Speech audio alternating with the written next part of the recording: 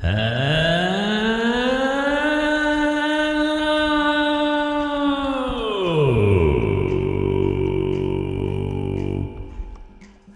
we're back. We're back. Want you back for good. We're hosting again.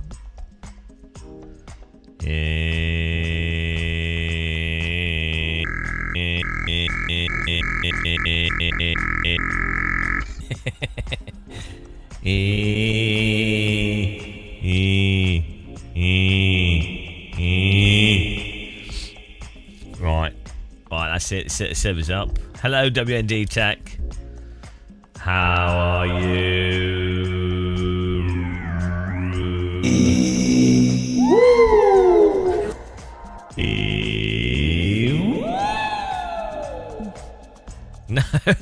No, I've got tea. I just had some. I had what did they have? I had some chili. Good chili. That's it. I felt weird today. Like, we got up really early, had some breakfast, and I didn't eat anything all day. And then I fell asleep, and now I'm back again. Midday, I was so tired. Don't know what's going on. I've got the sleep pattern of a kitten.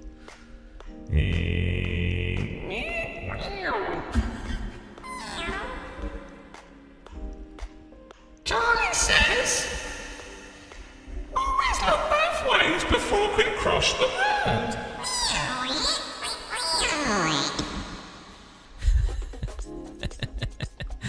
Oh, that's a 90s rave classic.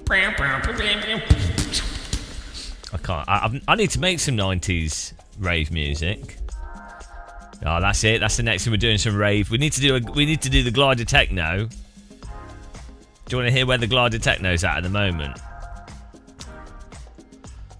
This is the glider techno song. So far. Andy. Hello. You stream continually because with me being food drunk and unable to jump into the sim. I do it on purpose. Look at this clean mess of VST. You ready? This is the glider techno song we're working on at the moment. This working title is Techno. Simulation Techno is the working title. You ready? Glider Techno. We haven't got the lyrics yet. It'll be something like gliders.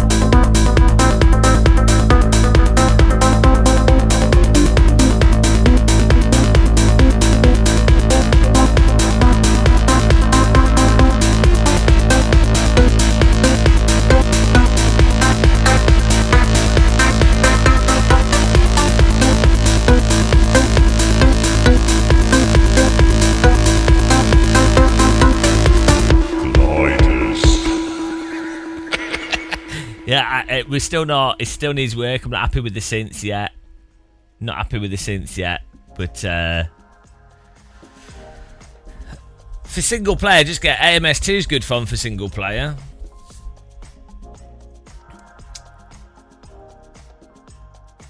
AMS2 is good for single player. Gliders.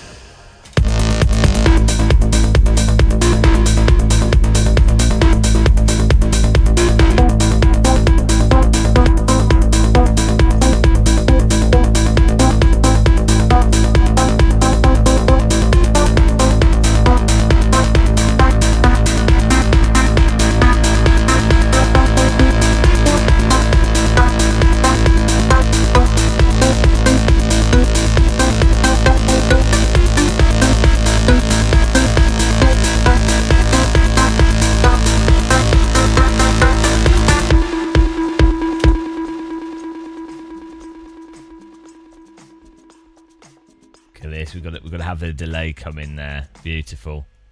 And then that can go up like that. With the boop-de-boop going on here.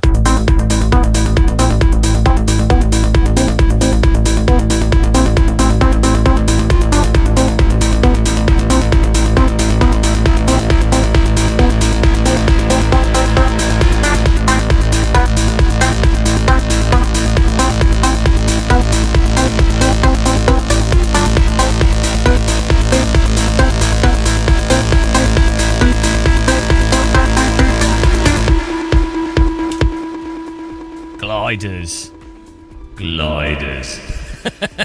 We get the servers up, by the way, guys. These synths, I'm not happy with these synths at the moment. This sounds rubbish.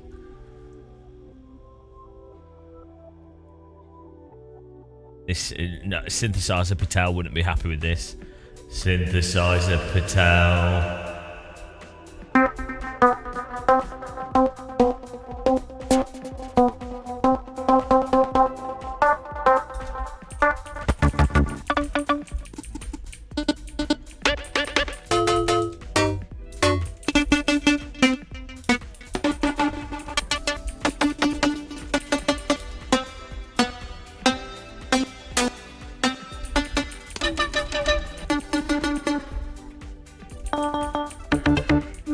I mean, what's the most glidery sounding synthesizer?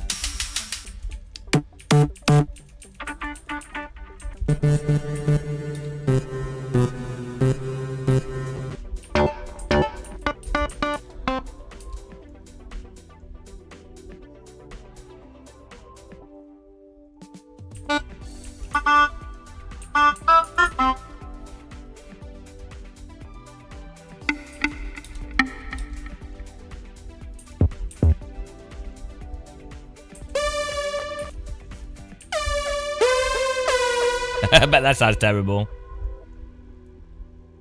Ah, no, we've broken it. Oh, okay.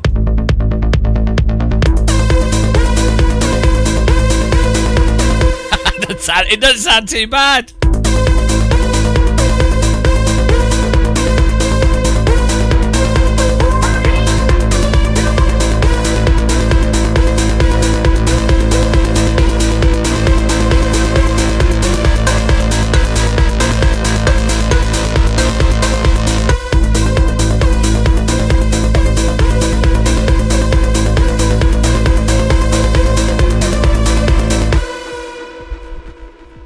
This is going to be the glider anthem. Right. We need to find some other synthesizer. Oh, we need to make our own. Guys, servers up. What we were going to do, I've forgotten. I forgot what we were going to do. We were going to make our own synth using what's it called? What's the synthesizer called? What's it called? What's it bloody called? Rip off serum. Vital. Where have you gone? Where's Vital gone? Look at this. You think force feedback's annoying for settings? Why can't I find Vital? There it is.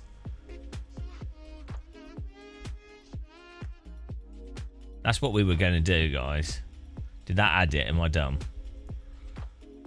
There we go.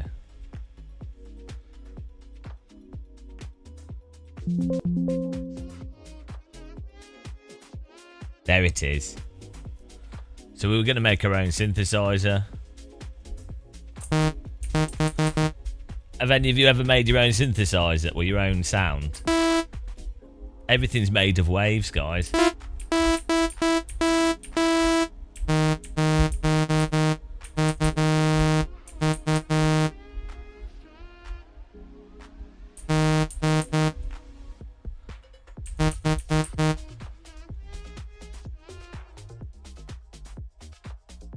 Why is this not working? It's gone mental.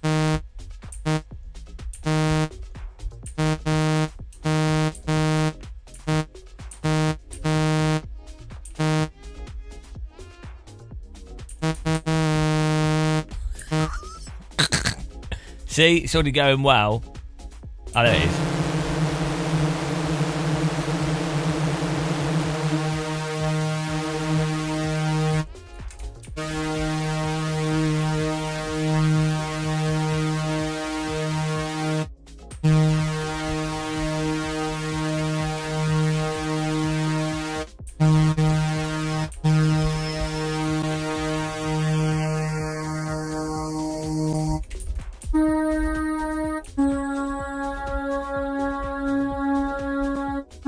you hear the sound of a glider already?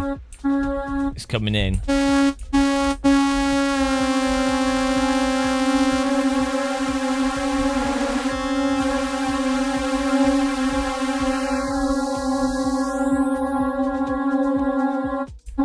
Already sounds like that. Doesn't that make you think of gliding? This is basically gliding already.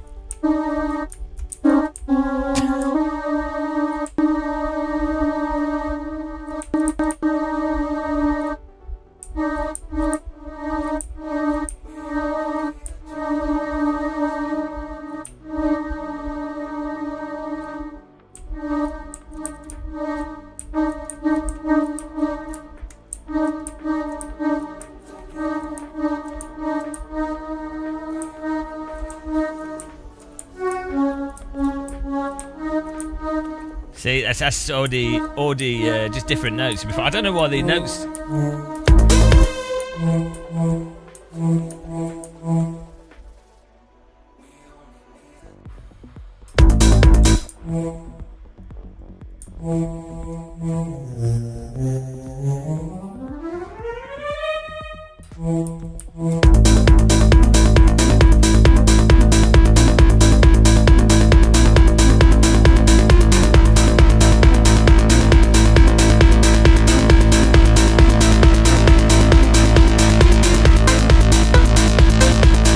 So we're already making progress there. Beautiful. Right. Instant progress, like a cappuccino. Back to the game, guys. Get in the server. We're going racing.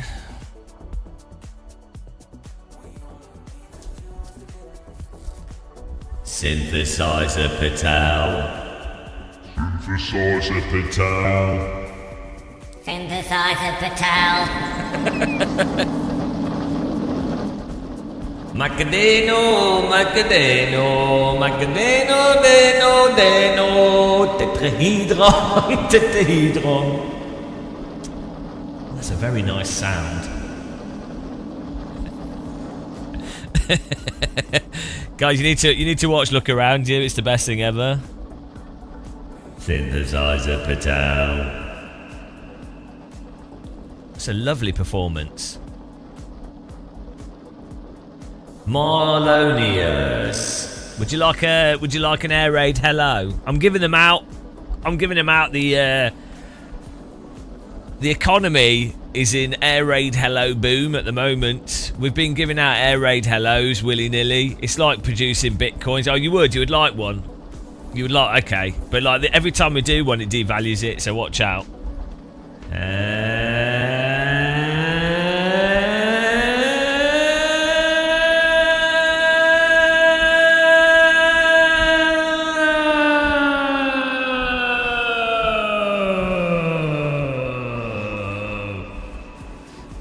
There you go. It's my new way of greeting people. It's really good for deaf people. Those hard of hearing, put an air raid siren next to the head, they'll hear it. Woo!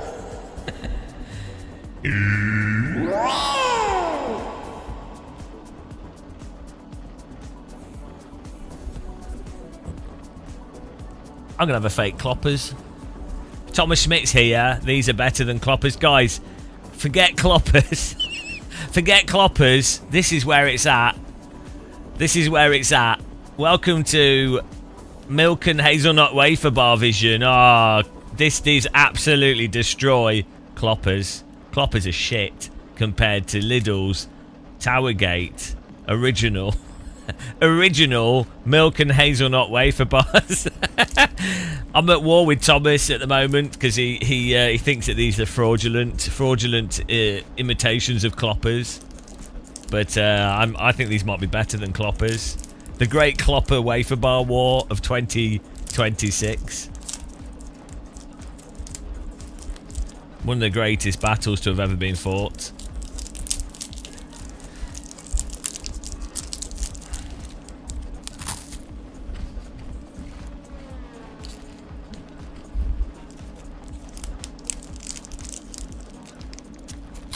What?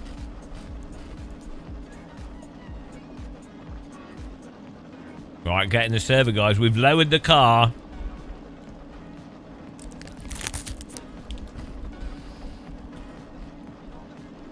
Do you know what Germans call GDP? It's really stupid. Hang on. BIP, I think it is.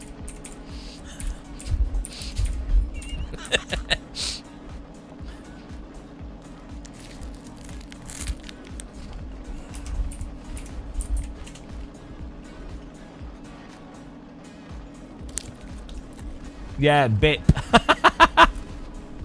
Bruttoinlandsproduct. We could make a song about that. Bruttoinlandsproduct. BIP. BIP. That's our next song. After the glider techno, we're going to make a song about Bruttoinlandsproduct. Oh, why do you call it PIB? What country is that? I mean, sorry, but BIP just sounds like it's the most ridiculous. What's it called? It's not an abbreviation. You know what I mean? It's ridiculous. BIP. Oh, Brazil. The PIB. PIB versus BIP.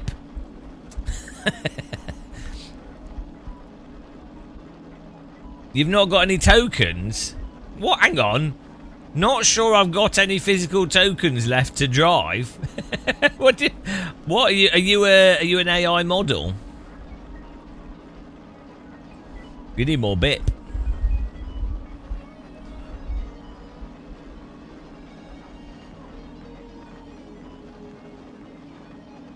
Oh, the tokens.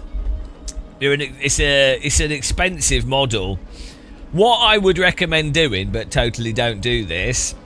What you should do is just completely ignore your health and then suffer for months on end. That sounds fun. I think that sounds like a great idea. I tell you what. Imagine you're really bad at driving, you talk too much, you're annoying, and you've got no hair, and then you can drive vicariously through me.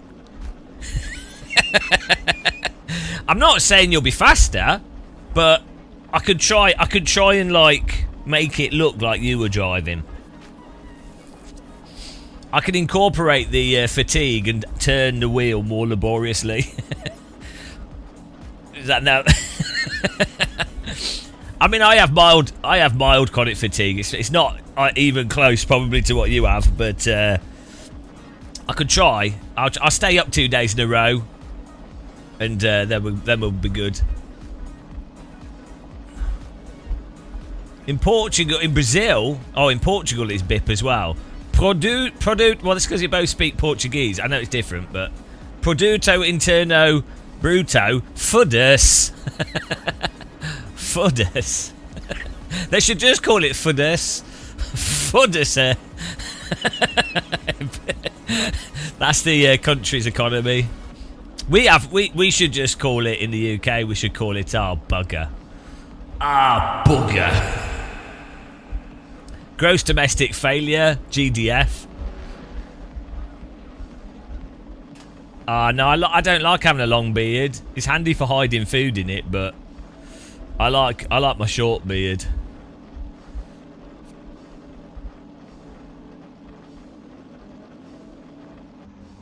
Stop spamming chat, please, in the game. All I can hear is symbols. Cornish Steve, stop it. Bloody hell. So he needs to get outside, poor guy.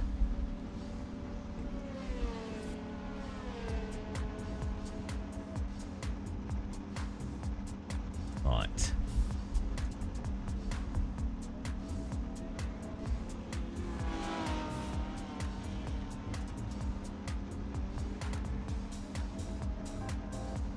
Does this work? I don't know if that works.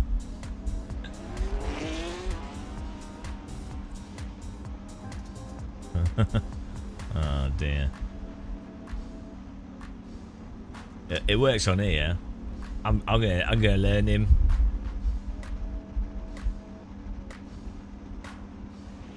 do. What's this?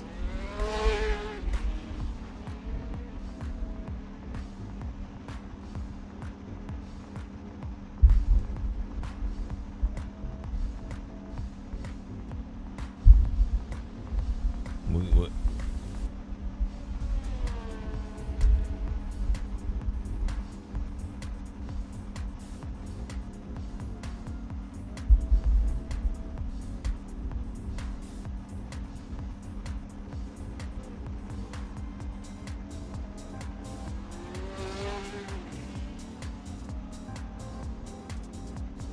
He's broken the chat. What are you doing? I've kicked him and it's still broken. Oh, there you go. I fixed it. He can rejoin. Please don't spam the chat. I did Novotny, yeah. I had like 5 hours sleep. I was so tired. It was really weird because I wasn't hungry either. I was just tired. He was hungry, he was tired. Were you there? Were you there? I was hungry, I was tired. I've got no hair. Yeah, I was just really exhausted for some reason. It was like I'd just eaten like 4 milligrams of melatonin. It was super weird.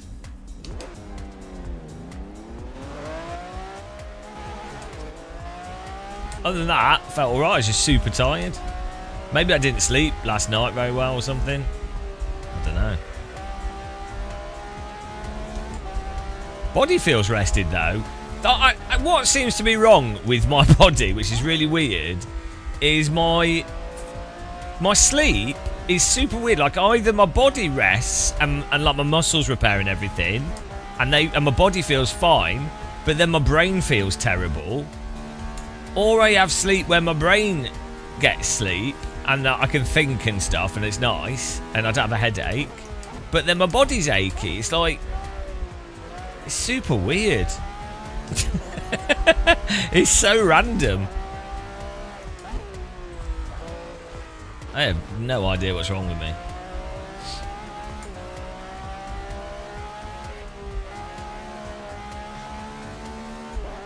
Oh, maybe it bugged. You could. He's still spamming the chat. Corny Steve is still spamming the chat with like CSPY or Can you see it at the top right? Maybe you got like a virus or something.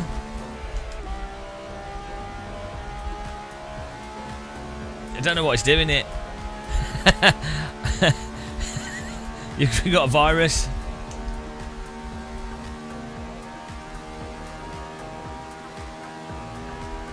It's even the muscle or the fat that gets rested, exactly. But it's alright. I've been in a pretty good mood recently, so I don't really care.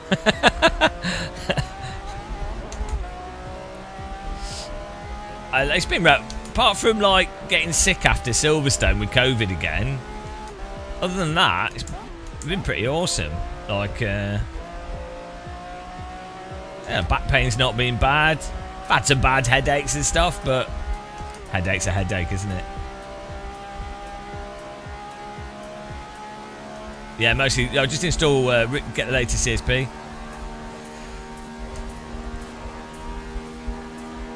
Yeah, it was pretty bad after Silver. I mean, I was in bed for like 4 days, and my lungs were all like, but they weren't scarred or anything. So maybe vaccines or having had it before, maybe it's less worse now. But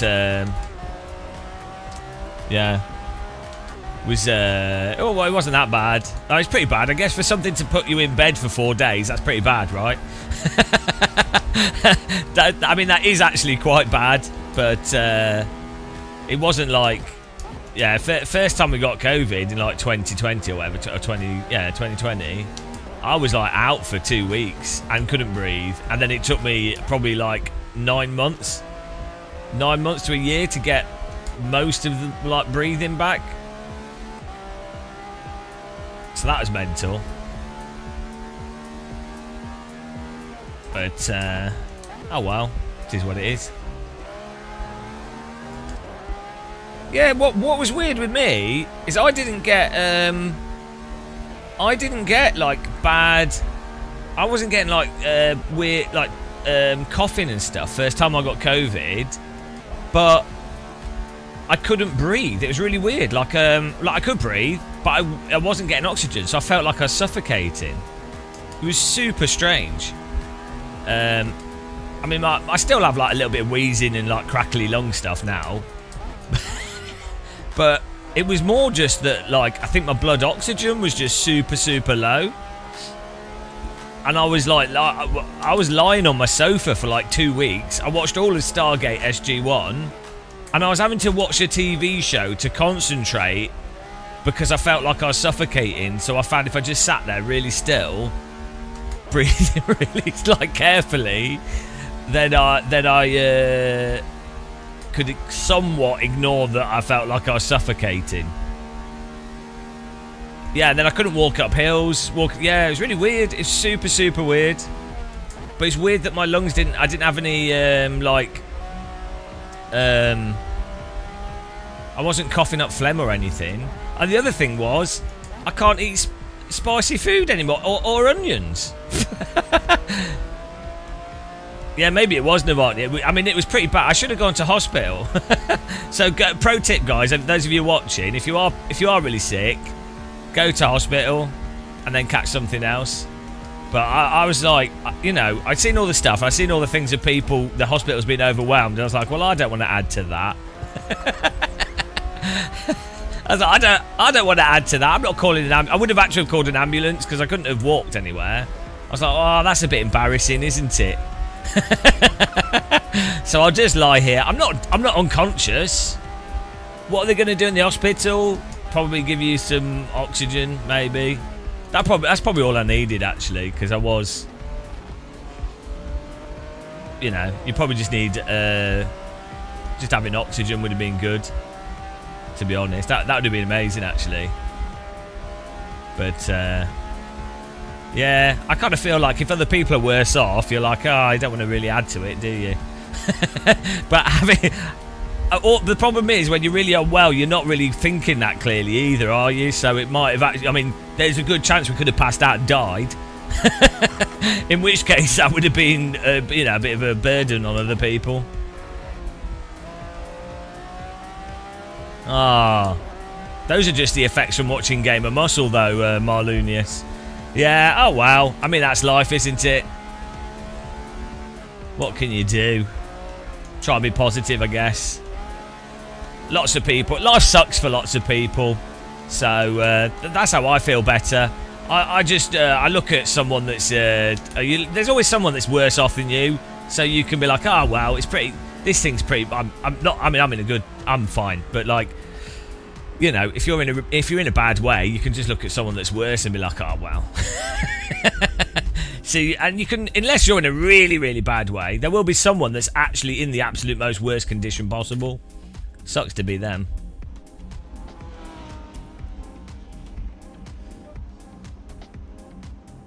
Go down to the local hospice to cheer yourself up. I put on, you know, those survival programs where they can't get food. I love doing this. I'll put them on. I'll cook like a really nice dinner, like a proper nice dinner, and then I'll put like a survival program on, and they're all like, we can't find any food. We're starving. We haven't had water for days. And I just sit there. Eating my dinner, laughing at them. It makes my dinner taste better. And then I also like watching medieval shows where they're all stinky and dirty and like cold. And they're all, you know, they're all like in like rotting clothes, and I'm just like, oh, I've got a bath. You losers. You know. Gives you a good perspective, really, doesn't it? That's why you should go. You should go places that are terrible. Go camping every now and again. Just camping is pretty terrible. Just do that once every like year or so, and then you're like, oh yeah, appreciate having a shower.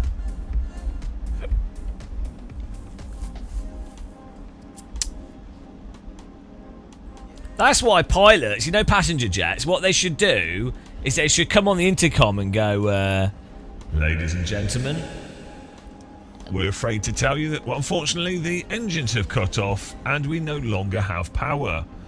We are 3 hours away from any land and are over the sea. This means that we're all going to die as the plane plummets into the ocean. Thank you for flying with Ryanair. And then they say that, and then they could wait. They could leave it for like 20 minutes, let everyone just sit there, absorb that thought, and then they could go, Lol, we were only joking. The plane's totally fine. and then people will be like, oh God, I thought we were going to die. And then you're like, oh, they're not. And then they can get like a free adrenaline rush. Extreme, you know. They'll be like, oh wow, we really appreciate it. That really put things in perspective. So Ryanair could offer that for free, or EasyJet, add value to the ticket.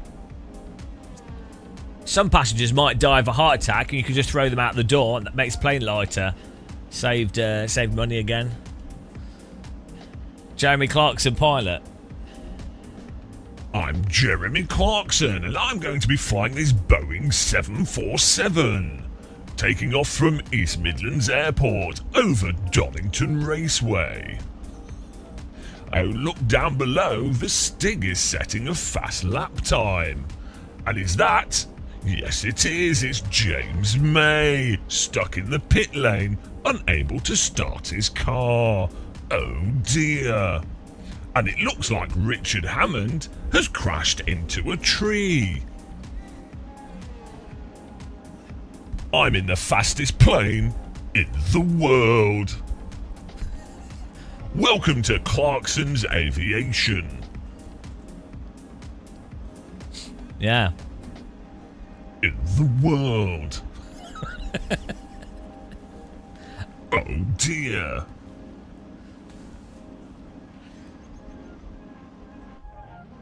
Oh, the server filled up here. Beautiful. What a full server. When's Lentillion going to get in the server with his dirty socks? Come on, man. What are you playing at? Get yourself in the server. You need to play some Assetto. It's not hard. It's not hard, but it is. Fully erect.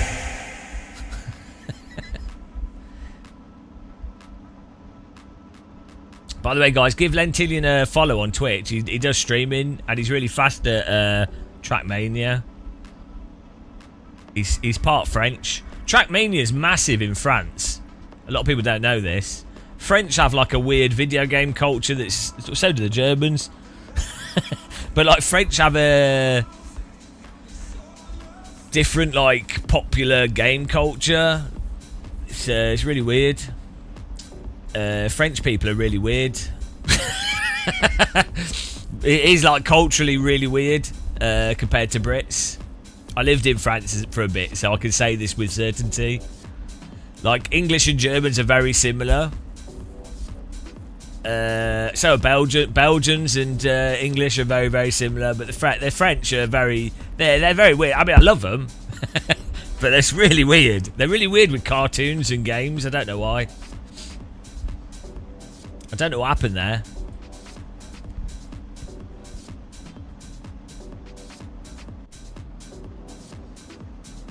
Germans have Farm Simulator. That could never happen in the UK.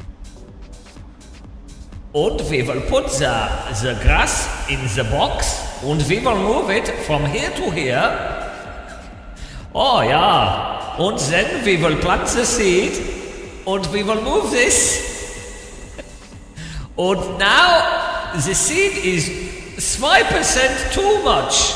Oh dear. But then you say that about Germans. We have train sims pretty popular in the UK. So we all have our weirdness when it comes to video games. we're all off in some way. With Germans it's farms, with British people it's trains. Yeah, Ubisoft are well weird. Look at just look at French cartoons. France is the Japan of Europe. And a lot of people wouldn't say that, but it absolutely is. Like, I spent a reasonable amount of time in France. It's the Japan of Europe. Depends where you are in France, though. Depends where you are. Like the countryside of France, that's a whole different thing. South of France is a whole different thing. like, but northern France and Paris and stuff.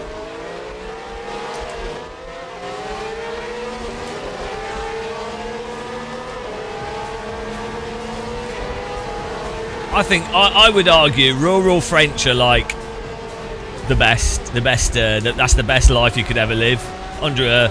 Sitting under an olive tree, eating cheese with a saucisson and a baguette. What else do you need in life? There's absolutely nothing else that you need in life. They worked it out. I'm not against Ian Bell. I mean, I don't. I wouldn't put much weight in anything promotional that he says. I quite like Ian Bell as a character. I find him hilarious. But I'm not like against stuff like that. I quite like a lot of aspects of PMR actually. It's just.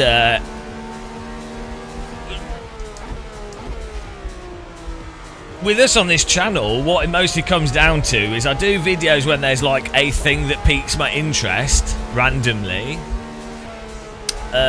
or we're normally just playing AC and doing glider flying, and then I'm like pretty tired. So then there's a whole bunch of stuff that I'd actually really quite like to cover more of, like Rennsport, PMR, random other driving games and things. But what just happens is that I just end up being too tired.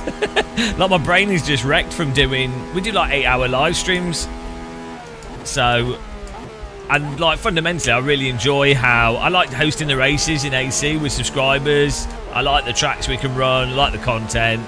I like how you can, it just works nice, right? And so it's totally like, this is the thing, I don't begrudge iRacing live streamers. I totally get it, like we've done this where we've gone through months of just playing iRacing, and because it's quite hard to like stay reasonably fast and learn all the tracks and the cars and stuff. So I totally understand streamers that just do iRacing, because that's a lot, or people that just do flight sim, if that you know what I mean. It's quite a lot for your brain to like chooch through.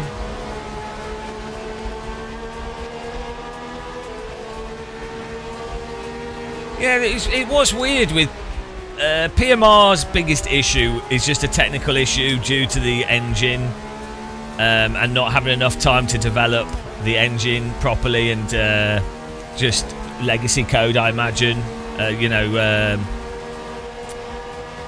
That's the problem of just using older game engines and then trying to develop a game quickly. That's what I imagine the issue with that is. But the technical thing with PMR was its big problem.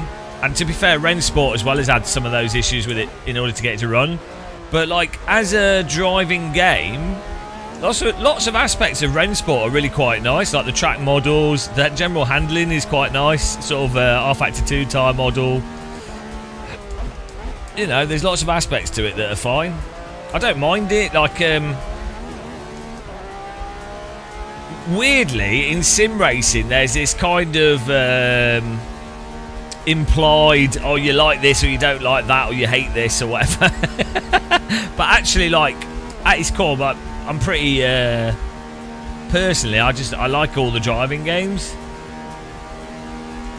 But I definitely will be more critical of driving games that are making a lot of money, and then when people are ignoring stuff disproportionately.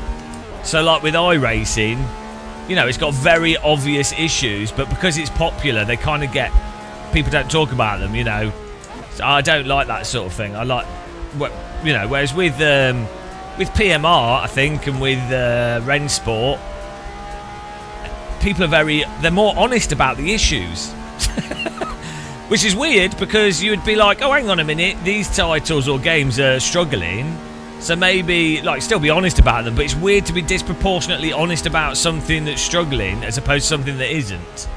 So there's that whole it's just a weird tribalism in simulators.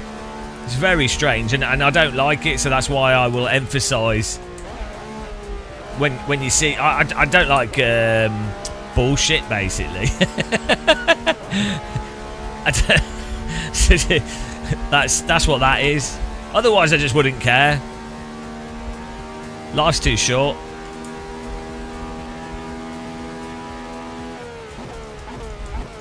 I think people just need to be honest about stuff. Also, there's like really weird... it's really weird how, like... some games get like a free pass for like really dodgy physics, and then other games don't, or like some things get celebrated.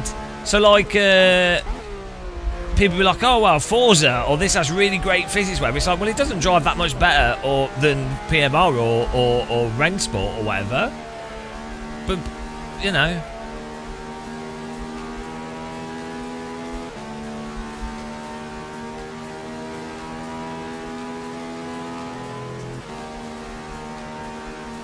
When you go from track A to track B, you have a very noticeable jump in FPS. Oh, that's probably just... What do you mean, like... is it a me problem or iRacing? Oh, it's iRacing's. iRacing's track models vary massively in detail. So older... funnily enough, the older tracks that look worse tend to run a lot better because they have less stuff in them. In some ways. It's not always that simple because of optimization, but... Oh, I need to put the leaderboard back on the screen here.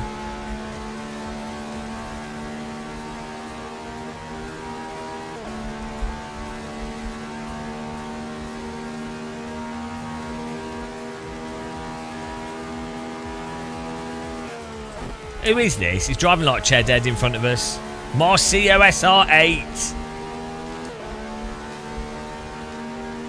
The Laguna Seca thing's well weird because Race Room have added an updated Laguna Seca into Race Room for free. AMS2 has Laguna Seca, and so does Rennsport. So, but apparently iRacing, who charge £100 a year for a subscription, also need to charge £15 for the track. Now, you know, I need to do a follow-up video to our last video just explaining the absurdity of how people, like, the absurdity of it cost-wise. Companies, businesses will always do whatever they can get away with because that's capitalism. Like, there's a reason vending machines in airports have Coca-Cola for £3, £4 for a can, right? It's because you're trapped in an airport and there's no like laws saying that's ridiculous. Fortunately, in more recent years, it's become normal to have access to drinking water, so that's really good. You know, that's needed. So I personally wouldn't really complain if the basic fundamentals are covered for free or incredibly affordable. Then I don't think that it's fine. You can then have like whatever in a fridge and sell for a ludicrous price, as long as there's the fundamentals available. But yeah, it's worth pointing out though, like, be honest, it is ridiculous to sell fluids that are fundamentally unhealthy for ludicrous prices in a vending machine. That's just ridiculous. It is what it is, but it is ridiculous. Right? And so people, like, I wonder if people went absolutely mental about it, the prices probably would come down. If loads of people were like really, really vocal about it and really like disgruntled about it, but they aren't. Most people will just suck it up. And as a result, the prices will just keep rising. That's how it works. Well, everybody.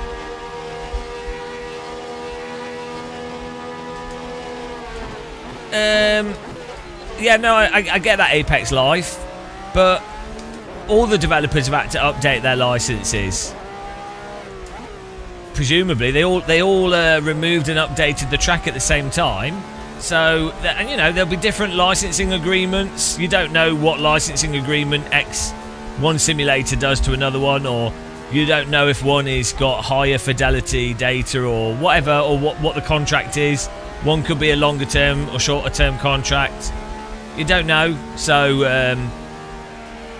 but you have to think from a consumer's perspective, how is it that Rennsport, Race Room, AMS2 can all have that in the basic content of the game without needing to charge £15? Why all of iRacing's tracks cost £15, despite the fact that you already pay £100 a year to access that simulator, which arguably has worse physics than games from 12 years ago and netcode that's worse. Right? You can pay what you want, but whenever you mention this, people then go, well, don't buy it if you don't like it. And it's like, well, that's a separate conversation. You can still enjoy it. You can, you can buy Coke from a vending machine for £5, and you're happy with that because you've got enough money that £5 isn't a lot of money to you. That's a separate conversation to, is that an inflated price for the product relative to all the other products in the space, or is it beneficial for the player base?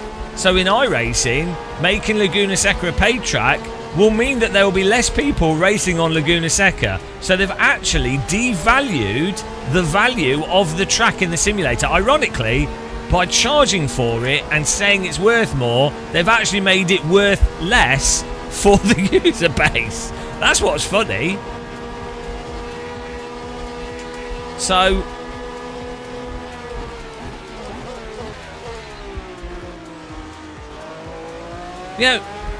as soon as you own 20, you get 20%. You get 20% off. That's ridiculous. How about when you pay £100 a year, you get all the content in the game?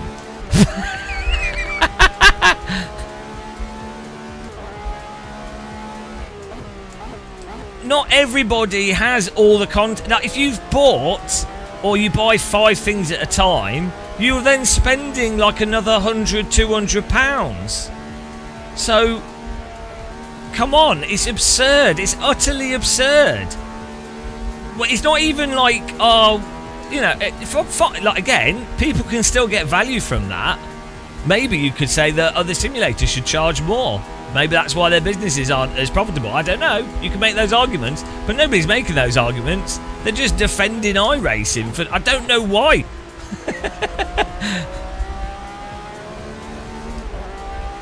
Well, yeah, it's a business model is not a good argument. Nestle murdered tons of people.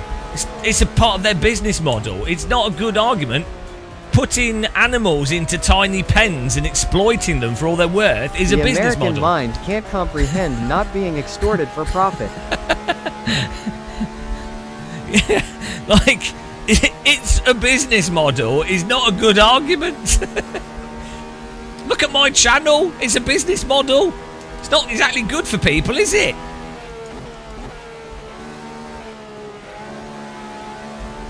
It's cheaper than it, yeah. It's so, like, why? What I find really bizarre, why would anybody try to defend something that's to their detriment? It's like they're protecting themselves psychologically. They're like, because they know deep down they've been ripped off, and so in a sense, potentially ripped off. They might have still got value from their perspective, whatever, but they know deep down it's actually could have been cheaper, or could have, so they want to maintain the value in their mind.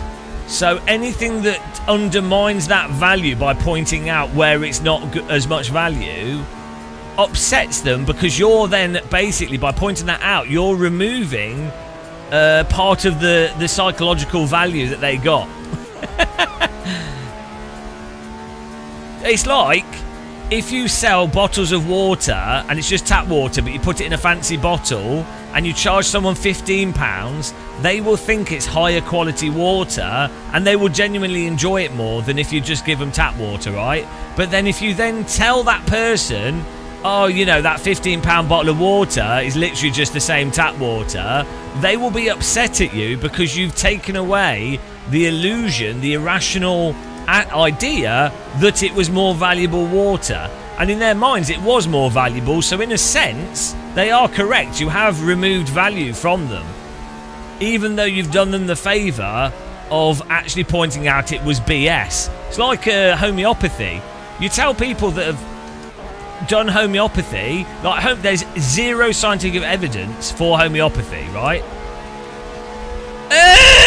You shit!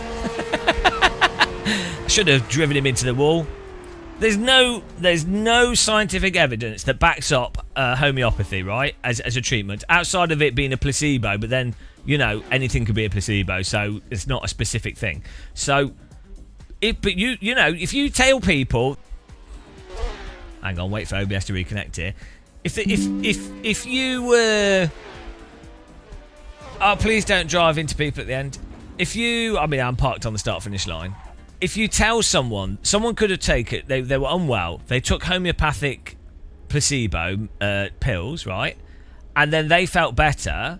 If you tell them that homeopathy, there's no evidence for homeopathy, it's not helping them, they will get really upset with you and be like, oh no, but I took it, my friend took it, and it helped me, and it made them feel better. Who are you to say it doesn't help? And it's like, it's not about what I'm saying, it's about there's no scientific evidence to support it. So there'll be people with illnesses that can be treated that then take homeopathic stuff thinking it will help when it's not. It's delaying actual treatment. So it's doing actual harm. But yeah, they will defend it to death.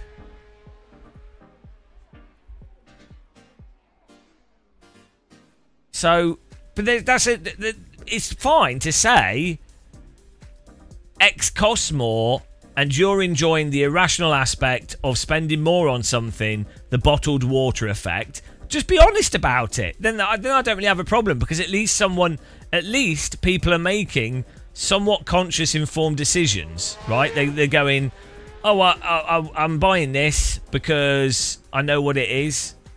I'm aware that this water's overpriced. Maybe I'm buying it not for the water directly, but because I like this restaurant, and I'm happy to spend more on the water, even though it's the same thing, to support that business. Fine, right? Just be honest about it. You know, that's the thing. We'll do another race. I'll get another track up. We need the same car. It's good. It's a fun car to drive. Good driving, guys.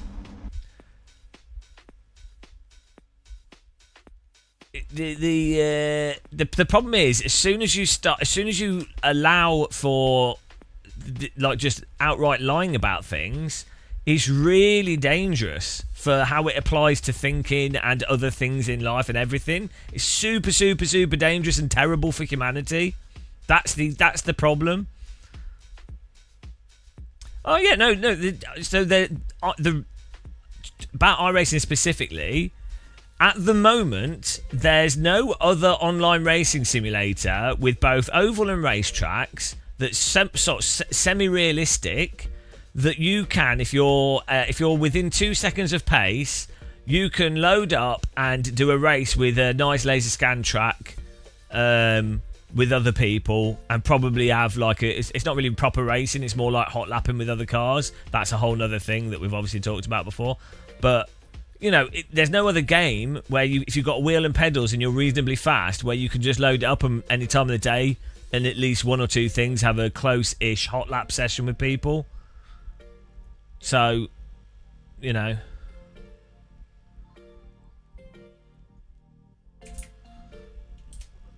that's what that's about. Alright, let's get another track on here, guys. Good racing there, guys.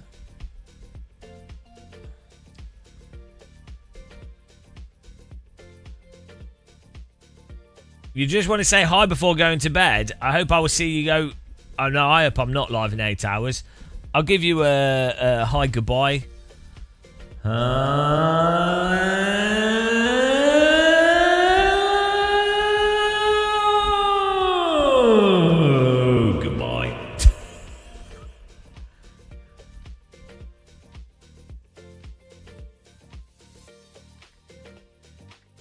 We need to get some new tracks on here to drive. Well, on our server. Here we go.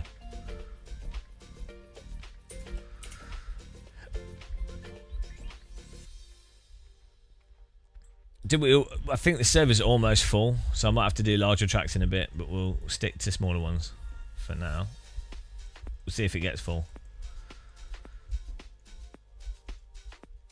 But yeah, I mean, it just the price of iRacing stuff's mental. Like, the fact is, our AC server, the car contacts, the netcode, and the racing is higher quality for side-by-side racing than iRacing, right? And yet, it cost me £15 a month to pay for a dedicated server. So, if for £15 a month you can have it work better than iRacing, and we have, like, let's say you've got 24 people, it's a 35 slot server, so it's less than, like, and that can be on 24/7. So the server costs are like 30p a month per user, if that. Oh yeah, we'll get Watkins Glen after this.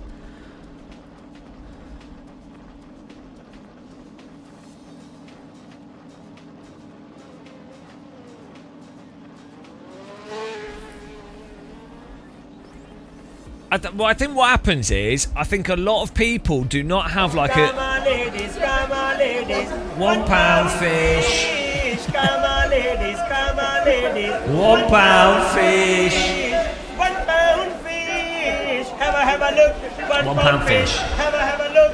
£1 fish. Very, very good. £1 fish. Very, very cheap. £1 fish.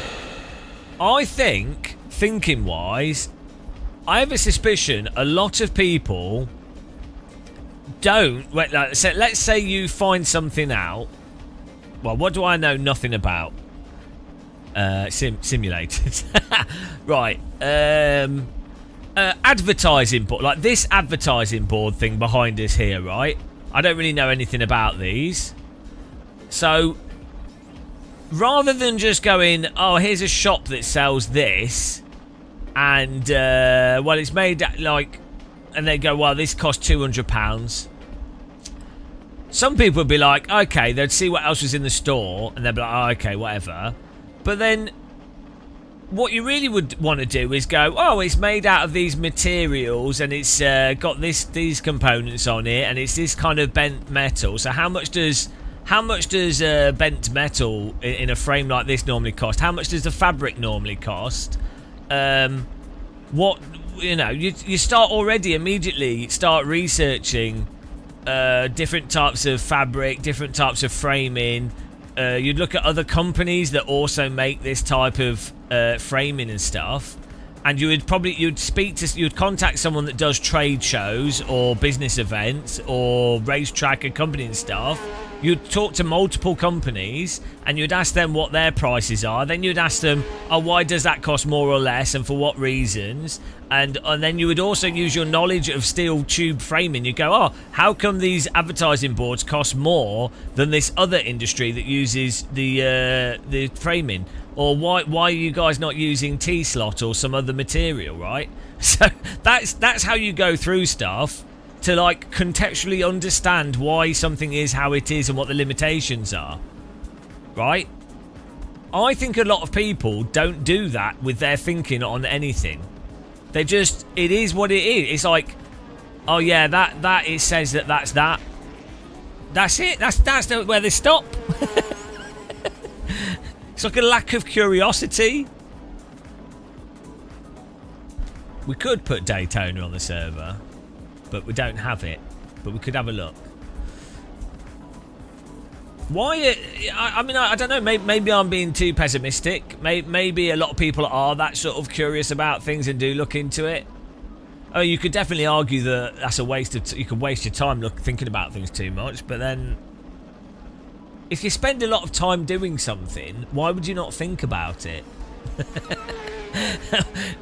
If it's that whole thing we were saying before. If you enjoy something, if you find a song you really like.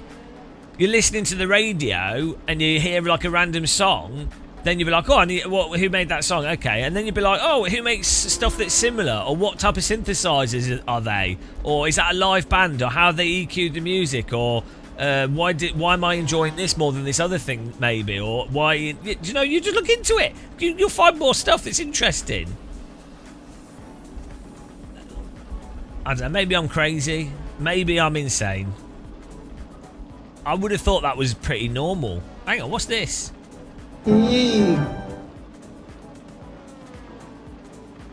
Thanks for subscribing. Oh, look, we can go... That looks nice. I didn't know we could do this. Talking about people not trying stuff.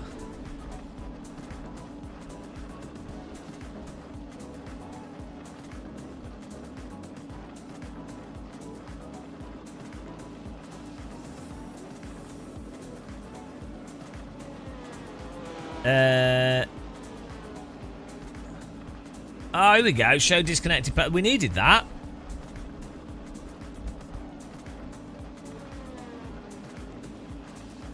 Oh, look, we can make the logo blue as well. Wow. Features. Technology. Oh, it looks well better in blue. It's a nice petrol blue colour as well.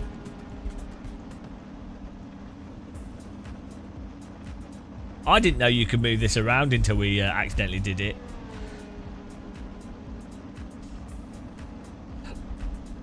Right. Nathan on pole. Oh, server's filling up. Beautiful.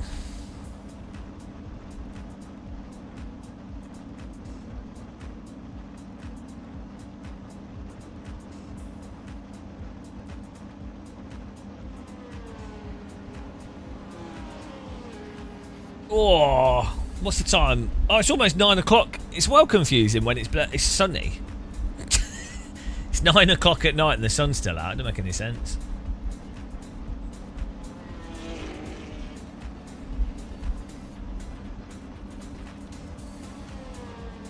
Right, here we go.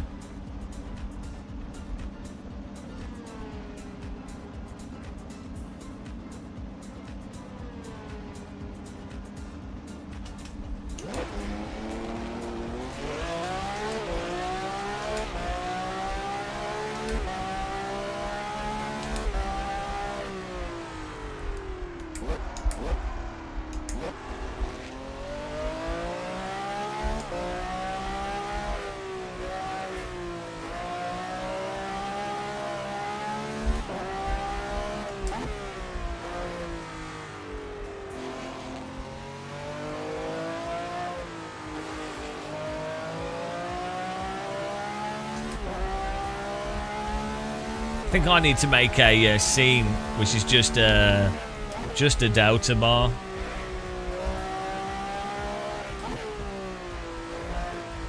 Hello, Dave Co. How's it going, man?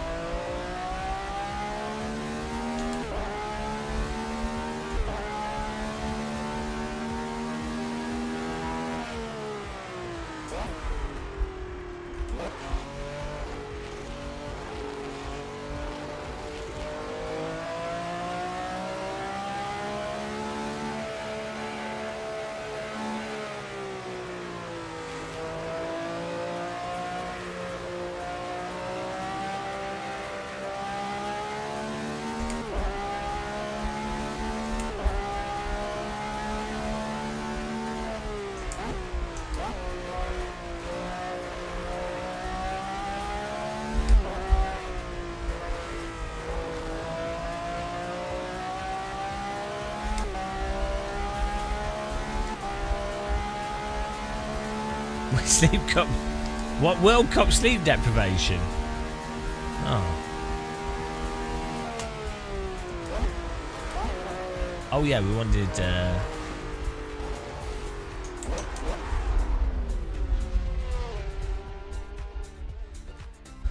We've got to put the tachometer on.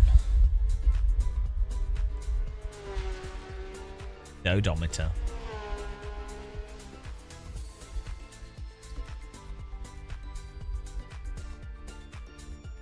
Beautiful. Oh, and then OBS. Too many things, guys. Leaderboard, there you go.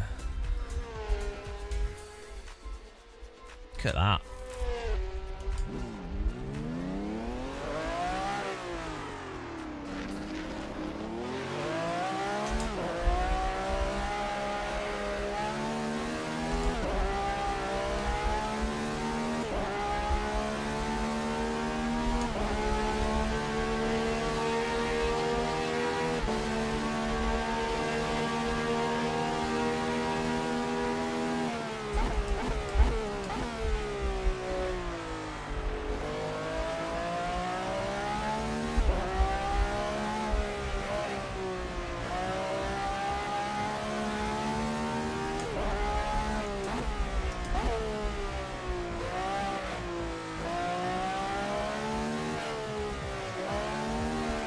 Oh, can't believe I did that.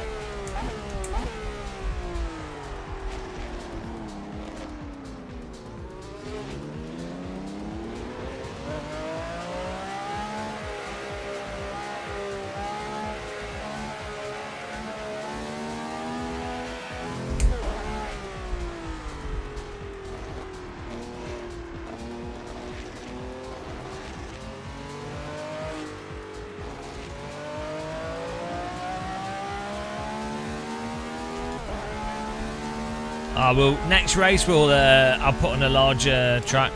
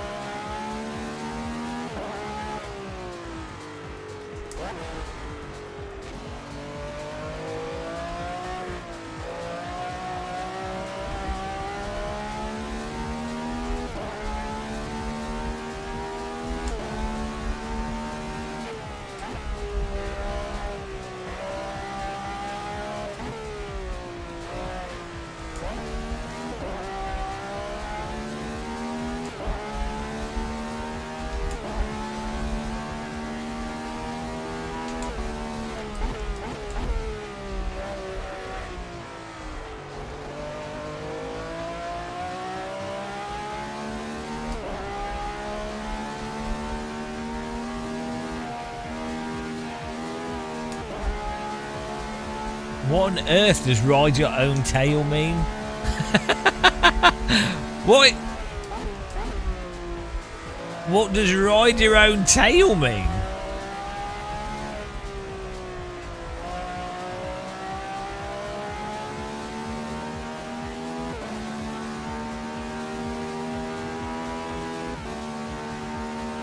There we go.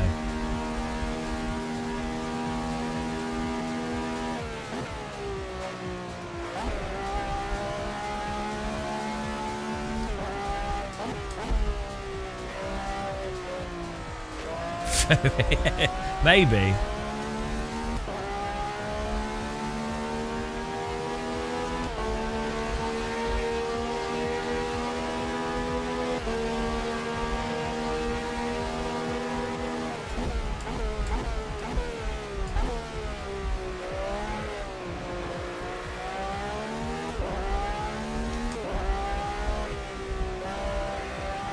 What are you talking about? Bra tried to share a comp and you deleted it. I don't know what you're saying. What are you even typing? I don't get what you're saying.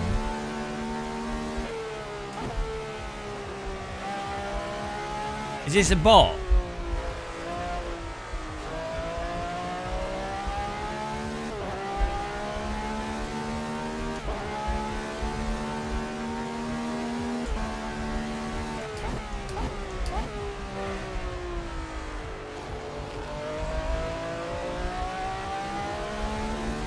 The internet's a very strange place, guys.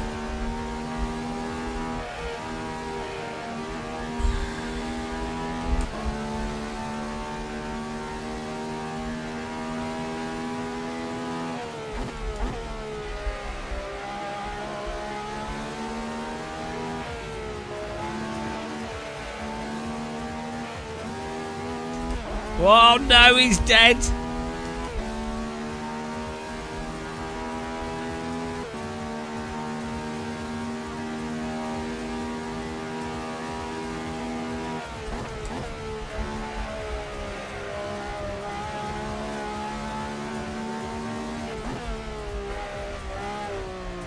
Whoa! Can't park there.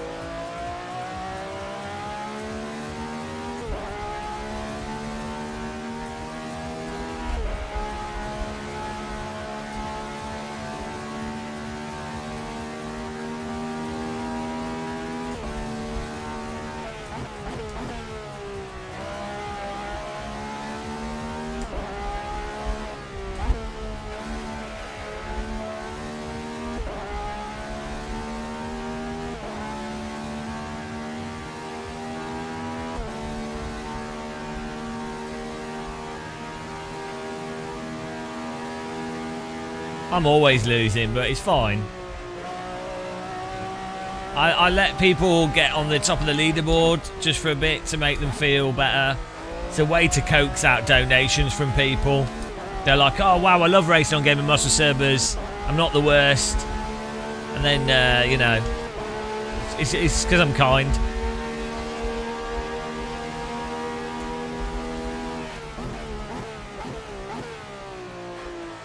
A lot of people at my skill level wouldn't give other people a chance, you know.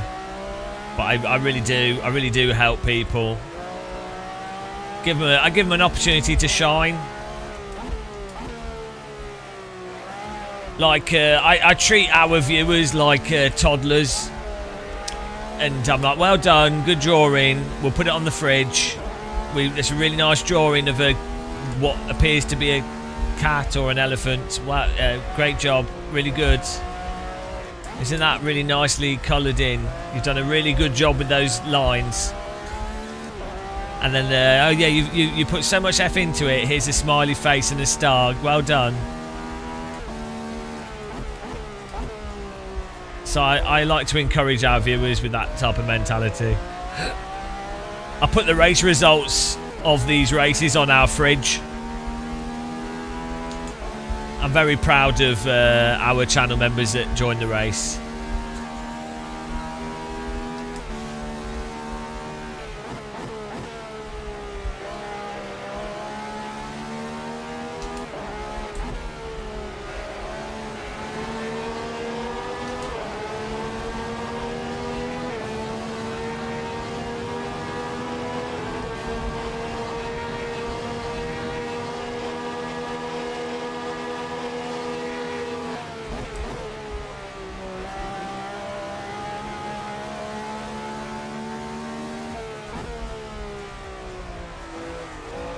What does sim racing need? It needs good solid single player, good net code, and less gamer muscle.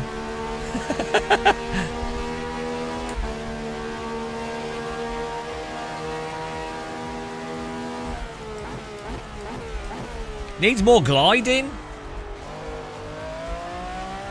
Why is there so little gliding appreciation? Honestly, if everybody had gliders, there would be no war.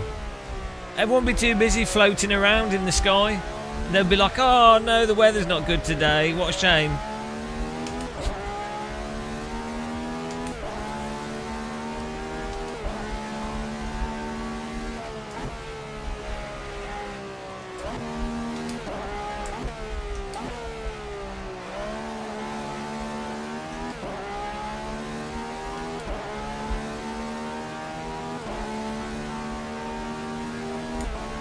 I think we might try and do some gliding today. Yeah, I really want to.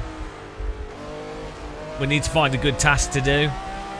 I got a map set up actually. I don't know if you probably can't see it yet. Oh yeah, look. So we've set up a map system. So it now tracks our plane on this map, and you'll be able to follow us along on the map. You just have to type. You just go to the website and then click on my plane. And you can then follow along with us. Isn't that fun? I don't know what that's focused on at the moment. Where's that? Can anybody guess where that is? I don't know where that is.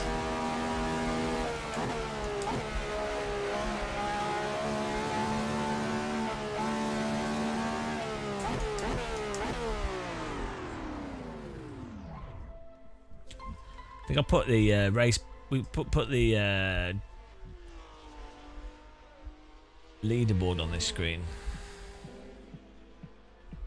for me.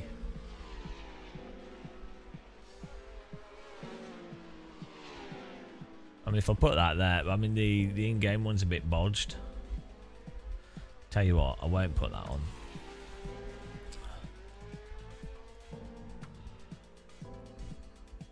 What I'll put on is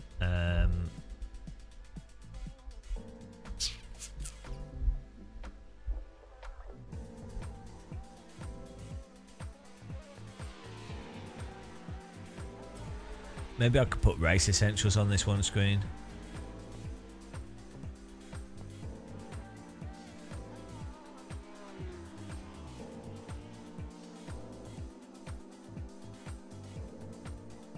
Could just put this on.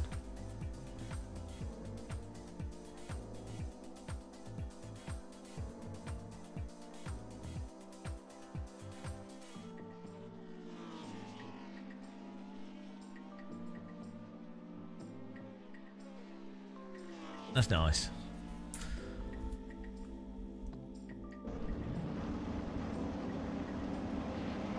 You kind of want. The only problem is. It's handy to have the real-time data now. I can see who's in front and behind me, just for the live stream. I can call people's names out and slag them off. That's always handy. Have I got enough tea? Oh, we got more tea.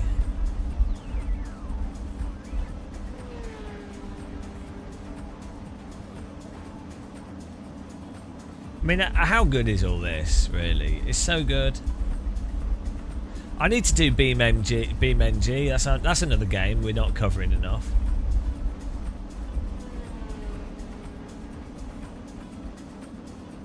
What I really need is to be able to make videos whilst we're live streaming, so I can like get a video out. Like if I could get, we do enough stuff where we could effectively have 3 videos every day, which would be really good.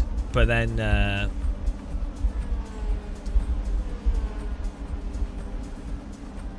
I'd really need an editor to do that, and then I'm having to employ someone. Then that's a whole thing in and of itself. Oh no, you're back to where you started. Yeah, I know it's a whole, but that's a whole thing.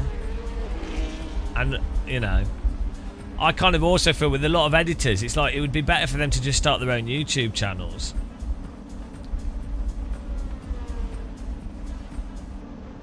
None of the AI editing stuff really works that well. It's good for the AI editing stuff's really good for podcasts. It's really good for video cleanup, and it can be good for posting spammy shorts. But then that's not really what I want to do. So why can't I find the real-time delta? What's going on with it? I've gone blind, guys. Oh, it's called real-time. That's why.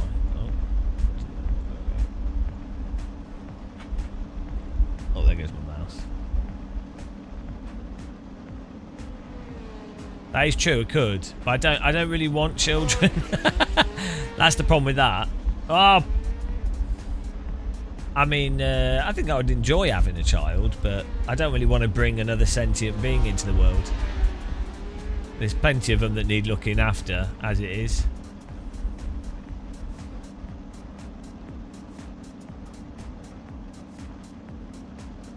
You know.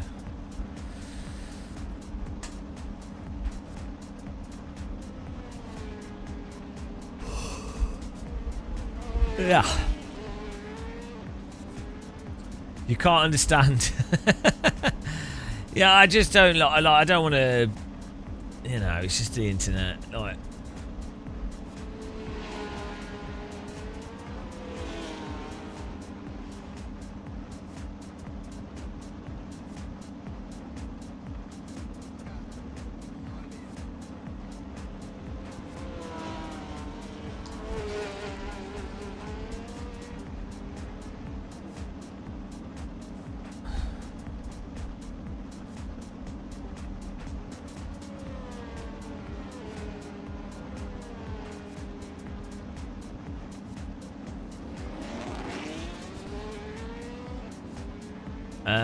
I don't really want to do competitions. I don't really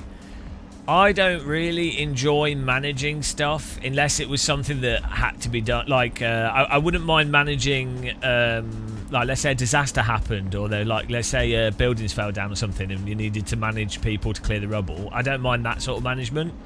Like if something actually needs to be done, it would be fine. But I don't like doing management on stupid stuff for making money.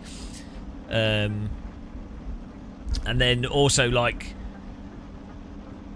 why would you do a competition when people can just join into a server and race and have exactly the same fun without all the complexity? So there's no point. Like I really enjoy trying to get to the crux of things as simply as possible. Is something I really enjoy. If that makes sense. In and of itself, I like that. That's why I like techno. It does music, but without too much stuff.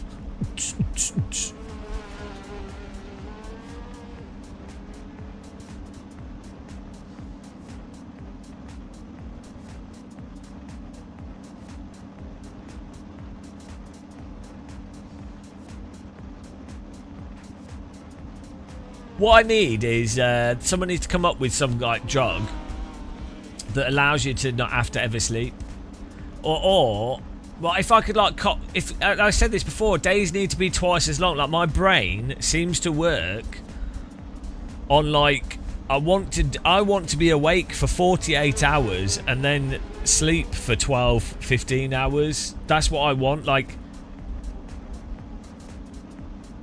I could quite happily do a 12-hour live stream and then spend 5 hours making videos, and then spend 5-10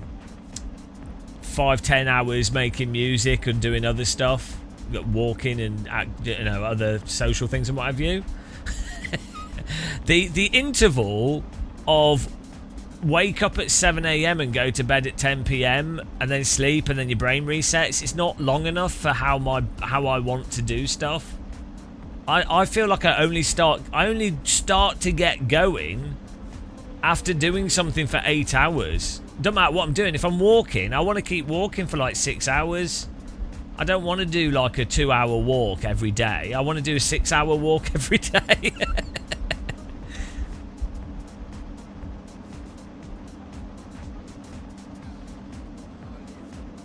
Yeah, but like even when I do,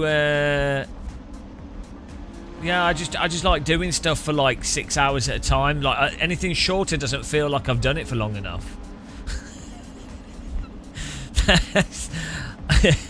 It's probably ADHD or something that I don't like starting and stopping things, but I really enjoy when I'm doing something. So it's probably just that.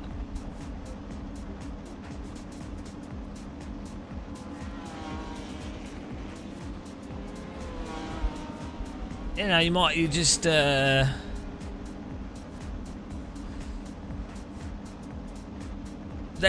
that. The first like 2 hours of doing anything feels like a novelty, right? It's like a novelty time period, and you really have to do something for longer to get into rhythm of it. Like if you're drawing or making music or doing or anything, you have to do it for like 4 or 5 hours, and then you're like, oh, you know, you just get into like a sort of like a rhythm that's nice. But then again, maybe that is like a... Maybe that's not normal. I don't know, but for me, that's what I found. That's why I... It's like when we're doing live streams, we often live stream. I'll be streaming for 5 hours, and I feel like we just started, and I'm like, oh, this is nice. I don't, you know... Yeah, it's like getting into the flow of something. So, actually, you'd know, if you do... you know when you do an endurance race, like on iRacing or something, it's after like, if you drive for like 2 hours non-stop, for the first like 30 minutes you're like focusing and everything. After about an hour you just get into it. And you're like, oh, okay.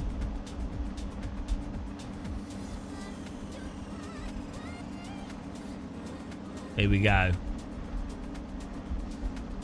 Where are we? Oh, we're in 6th. Got Burby in here. Is Cheesy Chedworth in here? He's having a break. He was on early this morning. Chris Dory's in here. Look at this. We've got the regs. The regs have come out of the woodwork. Nathan Brumswood. Who's NJ4 FTP? They're always bloody winning, and they're driving for not like North Korea or something. NJ4 FTP. Dr. Longman's poning it.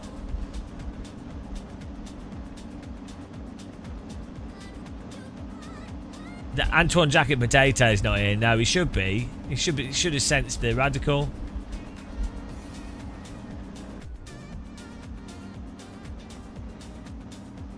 Here we go.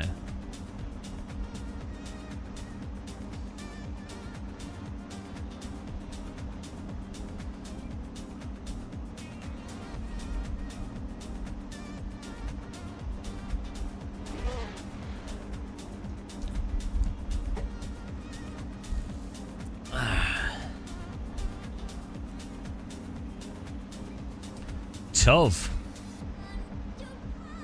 I wonder how much the TUV contributes to Germany's BIP. Oh, this is a 1.5 litre thermally insulated cup. It's well good. Bodum as well. Proper good brand, that. Didn't Bodum made the Star Trek Next Generation cups that Picard drinks his tea out of? I'd actually quite like to get a set of them. They're getting more and more expensive. That'd be a good investment.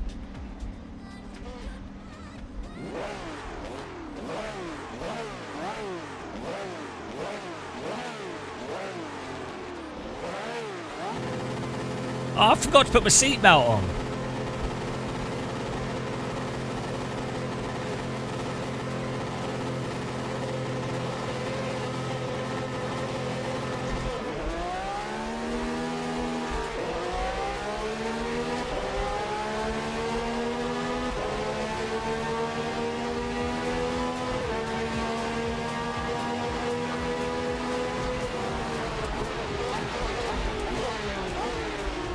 Coming through.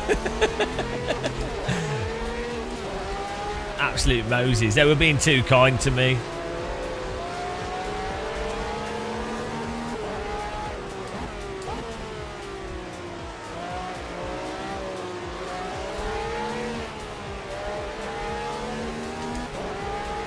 No, I'm too good for radar.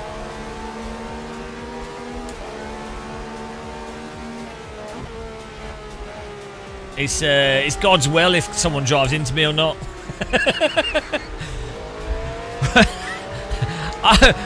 I was when I was a kid, we went to Greece on holiday, and we were on this like Toyota pickup truck, and the guy driving it was like a taxi, but it was literally we were in the back of a Toyota pickup truck, and the guy was like not checking blind corners on a mountainside, and he's like, oh yeah, there's no point, it's God's will if another car's coming. I was like, oh, you know, in a sense.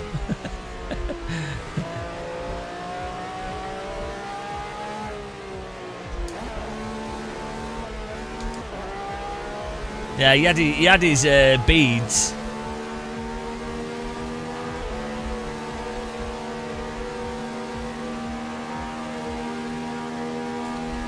I would argue that God gave him the God gave him the brain to check and slow down, but you know.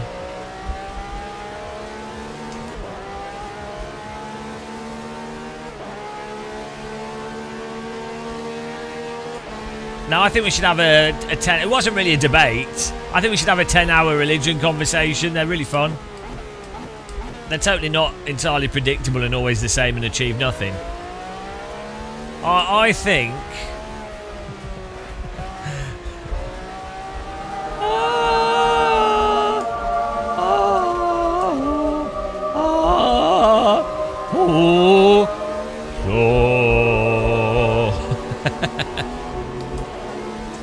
Not a twitchy leg. Let's not. I think we should have a haberdashery debate on the state of haberdasheries. It's not, people don't talk about it enough. The great haberdashery wars.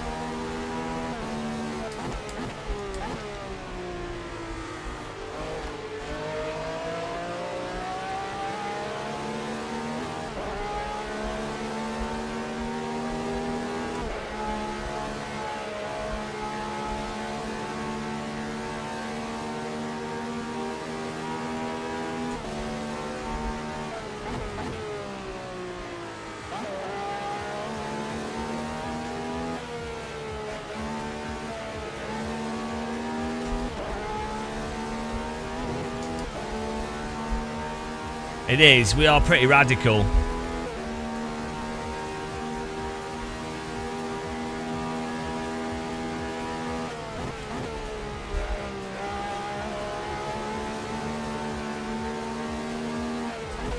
He's not. He's nodding along. He's locked inside the boot. He's just agreeing with everything I say.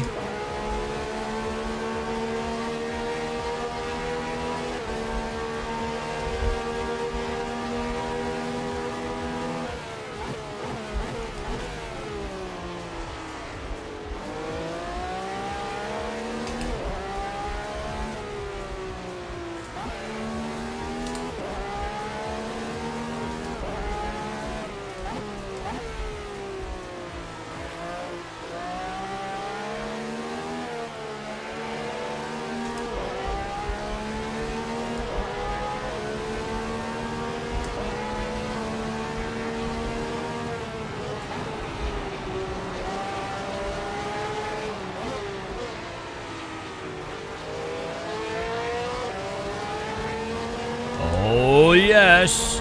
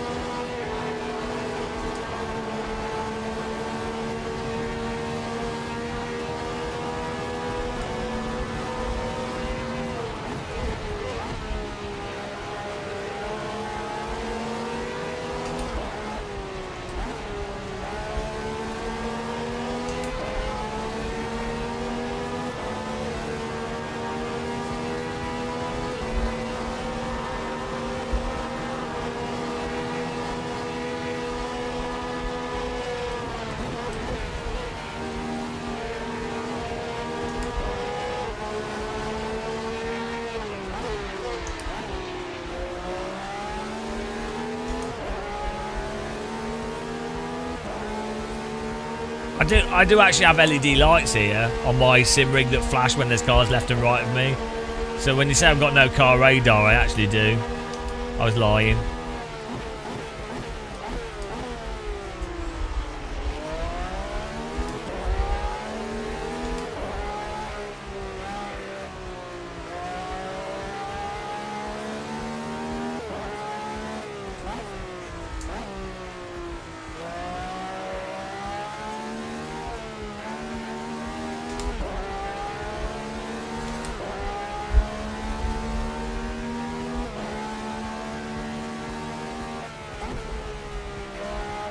Marcio SR80, we're catching him.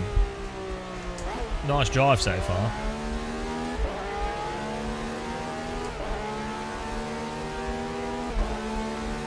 No, well I have a screen as well, but I've got the LED flag box and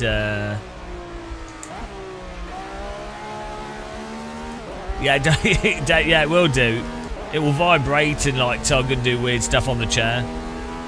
Feels like, actually it feels a bit like a tactile transducer if you don't attach it. I was thinking you could actually clip the belts behind you on something.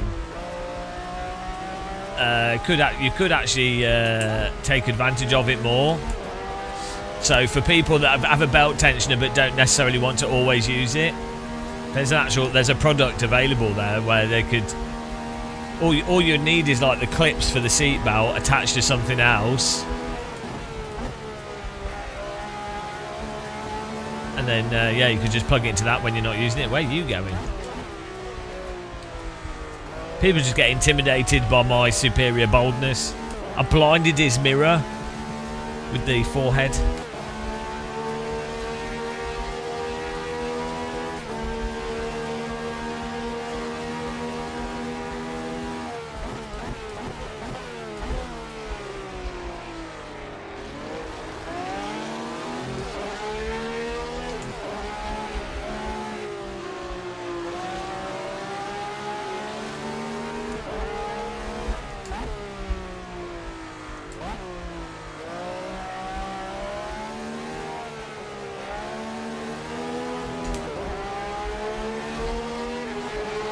Inside, outside.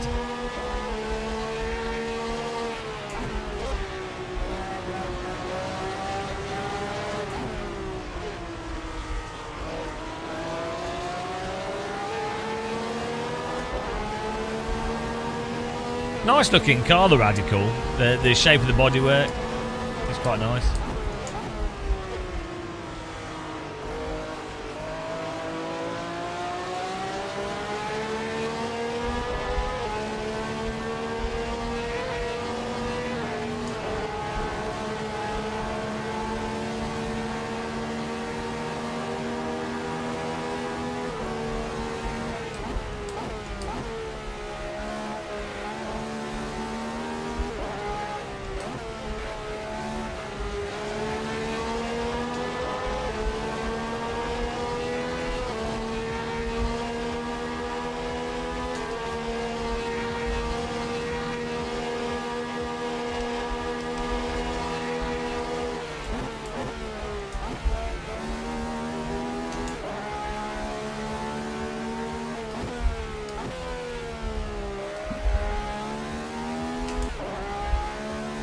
Absolutely radical.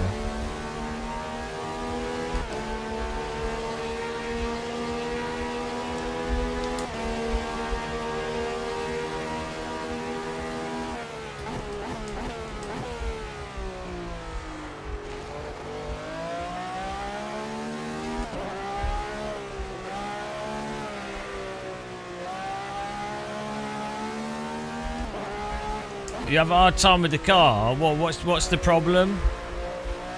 You kind of have to. Well, yeah. What are you doing wrong? Might be giving it too much throttle with too much steering. You just have to balance the throttle nicely.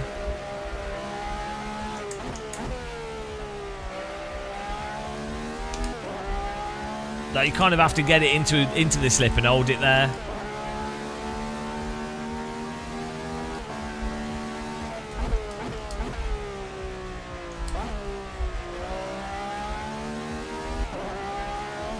It's having a good feel for when it's in this sort of more of an aggressive slip, and then how to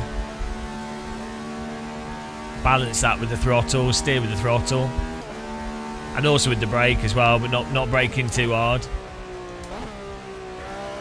If you brake too hard whilst trail braking, the rear tends to just keep coming out. So it's a fine balance. It's really satisfying though once you got it. It's quite nice. It's quite a nice, smooth car to drive. I think it's a little bit too tame in AC. Like the real Radical is a lot more active and requires a lot more like aggressive snapping. Rotates on its centre a lot more. I don't know, Max Bar. Well, maybe Road Atlanta, because some other people wanted to join. We need a big track.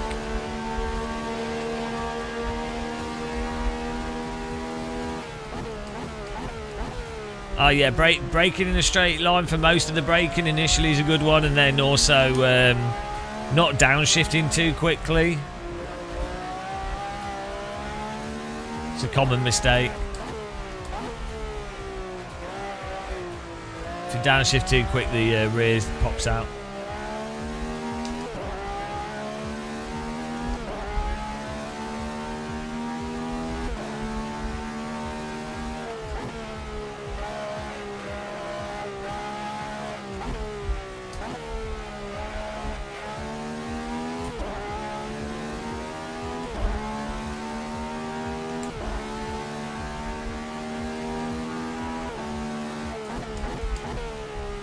Nice race so far. Got another 10 minutes. Burby just couldn't keep with us. We're too radical.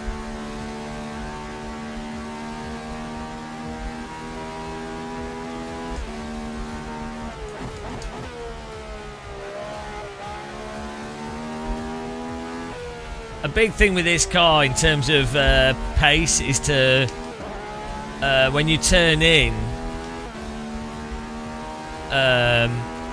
you want to get the car so it's sort of somewhat understeery initially, and then transition that to oversteer, and like really get the grip out the front tyres. Because it has a lot of downforce. So it's a good car for getting that transition point between the corner entry and then getting on the throttle, but then doing that with a bit of slip. Yeah, I used to drive the SR. It was the RX8, wasn't it? RS8, I think, or SR8 in iRacing. It had insane physics, but the downforce made it quite fun to drive. And then they killed it. That was actually my favourite car in iRacing for a long time, and the races they did with it. You could also have a little bit of contact without the car exploding. But yeah, iRacing killed it. Put the SR10 in, which is terrible.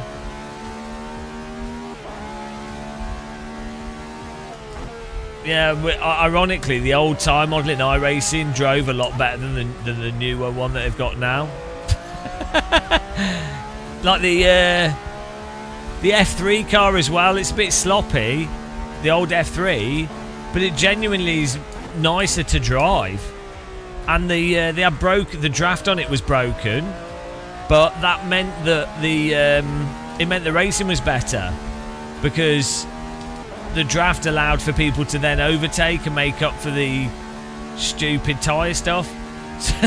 So it's funny, as iRacing themselves think they've made it more realistic, they've actually made a worse video game. I mean, in real life, the F3 car, it's like a 2007 F3 car, I think.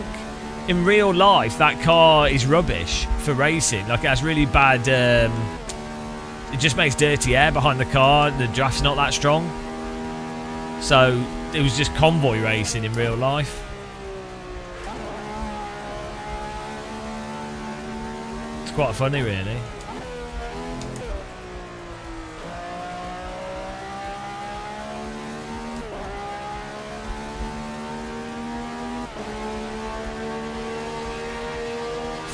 Five second gap to Mr. Longmount.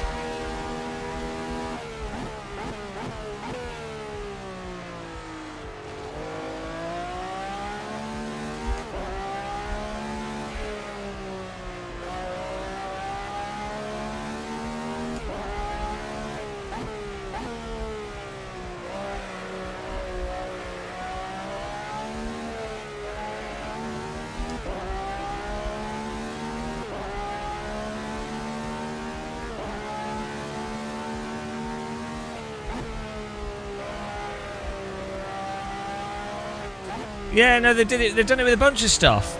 The Skip Barber used to be some of the most fun racing in iRacing, and it was like one of the more active series. And then they basically killed it off. They put that Formula Ford in, which drives nothing like the Skippy. Also, the Skippy had like a road tyre on it. And yeah, it was really like its own type of racing. And yeah, they killed it. it was one of the more popular cars that people were genuinely enjoying it.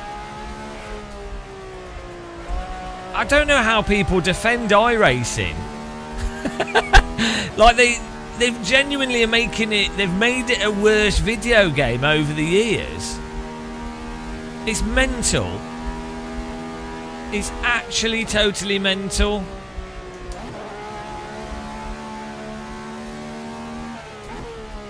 Well, that's it. The more I think about iRacing, the more utterly insane it is. The degree to which sim racers like to be Stockholm abused. And then just the amount of shit I get for being for pointing these things out is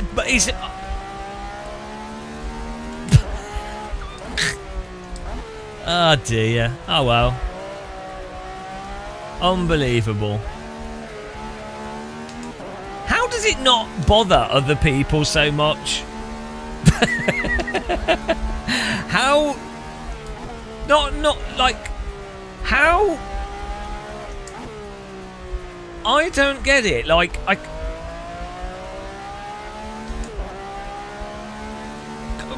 don't have a problem with.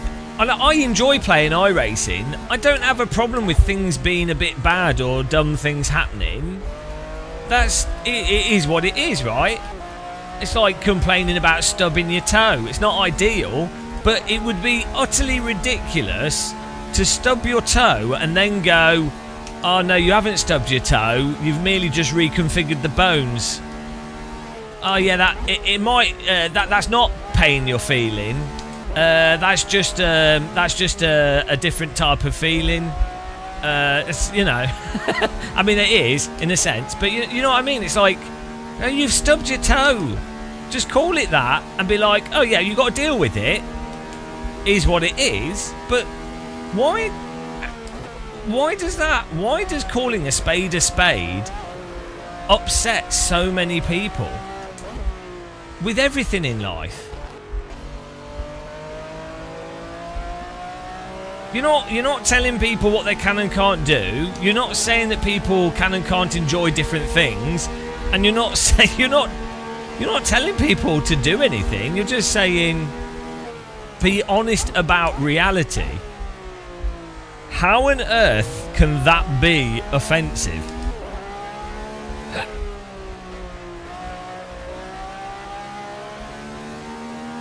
Why? You don't even need to lie to yourself. That's what's weird. There's no utility to it, even on a personal level. Like, if you stub your toe, it doesn't make the pain go away, you saying, I haven't stubbed my toe. What helps is you go, oh, I've stubbed my toe, and from my past experience, the pain will eventually subside, and it's something you can deal with, and it's not a permanent thing. Therefore, don't overdwell on it. But you can be totally... You know, you're like, well, yeah, it really hurts at the moment, but don't apply additional emotion to it. So being completely honest about what's happened is useful. Yeah, I've stubbed my toe, right? I'm going to check if I'm bleeding. Have I cut it? Okay, well, I should clean it with something. Is it really broken? Then it's worth checking if it's really broken to then sellotape your toes together so it heals better or quicker. There you go. You don't go, I haven't stubbed my toe. You have to be honest about the reality. I don't know what's wrong with people. Maybe it's me.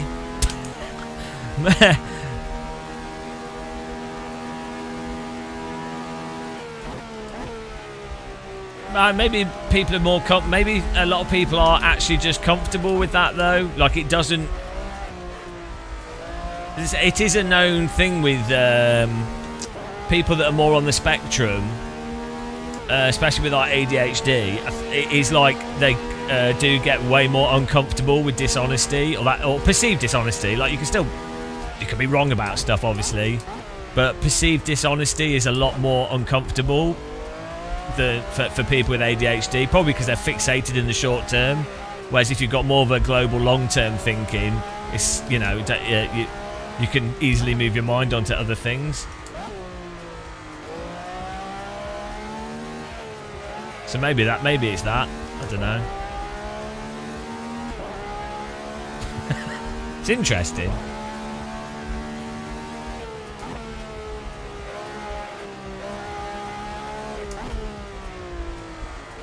Anyway, I'll keep being me. So tough shit for the people that are annoyed.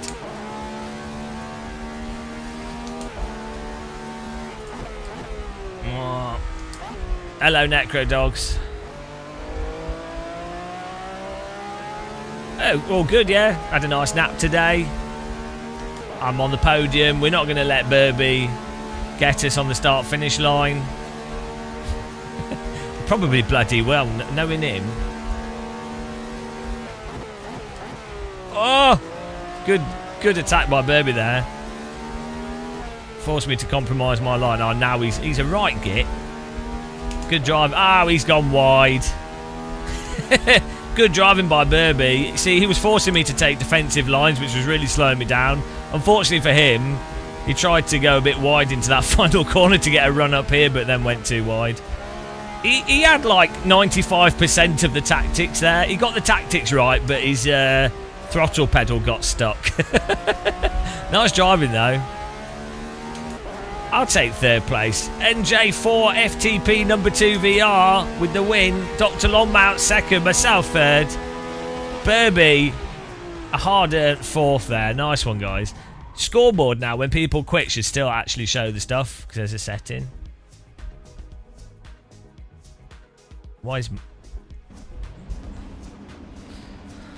Let's see if it works. Oh, my mouse isn't working on my shorts.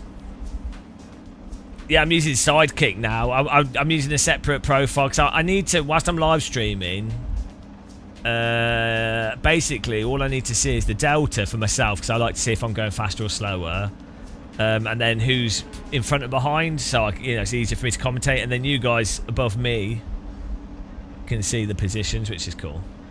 China number 1! Ni hao!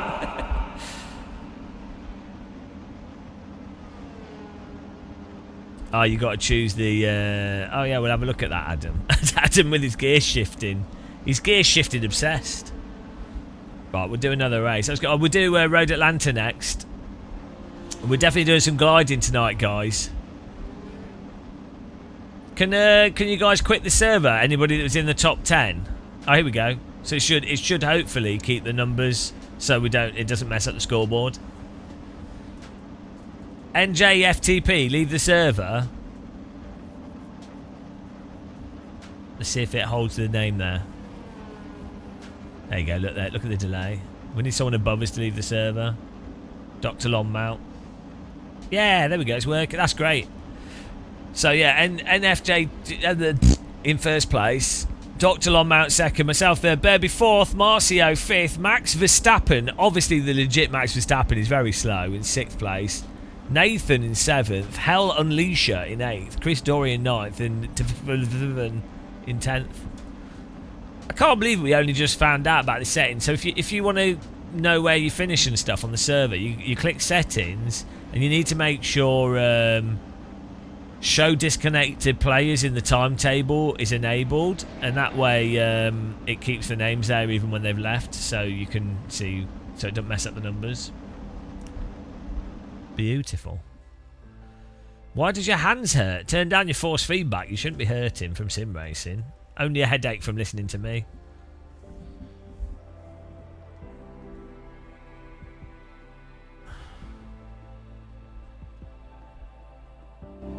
Right. Yeah, let's do a Road Atlanta. It'll be good fun. There's a Flight Sim had an update to some places in America, so maybe we can look for a task, a course. Yeah, I guess you guys don't know what a task is. Like a route for us to fly the gliders around one of the new places. And like I was saying earlier, if you just joined us, we've got a map system set up. So you'll be able to. I'll put a link, and you'll be able to follow along where we are on the map to see where we are, which is cool. And it's also on the. I can set it up here so it tracks us there, which is cool. Z, it's funny you went to iRacing. There's nothing funny about iRacing, mate. Hang on, let me get the server up and I'll read your comment. Road Atlanta will do it. It's always nice. It's always good fun. And then I need to get some other tracks on here.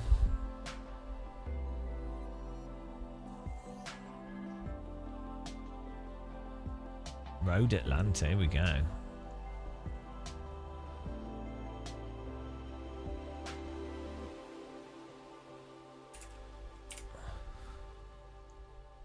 Oh, hang on, I need to add more slots. It's like 35 slots I think we can have here. Oh, we can have 52, but not on my server. 32 slots or 31 slots. 32 slots. 32. There we go. Server's up. Right, let's read the comment. What did you say? No, keep the radical on, it's good fun.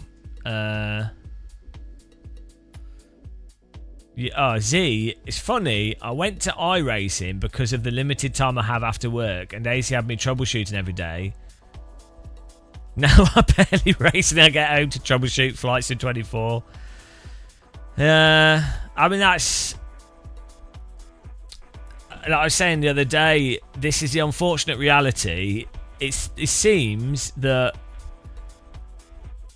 a lot of people, a lot of older people, people over 30, they're gravitating towards 80s arcade games because you load it up, you know what you're getting, and they're quite fun.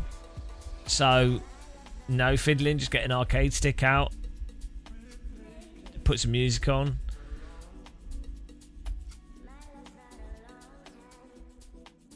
It's like iRacing still takes a lot of troubleshooting as well. Like it doesn't actually. More American tracks, please. Daytona, Watkins Glen, Lime Rock, Mid-Ohio. I think you have a lot of the others. Oh yeah, it's a good idea. Thanks for the text-to-speech alert right now.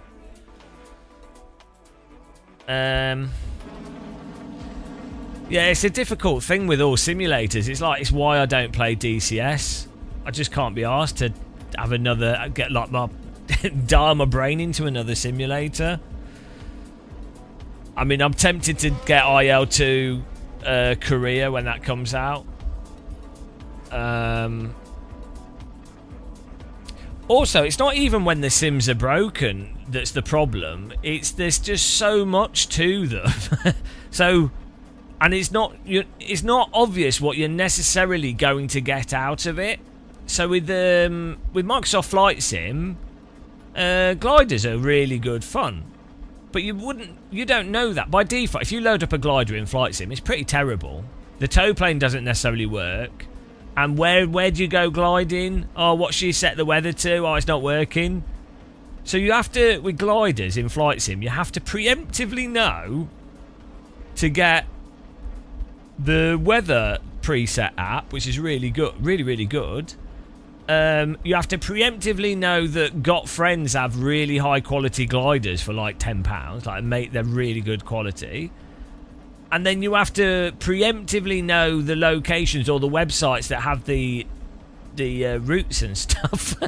So, I mean, Jorg Ortner has probably wasted about 5 hours of his life. I really appreciate it. He helping us with glider stuff. Just when we've had random problems, telling us, "Oh, this is a good thing. This is where this is where you can get this. This is how it's set up." He's a bloody game developer, so it's ridiculous. And then it's the same with the other SIP, like with AC. Like, how would you know that Radicals are a particularly good car for close racing? How would you know that 15-minute, 20-minute races is perfect for a sprint race? How would you know what type of setup is a good setup? How would you know the general force feedback settings that make it quite approachable? I mean, it's like okay, well, there's YouTube videos that explain it all, but then you have to search them, then you have to watch all them, and it's like, well, people just don't have time. They're being screwed over by capitalism. They don't have time for all that. Even Gran Turismo, right? I need to play it again because there's been another update. But last time I played it, it was like right. The wheel, setting up the wheel didn't work properly. I had to update the PlayStation. I had to enable PlayStation multiplayer account thing. I had to then you have to understand all the Gran Turismo stuff, like how it does all its weird, and it's as bad as every other driving sim in terms of settings. Forza Horizon 6, you can jump in and play it with a gamepad. I guess that's the same with Gran Turismo. If you're playing it with a gamepad, you jump in, but then let's say you want to actually race people and do stuff, you then get into all the other stuff involved with driving. It's just crazy. It's actually crazy. And I think when you're in it, you take it for granted. Like I remember, I can very clearly remember when I was like, it must have been 12 or something, 13, when MSR came out, Metropolitan Street Racer came out in the Dreamcast. And it just been like really overwhelming conceptually. Even like, and early Gran Turismo's on the PS2 was conceptually, I didn't really play it, like very briefly, but conceptually it's just very overwhelming. Oh, here's all these cars, here's all these brands, here's the racetracks, here's this. It's a lot to take on board compared to even a first-person shooter or a platformer game. And even those are a lot to take on board. Like Half-Life 1, the first part of the game is basically there to help introduce a player to using a mouse, looking around and jumping, and how all that works. And that's a lot for new gamers. When I've introduced people to games, FPSs, that didn't do gaming as kids, they really struggle with just pointing the cursor at the horizon and not looking up and down. So it's it's great. Like, gaming is actually quite a lot.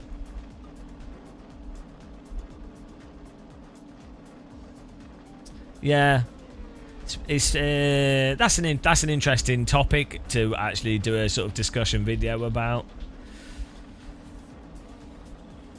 Well, maybe it isn't. Maybe it's actually a really tiring and boring and terrible thing to do a thing about. It's not exactly exciting, is it?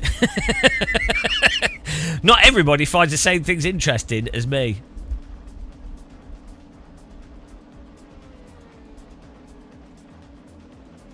This is the thing, though. I think if you're... This is a part of the appeal of simulators. It's a personality type of people that like to see all that complexity, and they enjoy finding out about all the stuff and learning how it works. So that's part of the entertainment. Do you want an air raid hello, music man? Hello. Would you like an air raid hello? We've just developed a new way of saying hello. This morning we came up with this. It's pretty good. Are you ready? Would you like one? We give them out. We're giving them out pretty liberally. Okay, let's go.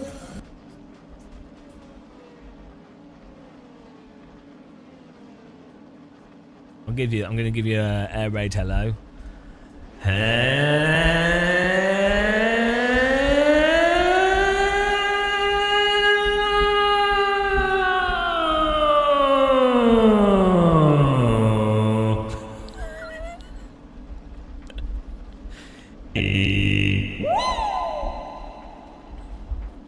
Beautiful.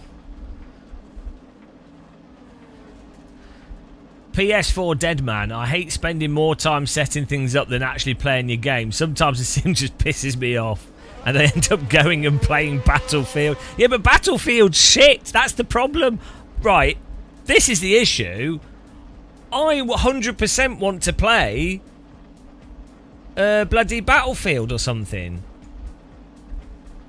Like Bad Company 2 was, you know, or console FPS games like GoldenEye or you know, like the old console games where you could just load them up and play them. Time Splitters. whatever. The problem is, Battlefield has all this shit in it that's like arbitrary and requires you to do a degree's worth of studying to make it work. you can't even get out of it. Like even Forza Horizon 6, the cars are shit unless you change the car setup. You have to move the brake bias back, which means you have to add a component to the car, which means you have to then know to go to a setting to then do the component to then move the brake bias back, which you then have to do on every single vehicle that you get if you want it to drive in a somewhat normal way without chronic understeer. Whereas Burnout on the PlayStation 2, but the old Burnout games, the cars were like snappy. You play it, you try and get a high score, happy times.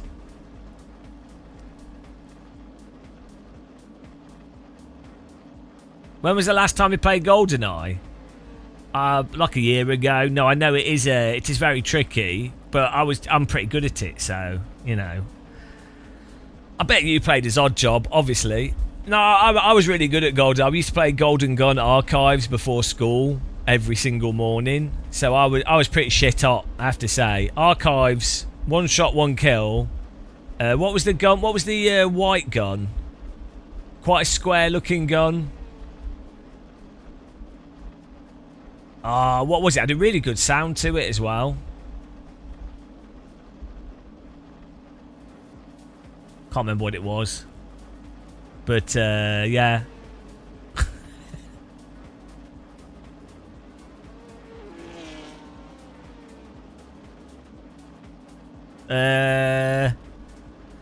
Well, the first dam level was really hard to get to do the full thing perfectly.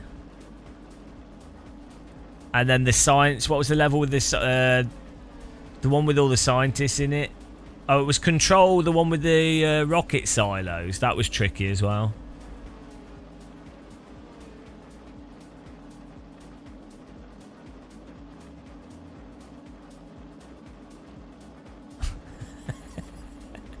Facility. So good. Wow, wow. Pop, pop. Or the frigate. The music's so good in that game. Frigate was really hard because you get an achievement for doing it. You had to not kill any hostages, and then there's that one bit in Frigate where you have to shoot the terrorist before he kills the hostage. And then there was Natalia on the bloody cave level where she kept getting stuck on shit. And she's just like walking around. And then that bit where she's in the lift. Oh, that was annoying. Oh, yeah, there were some problems with GoldenEye. The way Natalia ran around the map.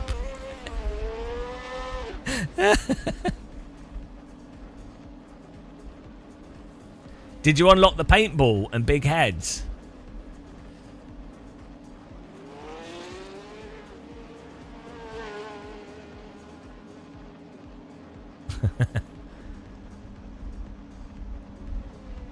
What a time.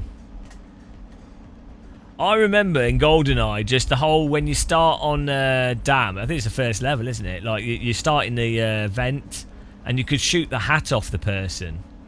And that was like mind-blowing. The idea of shooting a hat off a character was like, oh my god, it's real! Can you look at the interactivity, guys?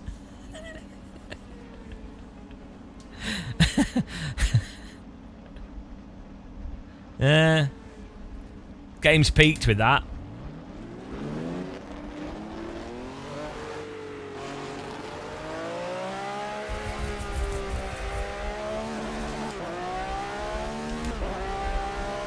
Not allowed to shoot off hats. It's offensive for bold people.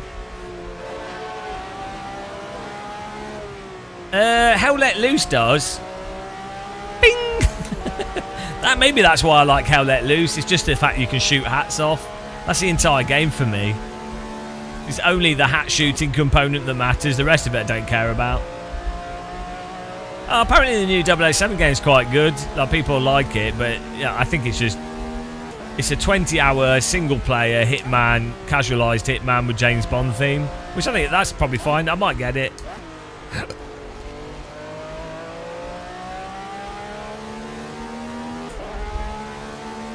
Well, in fairness, it does seem like this year's been quite a good year for games. As bland and dull as Forza Horizon 6 is, I don't think it's a bad game. It's got a nice map. It's got, you know, whatever. It's a generic arcade racer. It's like the equivalent of a shovelware Super Nintendo racing game. That's fine. You've had the Hitman game looks alright. There's been some indie racing stuff that's not too bad.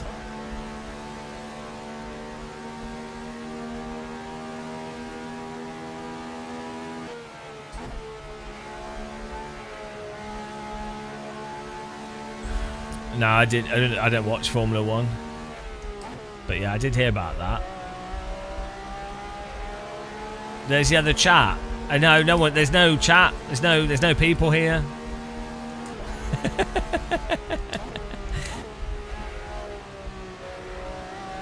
You tried James Bond. It's okay, but not really good.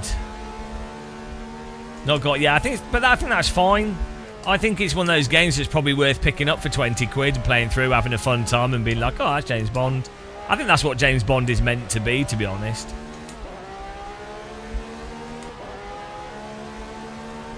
Here we are, still playing 50-year-old AC. It's like what Skywilk says. We're going to be like those people playing GPL 40 years after it was made.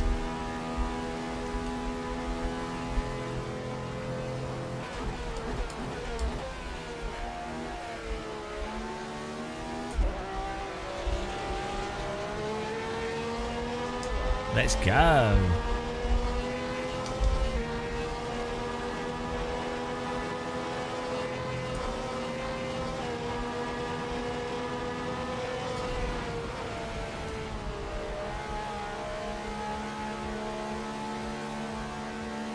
Boop.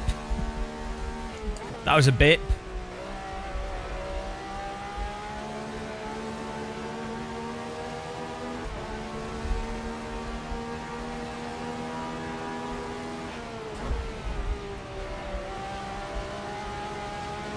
Well, that's it. The glider action is what everyone's excited for, really. Nothing beats the glider excitement.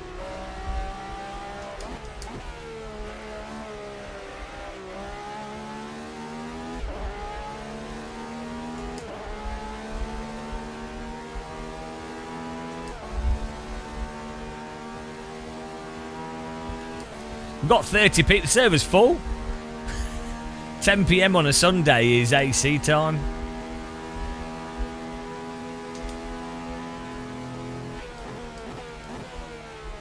People can't get enough. Oh, actually, I probably need a car setup. Whoever set the fastest lap, share the setup so people can grab it.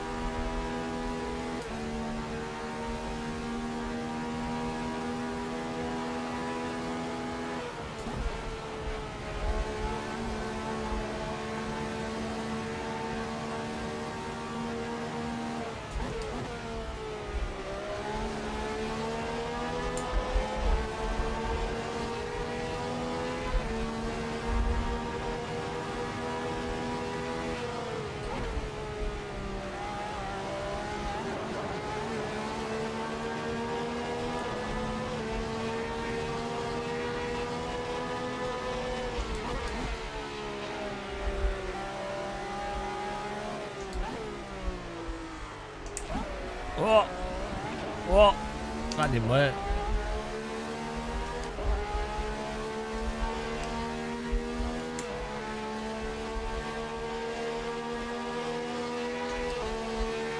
See what lap time we get.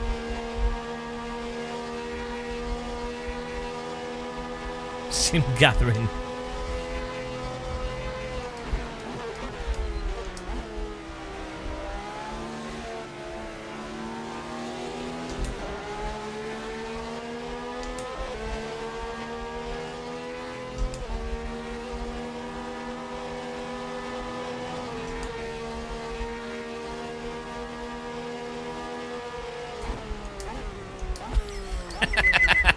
I'm such a troll.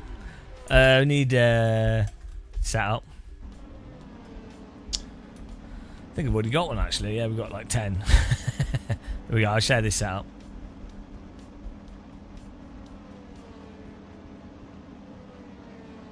There you go.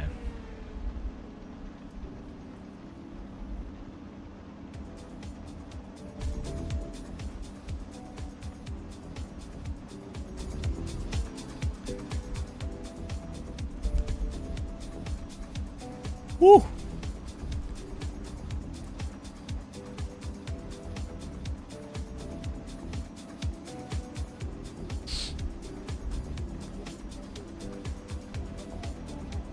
It's hello Ken Scott. It's a really fun car to drive, yeah.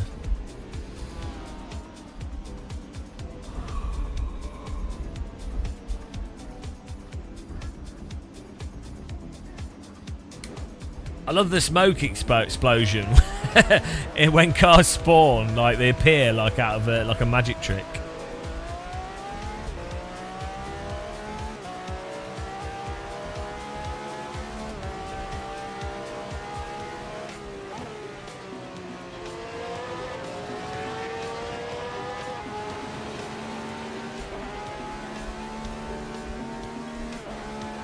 Food drunk. Food drunk on the track with us. Oh, I don't get food drunk unless I eat too much. I guess maybe he has. I really try not to do that now. Food coma. Last time I got food drunk was in Lanzarote. We had I was meeting up with my parents and we had a paella.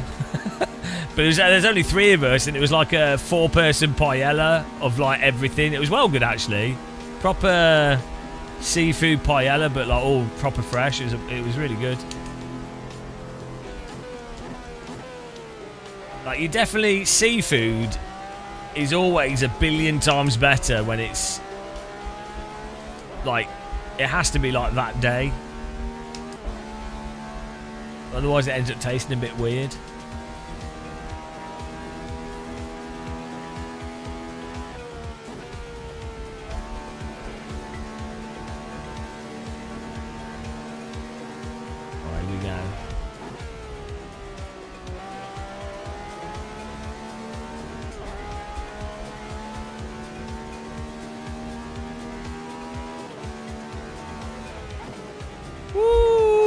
Bow. Got 6 minutes here to set a stonker.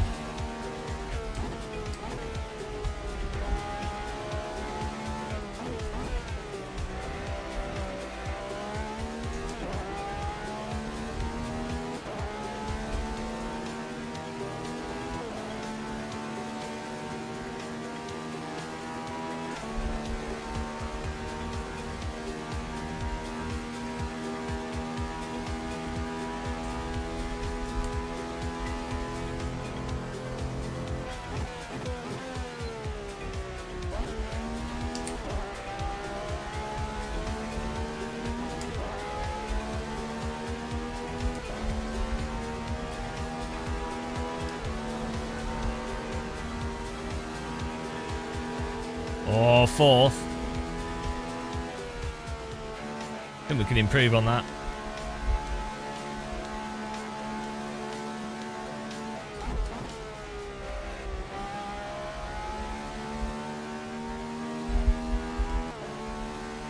Just ignore the car. There's pirouetting out of control there.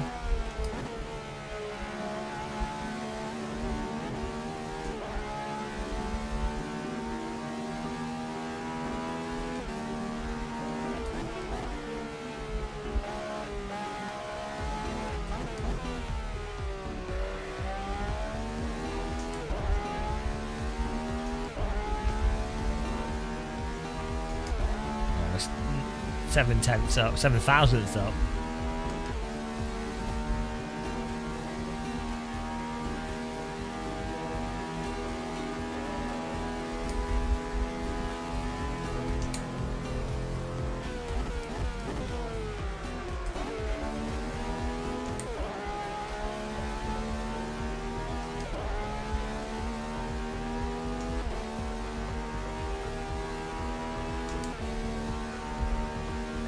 Ah, I'm in first. Honed it, new PB.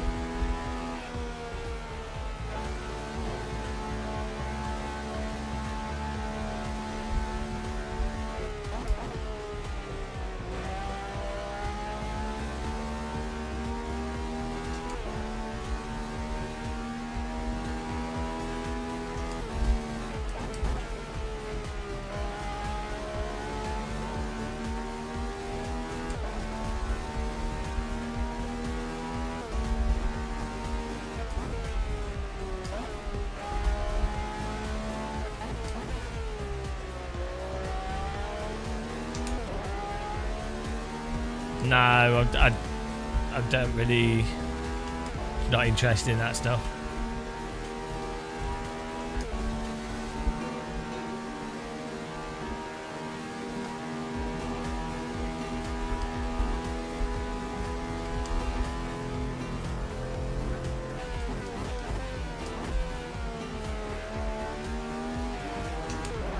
Oh no!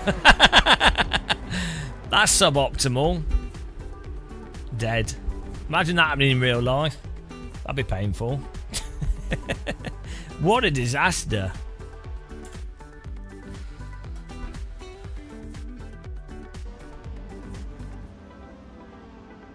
Oh, guys, come on. Where's the pace? Everyone's slow compared to the game of Muscle.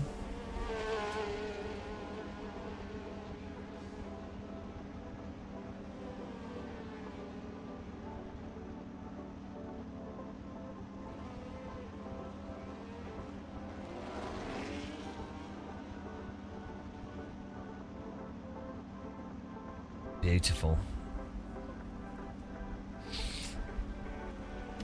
Oh, we actually have a full server. I might go and grab something to eat quickly. I know we got there's 4 slots free on the server if you want to join, guys. Yeah, well that's it. Once I've got a setup, I'm sharing it. What does this mean? Oh, in pits. Okay.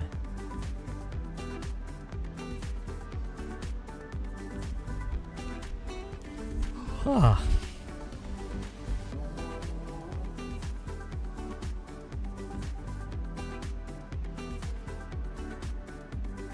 Antoine Jacket Potato.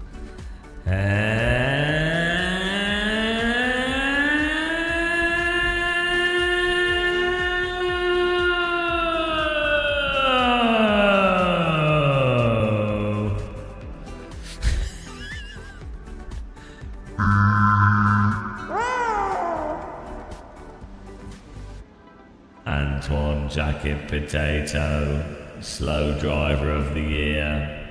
The potato has gone soggy. I think he has gone green. Okay, let's go. He's gone green. He should be at the top with me, but his potato's gone off. He left it in the sun and it's sprouted. PS4 Deadman 69. Do you prefer VR or flat screens? Just for actually playing? Oh, for playing, I prefer VR.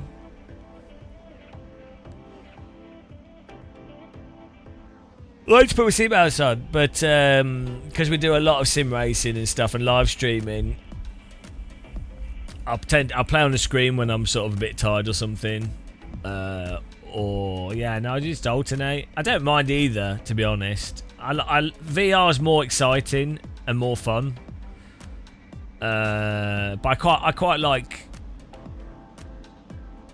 I don't need to use VR all the time. It's like tea, right? If you you could have like really fancy tea bags, and they're really nice, like maybe like Tea Pigs or something, or some Van Dam's, like high quality tea.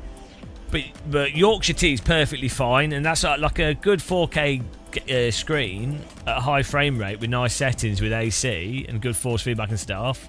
That's fine. That's like Yorkshire tea. Whereas a VR is like having really high quality.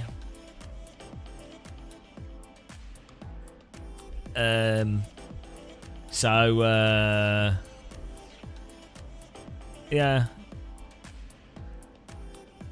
I mean, I think also VR's quite intense. It's like if you do real like go-karting or something, you probably wouldn't want to do 5 hours of go-karting.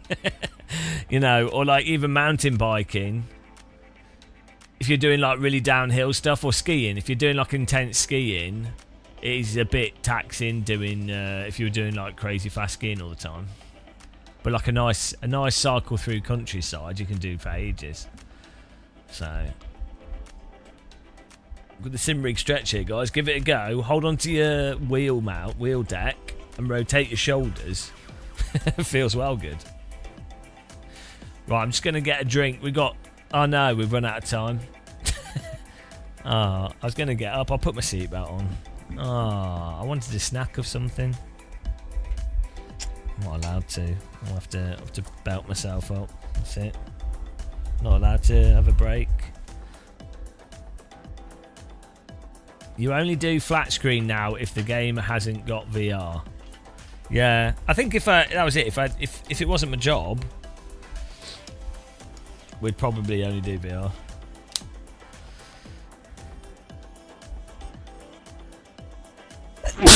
Yeah, I let them do more laps because I didn't want to start in first place. It'd be boring for the viewers, so you know. I intentionally let those. I intentionally pitted, you know, obviously. I also, you know, I have to make our viewers feel like they have a chance to beat us, as I keep saying. Otherwise, you know, they'd never feel like winners, would they? So.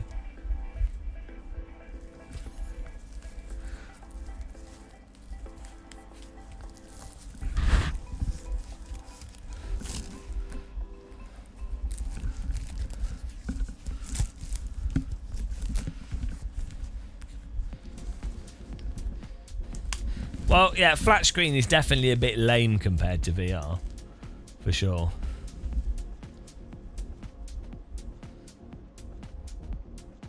This is not seatbelts, this is a life jacket.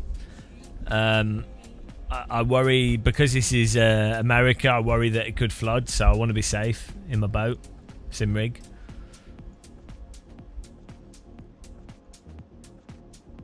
Okay, let's go.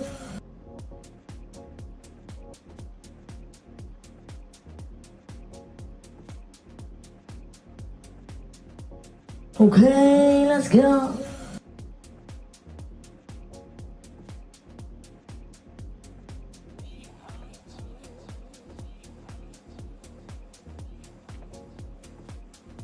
Here we go, guys. We're going racing here.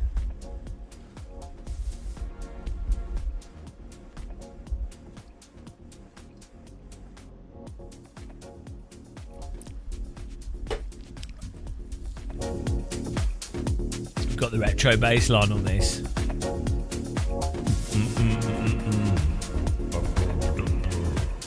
I'm hot and you're not.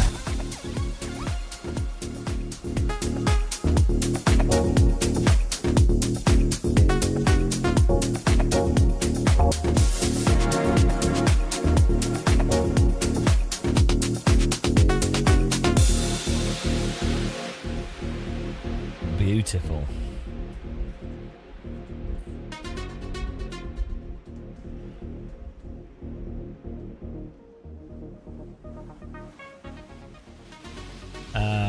Here. Oh, you can't see it. Above drive, if you move your mouse up below the clock, you can see the settings.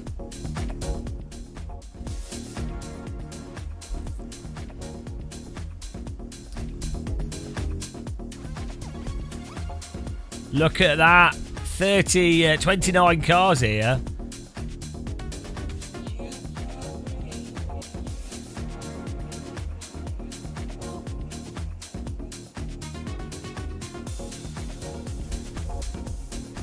Beautiful.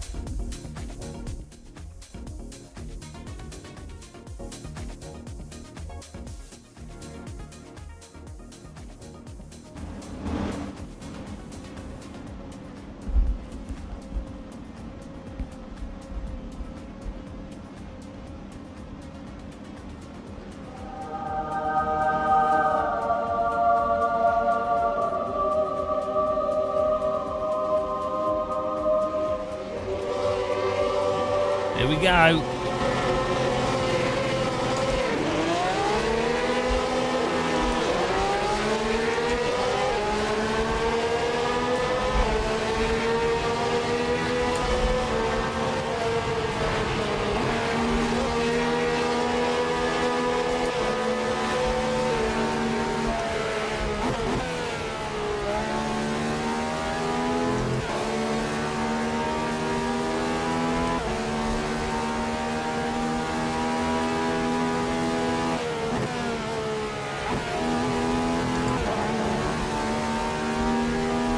He better not be aero boying.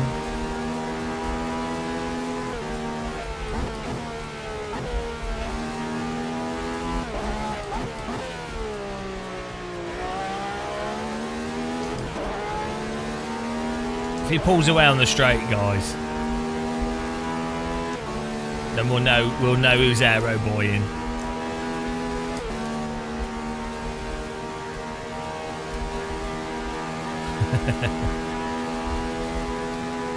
VR headset's more aerodynamic.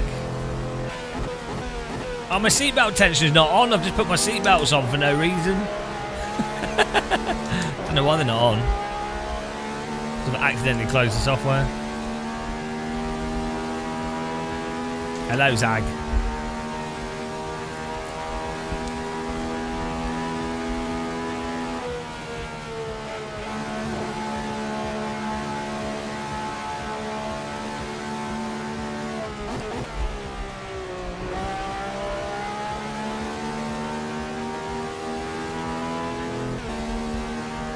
You can, yeah.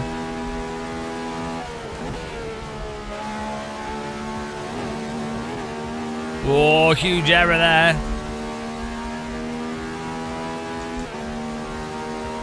You probably wouldn't want to bump draft them in real life because the front diffuser's really low to the ground, and you'd probably end up getting messed up on the rear wheels of the other car, so probably not a good idea. You wouldn't really need to either.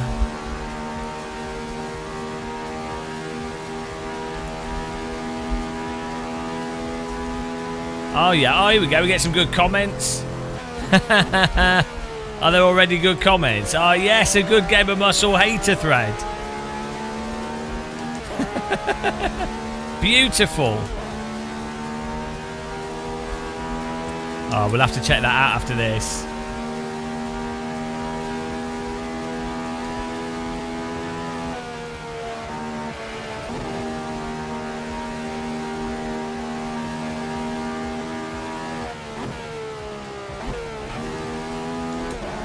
Oh, it's a bit slow, they're doing that.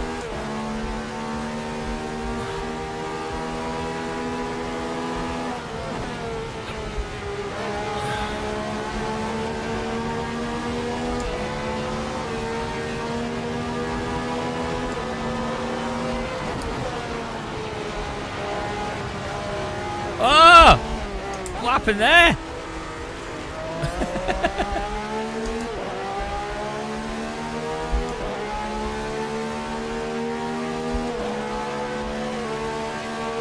This is top quality fashion.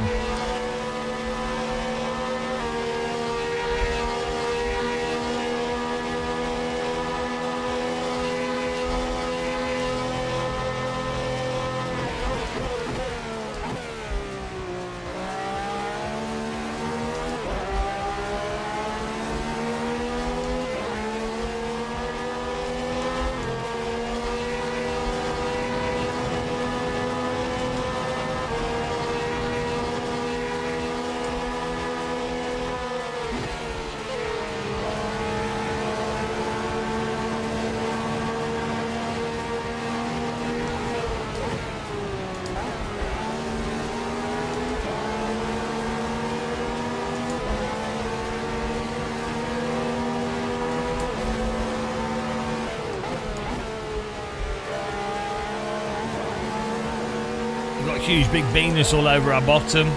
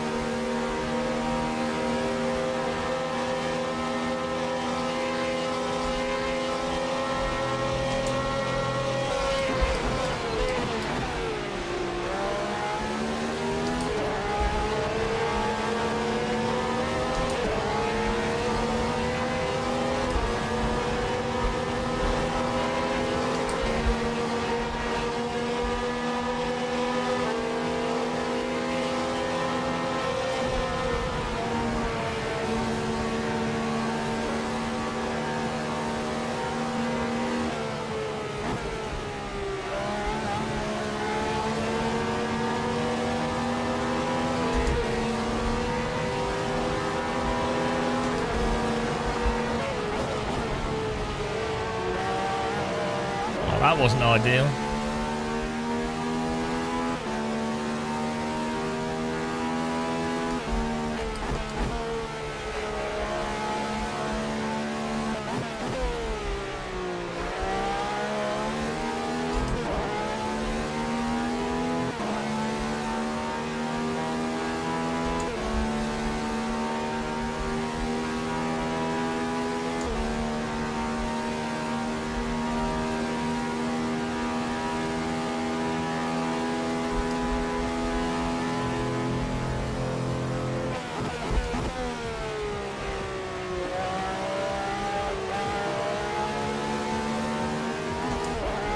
That's alright, we've got 11 minutes. Just have to do some nice stonker laps.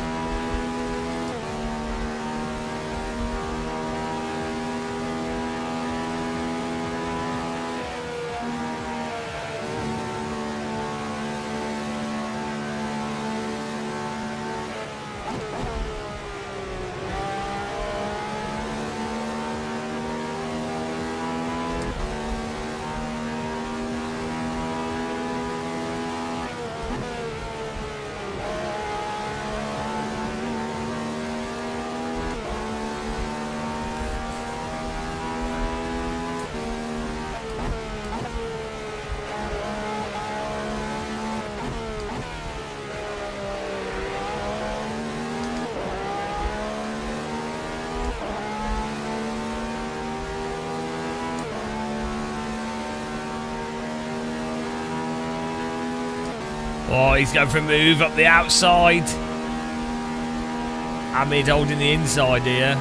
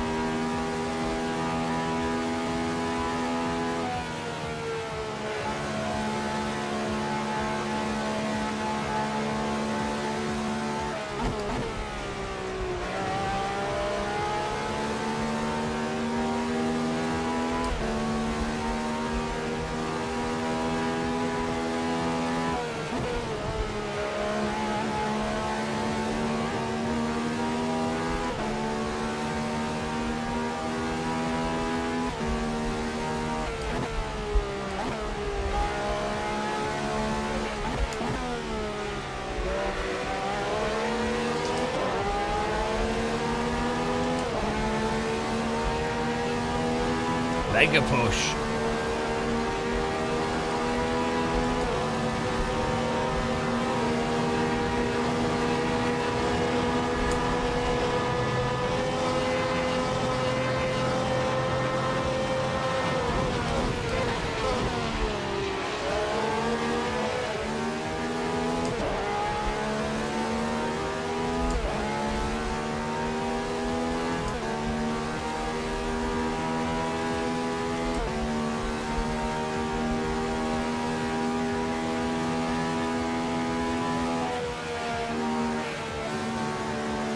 Oh no! Oh.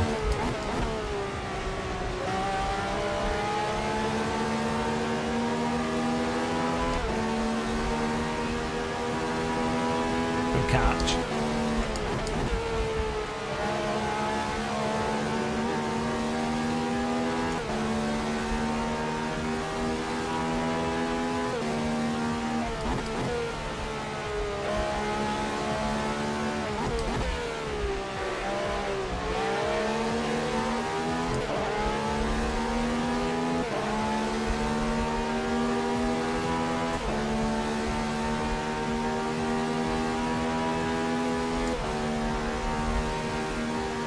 Lager, lager, lager.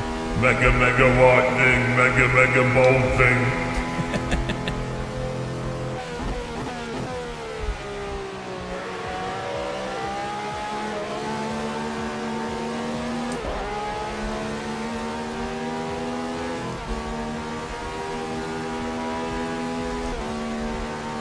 Thanks, your favourite anime Batgirl, for the raid. Appreciate it.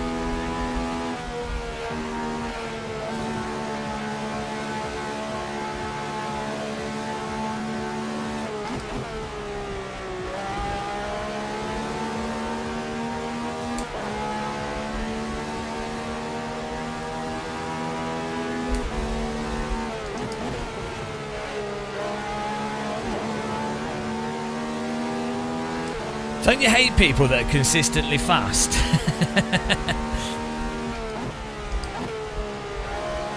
Ah, what was I saying? Ah! On the limit.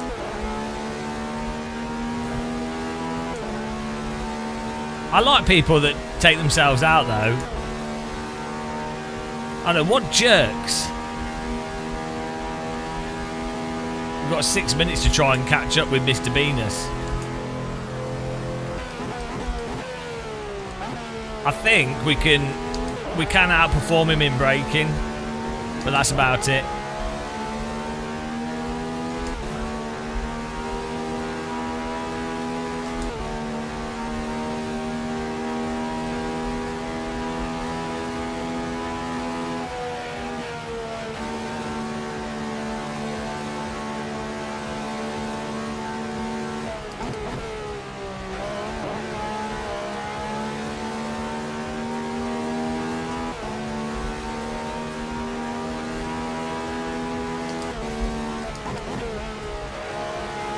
Go full send mode here.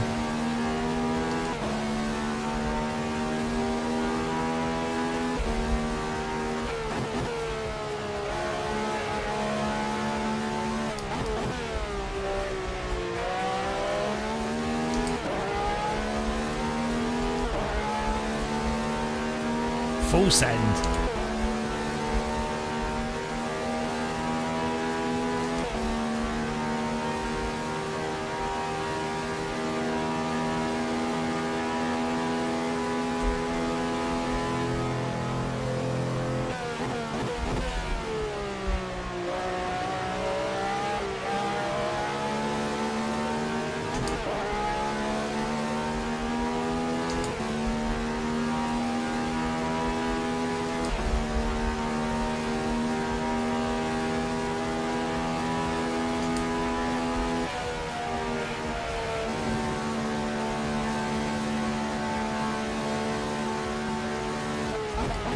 Oh no, what are you doing? Park your car on the apex as a back marker. Bloody hell. We'll take the slip road though, I think that's fair. Bloody back markers.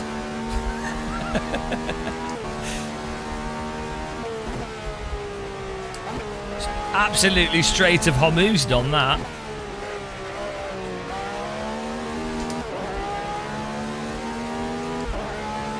Blessed be the slip road. I was like a truck with no brakes.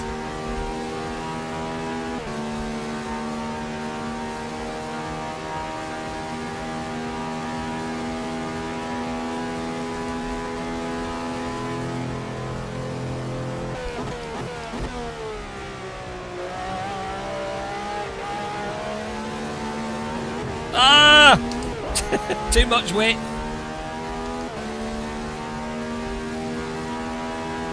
Oh, we're going to have to do some special laps here.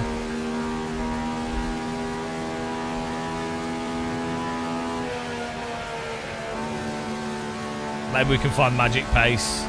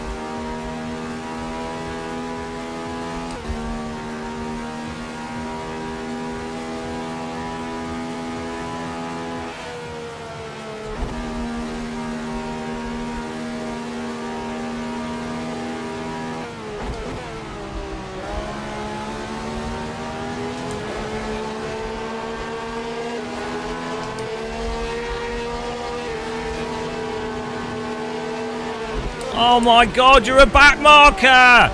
Fuck me! Fucking hell! Fucking hell!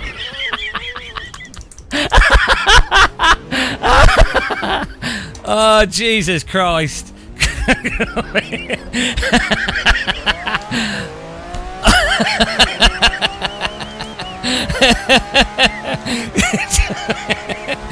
Oh no.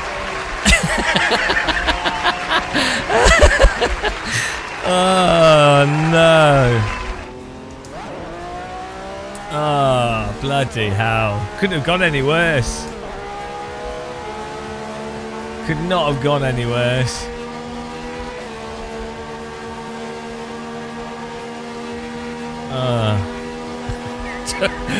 Got both of us. Oh dear. That's pretty funny.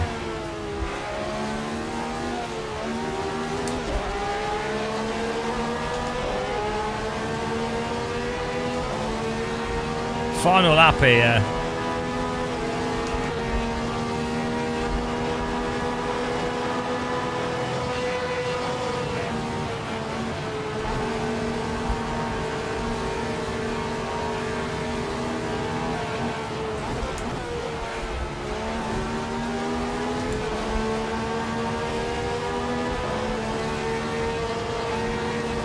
Oh my God. That was alright, that was alright. It's turned into a multi-class race.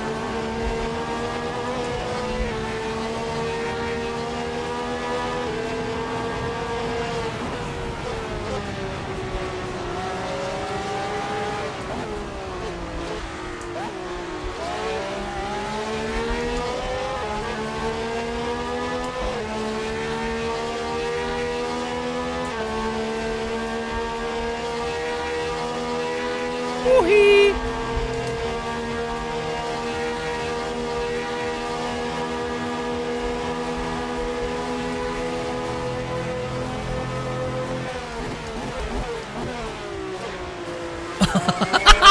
Oh no, my tyres locked. Good driving by Marcio there.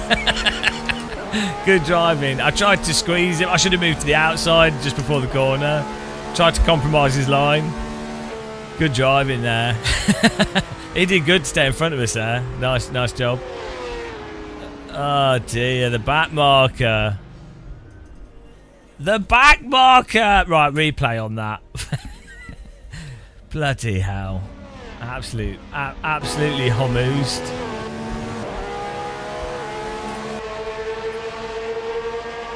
Total homoos.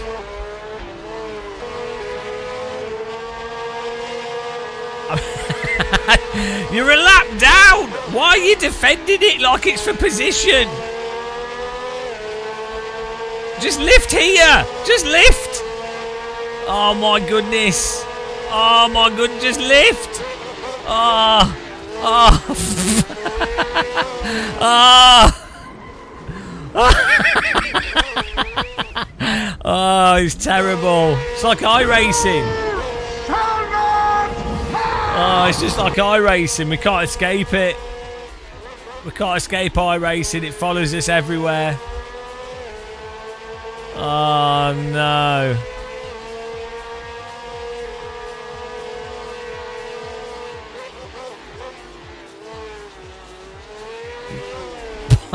Bonk. Bonk, bonk. That went well. It's good driving, guys. Let's have a look at the results here. It's fun racing there. Good job, everyone. Huge Big Beaners cheated there. Absolute cheat. Amid Abdullah VR second, another cheater. Marcio, another cheater in third. And we came fourth. The only legitimate position there in the entire race. Nathan Brunswood in fifth. Shoe sixth. Antoine Jacket Potato. In sixth place. Shoe seven. Jimmy eighth. Dave McLaren ninth. Well done. We need to do some glider flying, guys. I need to get something. We can do one more race before we do glider flying. Antoine, is he there? Earth calling Antoine. Est-ce que tu vas faire un autre corps avec nous?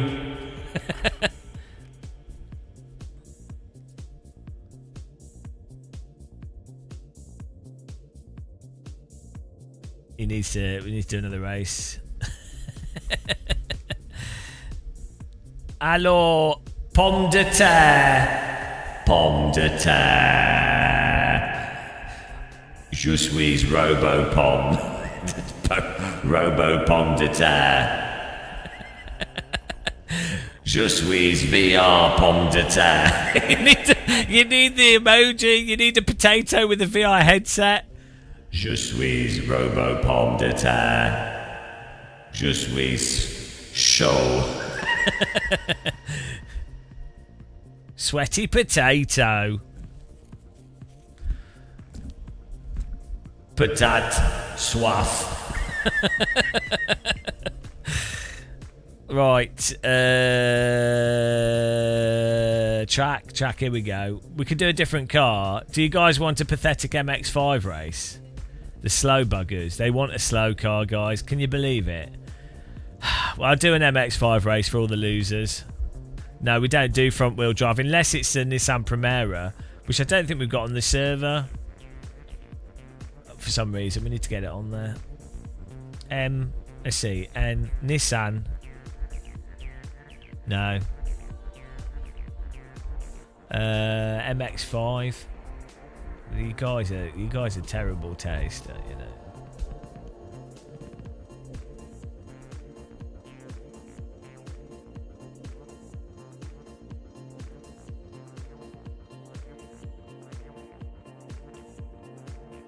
Here you go.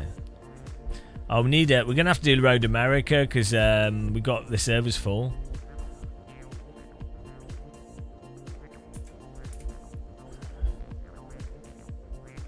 So we need to make sure there's enough spaces for people to join.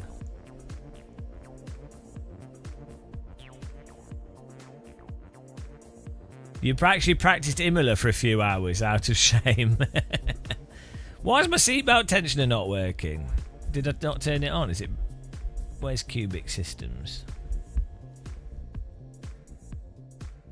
Oh, it's not running. The software's not running. Weird. Cubic Manager app.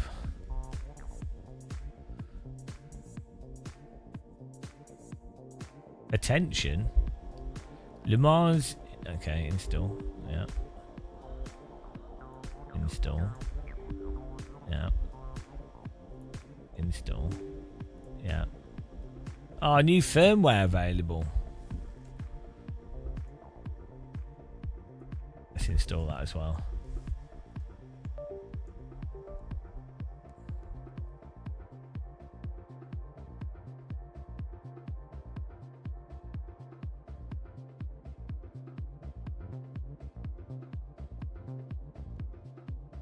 That's alright, Jimmy Jones. Good fun racing.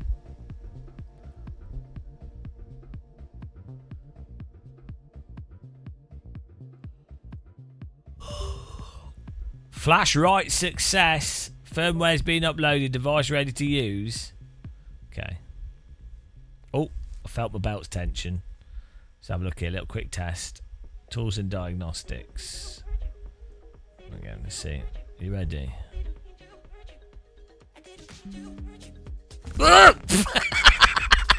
Yeah. Oh.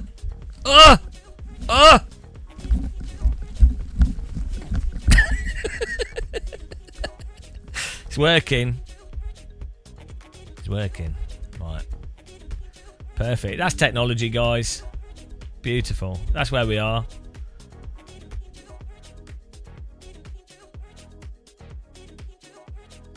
It's music.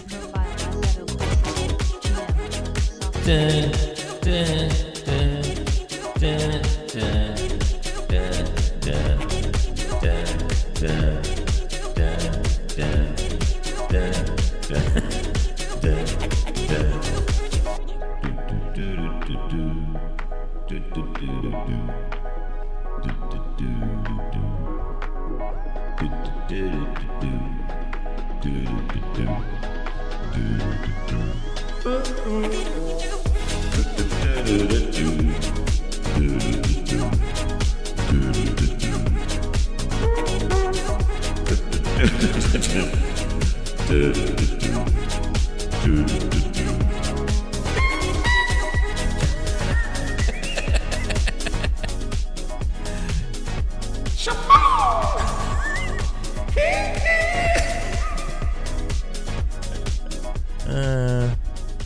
Garrot seatbelt akimbo.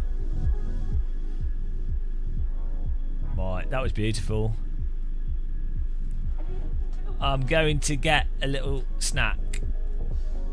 Maybe a yogurt or something. I need to eat something. I haven't got any food. It can take like 5 minutes to air fry half a pizza. That'd be nice. I don't know what to do. Join the server, guys. I'm going to see if I can, or maybe I could do, I can microwave some chili. That'd take like 5 minutes. I'll be back in a minute.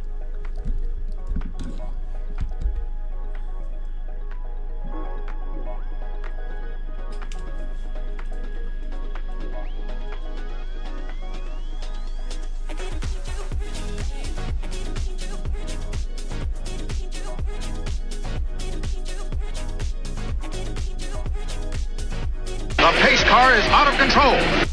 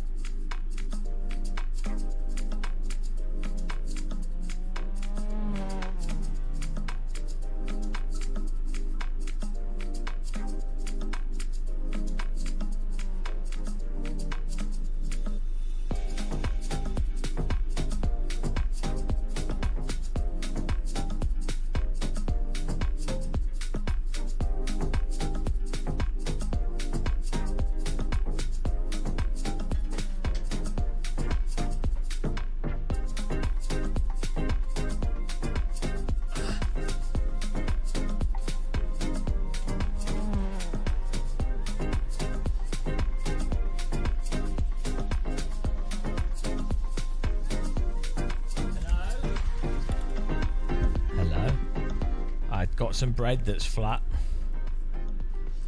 as opposed to bread that's not flat.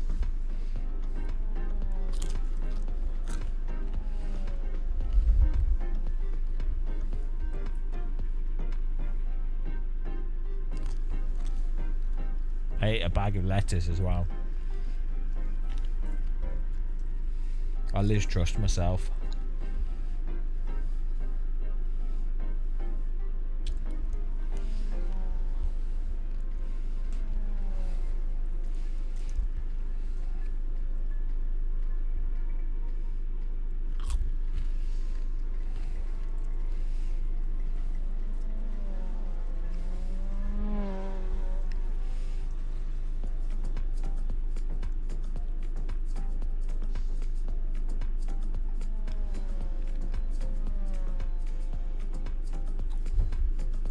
How's everyone doing?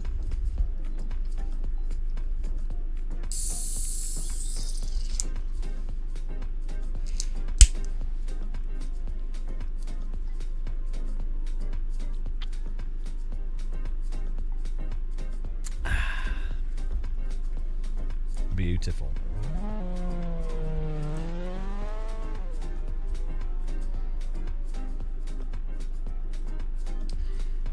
Everyone's excited for gliding, right?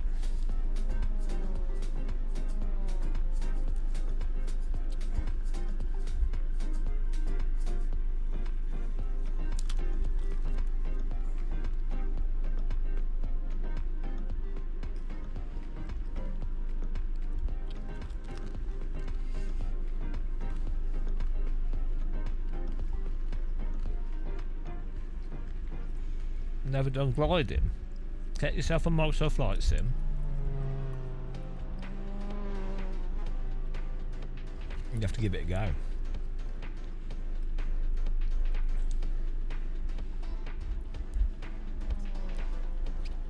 Are there rallycross mods? Yeah, but I don't know about multiplayer.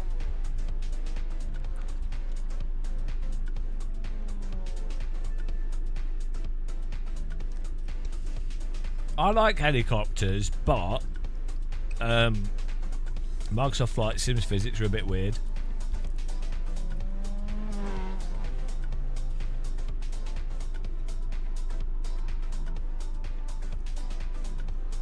What Microsoft needs is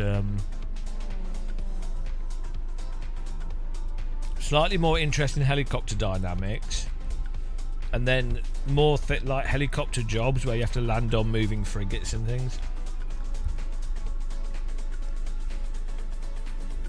There is that medic helicopter add-on, which is quite good.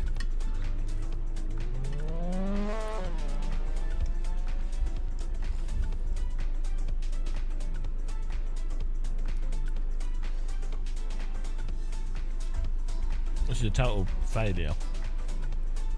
Got like sauce all over it. I can't eat a pizza, bloody hell. Ah.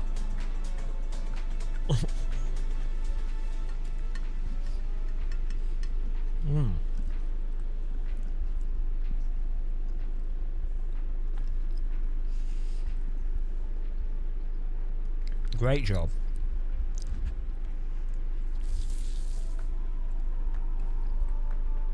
That's how I eat. What a disaster.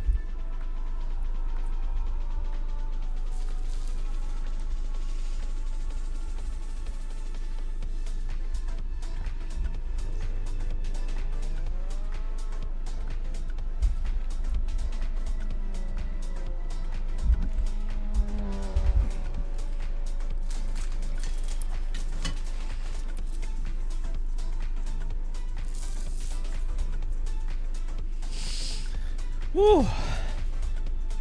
There we go. I needed a refuel.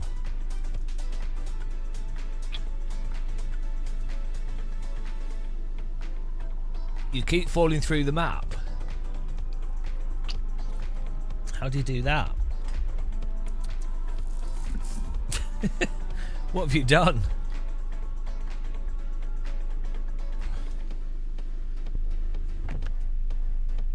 Hang on, the car behind me. What's going on? What? Reinstall the track? Yeah, I don't know what you've done. Reinstall the track and maybe install it manually.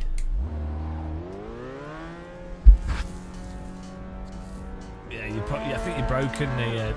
There's an issue with your track or something.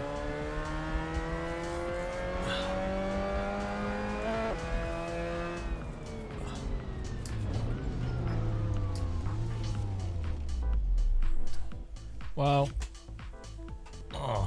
just download it off. It should be on Race Department.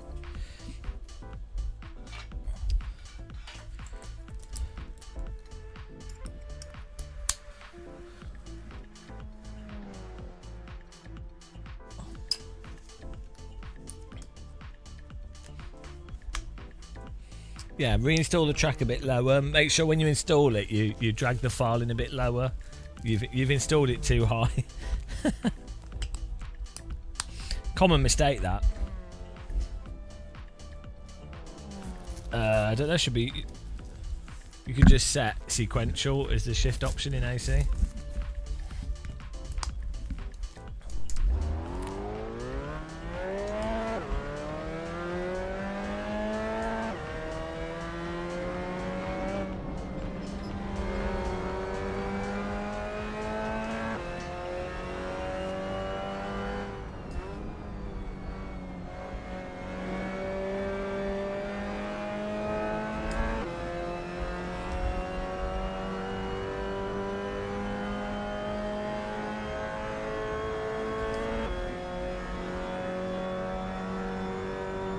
We said before, I think Aris will do a really good job.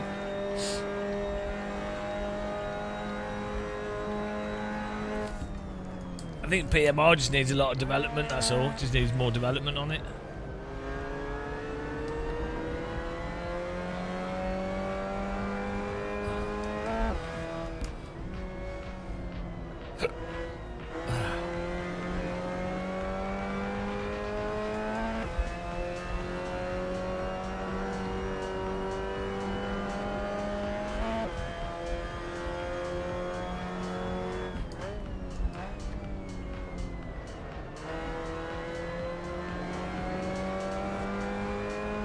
Hello, Unity Game Productions. How's it going, man? Would you like an air raid? Hello. We've been giving them out all day. It's a new invention of ours.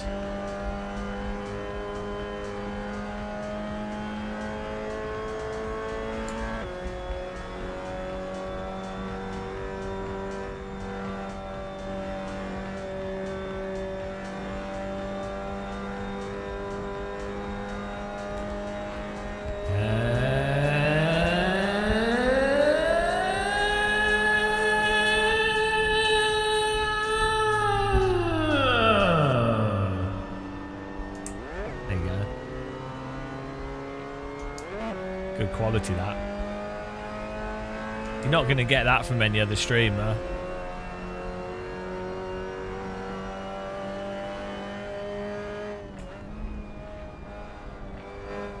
That's why people come to this channel.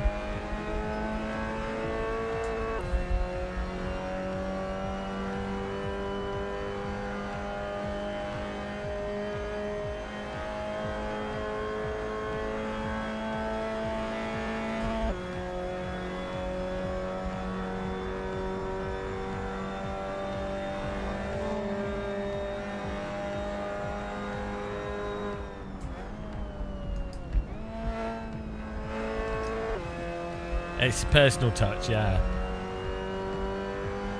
It's a warning that your brain is about to get raided.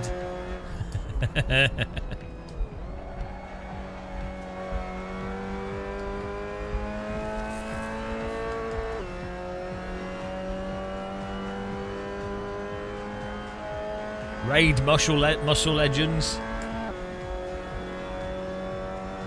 Hello, Paddock Pulse.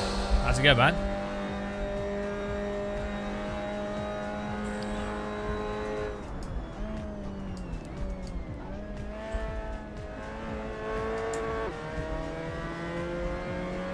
We're good. Been doing racing with subs. Could do some gliding in a bit.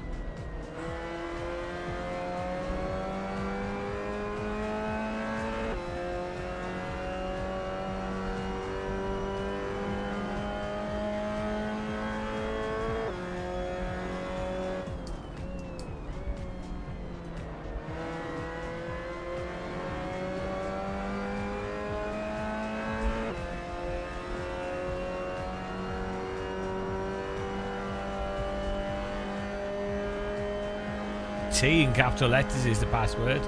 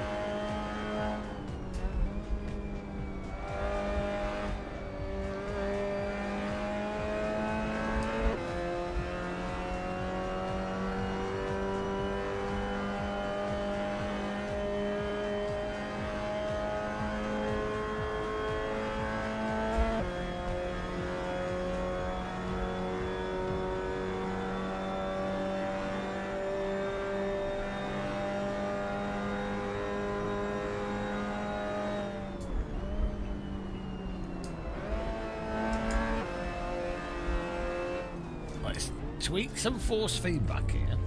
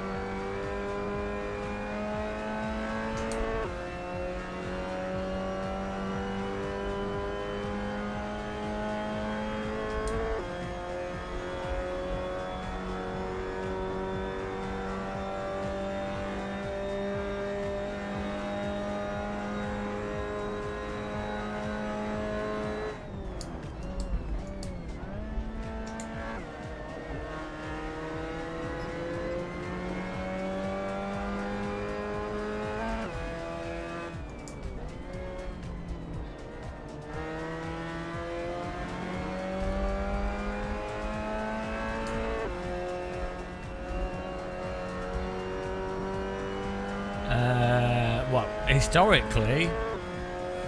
Yeah, I mean, I think Austin has said the same stuff that I've said over the last 10 years. Like, anybody that's driven a real car or has a good intuition for physics and game design pretty much has the same view. No, it's not his arguments, it's just the truth. Like, it's just that you don't have that many people saying it publicly because you lose money and there's no benefit to you as an individual going against a large majority view. So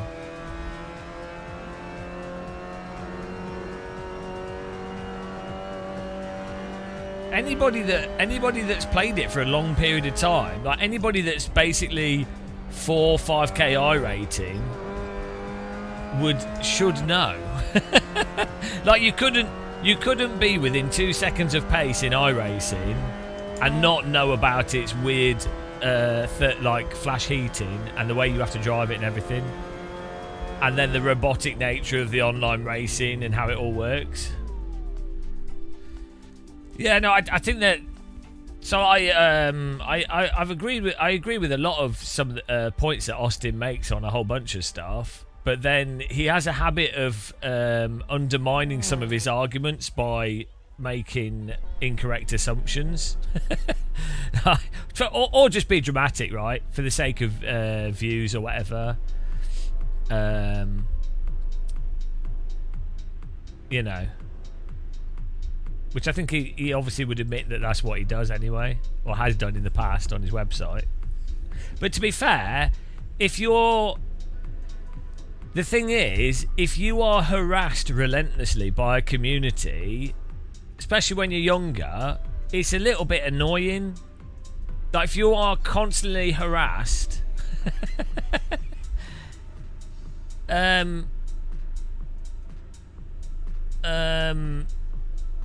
it's understandable for someone to be a little bit annoyed by like weirdo fanboys.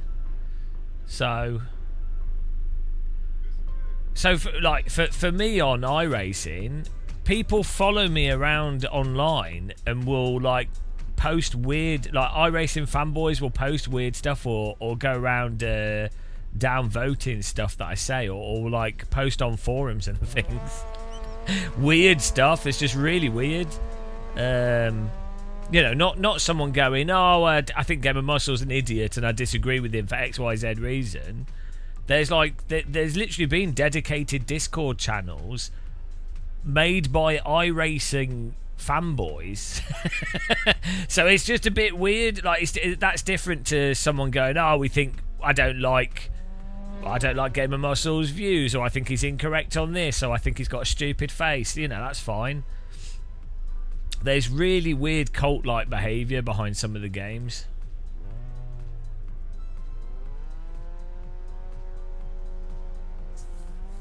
We've had people like contact companies that I've worked with, and they've like made stuff up to try and make those companies not work with me. It's like that's a bit weird, right? Like, the thing is, I know these companies, so when those companies got contacted, they message me and they go, "What is this about?" Right? It's just stupid. Yeah, it's really weird. Yeah, it's proper bizarre behaviour, like death threats, weird shit, like super, just really, for a video game, really weird stuff. So that's another reason why people don't bother being critical about things.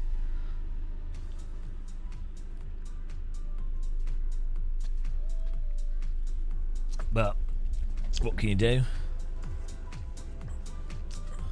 We're going racing.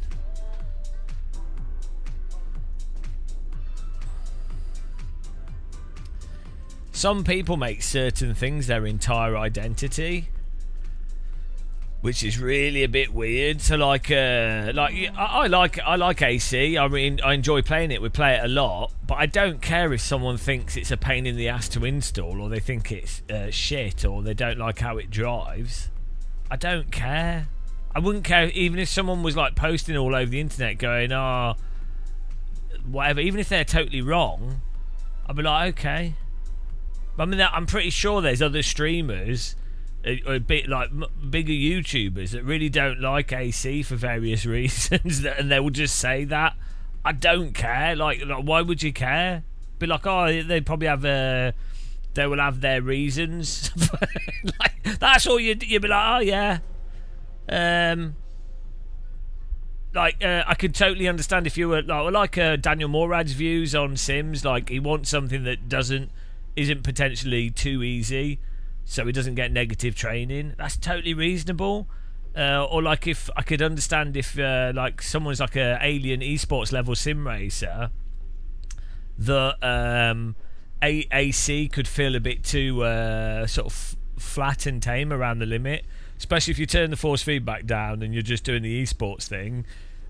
It could be too like predictable for really high level players, and they might like something that's maybe feels a little bit more granular under the limit. So again, it makes it's totally fine.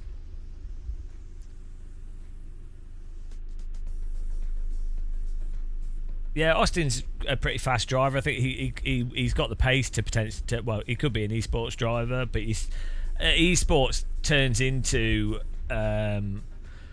just putting shitloads of time into it. Really, like there'll be a whole load of drivers with the potential to be in the top 100 of sim racers, but it's a time thing of dedicating time to a specific sim, a specific event, hot lapping and stuff. So.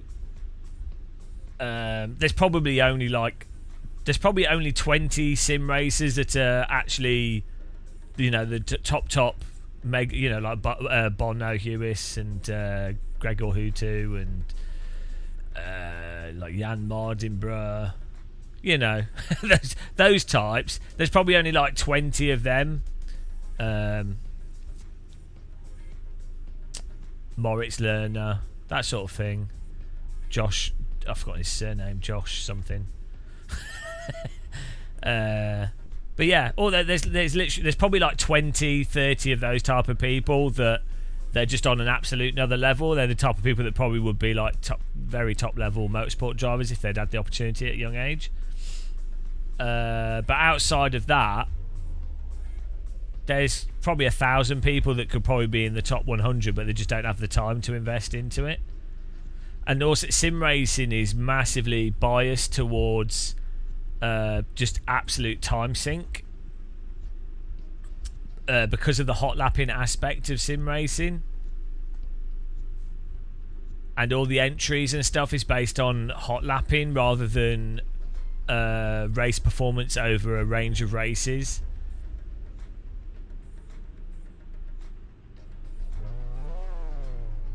Well, you have like the random Rensport does occasional things.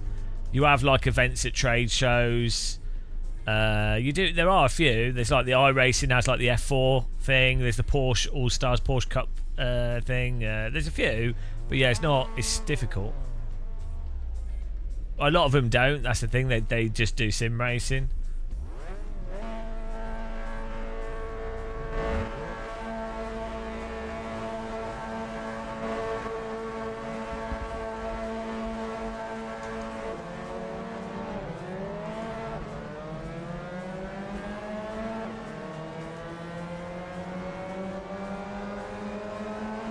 The same thing is with it's the same thing with all like esports is just brutal.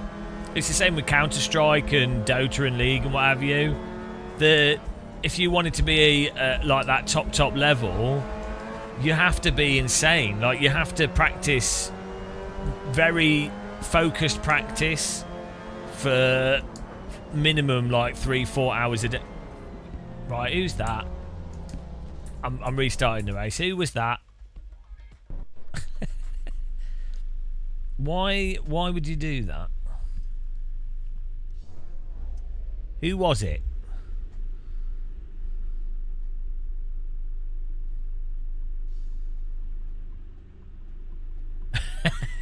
Who went bowling there? I'm going to ban you from the server.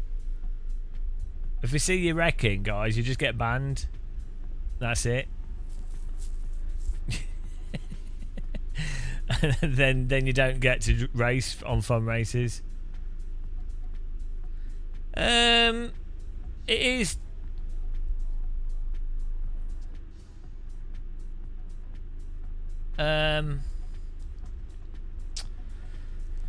Yeah, iRacing can be quite demanding in time, especially at the higher level. It's just a very hot lap focused sim due to the tyres,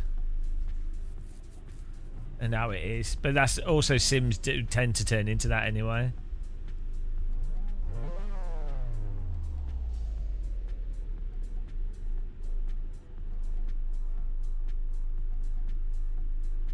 It's ironically why sometimes Split 2 is often a better split for a lot of series.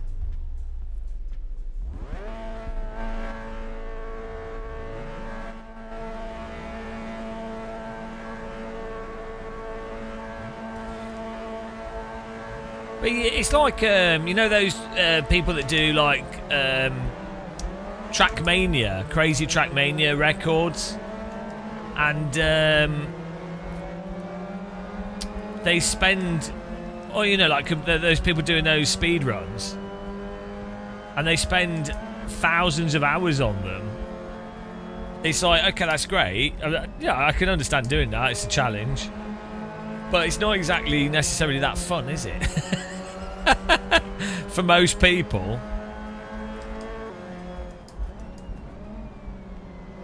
Even they themselves, like people do the guys that do 100% DDR and Guitar Hero things, they themselves think it's really degenerate.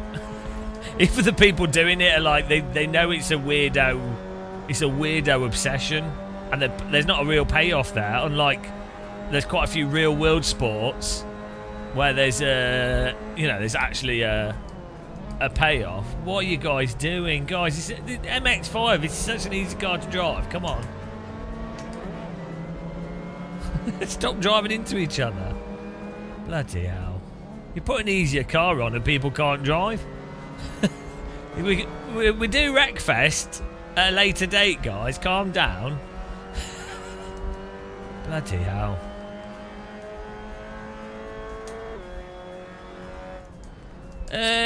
Austin didn't come up with the Guitar Hero analogy. That's been a thing for ages. Well, I mean, maybe he might have been one of the people that said it publicly, clearly, but people have been using that analogy back in the day with like GTR. Austin's old as well. So there's a whole bunch of us that were on the internet doing sim racing since R Factor 1 days, right? And so, like, all the stuff that would be said in forums and things.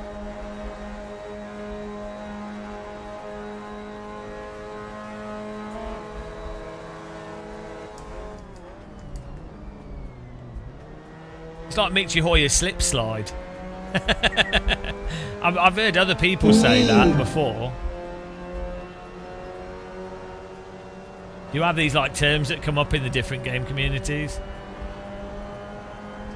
Thanks for subscribing, welcome.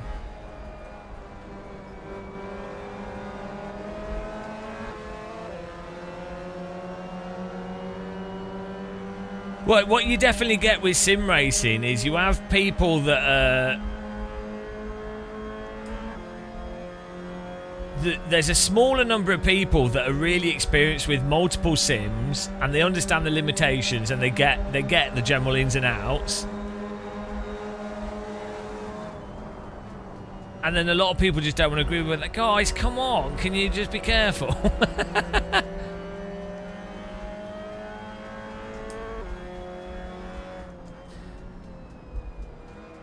Well, that's the accident. There's the whole other thing of like, this is why I don't do league racing or host leagues.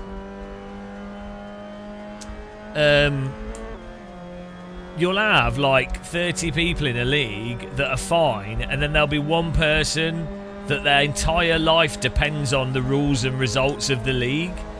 And so these are leagues without prizes or anything, but you get just people that can't tell that it's not real. It's a video game and it's a fun league, and so if you get a penalty, just take it, or someone might be not driving that fair, but who really cares?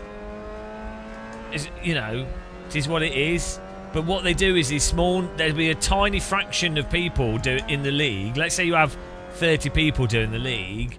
There'll be 1 or 2 people that then have some weirdo beef, treating it like the Formula 1 championship. And they take up all the time of the organisers, dealing with them just complaining about everything. so it just, it's just like,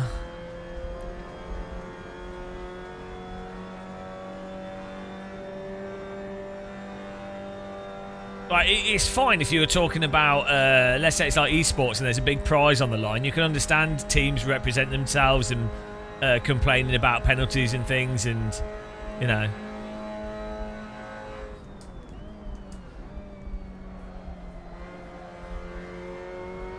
No, Austin wasn't sacked by Aris. What are these stories? So, Austin did the game design and aspects of the design on PMR, right? And the good decisions, to be honest. The reality is, a game... So, PMR clearly was pushed out before it should have been released because they ran out of time. And to me, it seems like the reason that happened is maybe whatever publisher arrangement. This is super common in the games industry. Publisher often doesn't give a shit. Publisher's just oh, well, we spent this money, let's just put it out and whatever. And publisher might not even understand the specific niche community, whatever. And then you've got PMI is built on... it's using the Farm Sim engine, so that's quite a legacy engine with a lot of random shit going on in it, right? And so it's hard to develop on that. So a games designer or anybody on a dev team can all be oh, this would be a good thing to do, this is what we want to do. But if the product is being too slow to develop before the release date, it doesn't really matter what you do. It's just it's whatever you can get done before the release date. That's all it comes down to. So it's very hard to then be oh, well, this artist or this designer or this programmer is shit. Or why didn't they do this or why didn't they do that? There can be a whole host of things. Well, I don't know, Trev. That's a separate issue to the claim that someone sacked someone off the team. That's You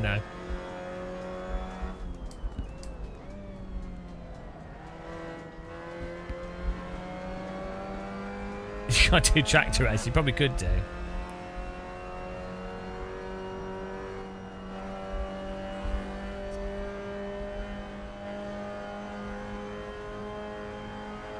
Yeah, so just like with physics and force feedback and simulator stuff, people have a very minimal understanding of games development and design and implementation. I don't think I even have a good understanding, but my level of understanding is clearly a lot higher than a lot of people's.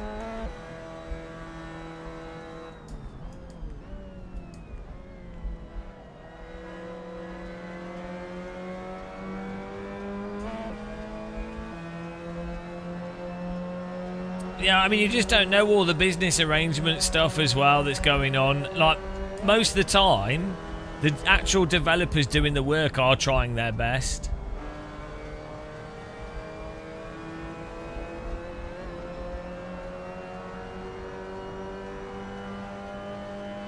And then specifically in terms of safety rating in something like PMR,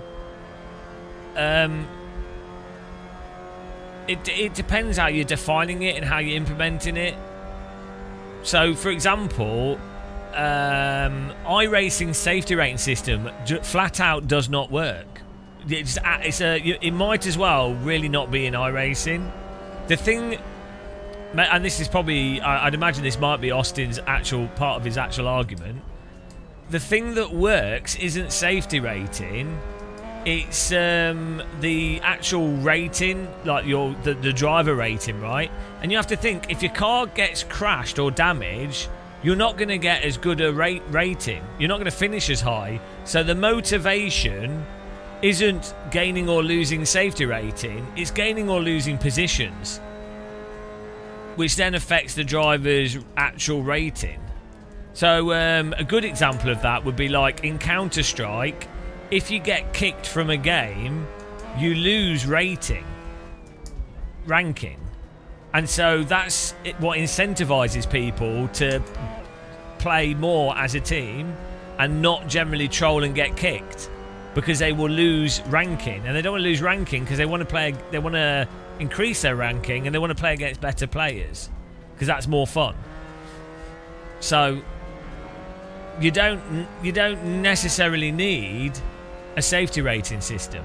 There is if you brainwash your user base, you can make them feel like the rating system is a license system, and that they're progressing through licenses and that it means something.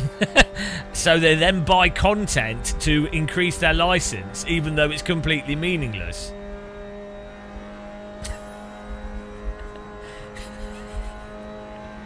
But anyone that's played iRacing with its safety rating system for a reasonable amount of time discovers that it does not make any sense at all.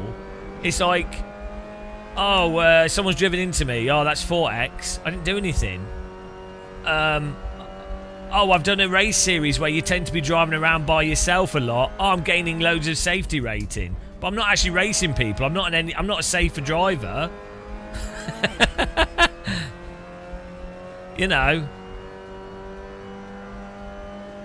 So if you are going to do like a safety rating system, what you really need is a system that takes into account how close you are to other cars, a whole bunch of stuff, and then does things based on that.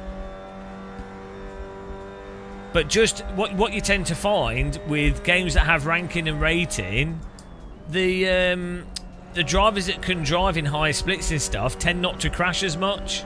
They tend to actually be safer in many ways. They might be aggressive, but that's how they've generally got rating, is because they're able to not crash into people.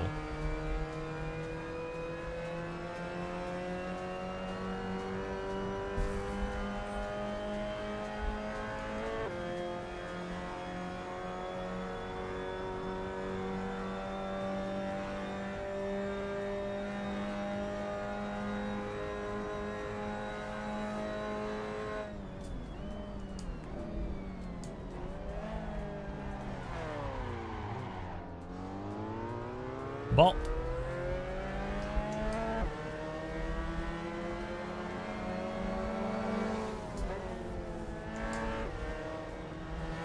But I think a bigger thing for good driving in games is you need good tyre models and good netcode.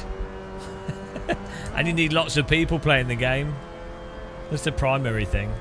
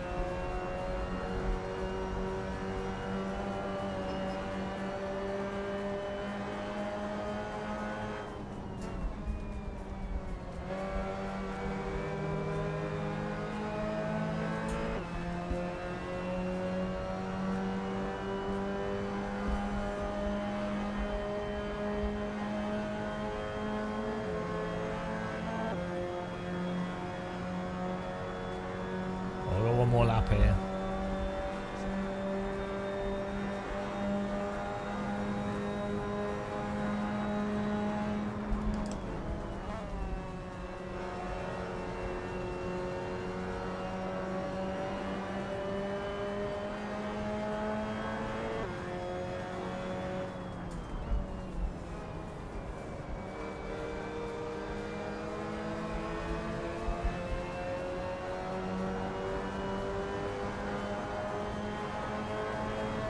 Yeah, LMU's pretty good. GT7 has really bad netcode and collision stuff. It's a bit weird. LMU still has a lot of people wrecking though. But then the thing is as well, in real GT racing, people drive pretty badly. That's the funny thing. Like, I think a lot of sim racers are really unaware of... oh, he's been killed. Death. They're really unaware of how bad real drivers can be a lot of the time. So if the goal with simulation is, you know...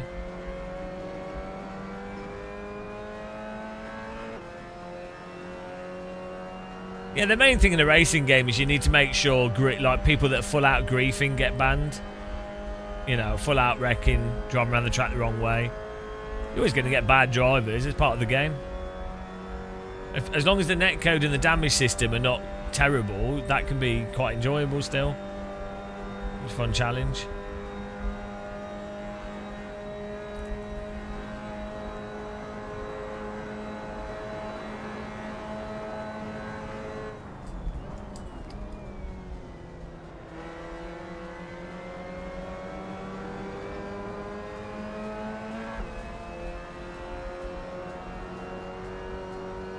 Yeah, the constant punting in them, yeah. Absolutely unhinged driving by some of the drivers.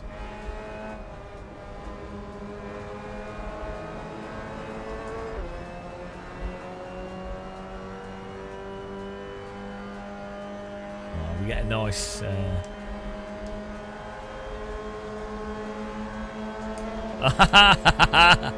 Beat him on the slope. Good driving, guys. That was good fun. Little bit of punting going on. It's weird that people punt each other more in this than they do the radical. I think the downforce of the radical reduces how much, how hard the punting is, which is random.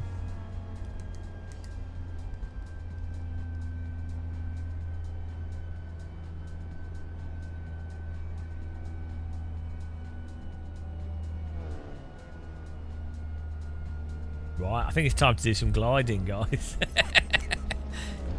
It's glider time. That was good fun.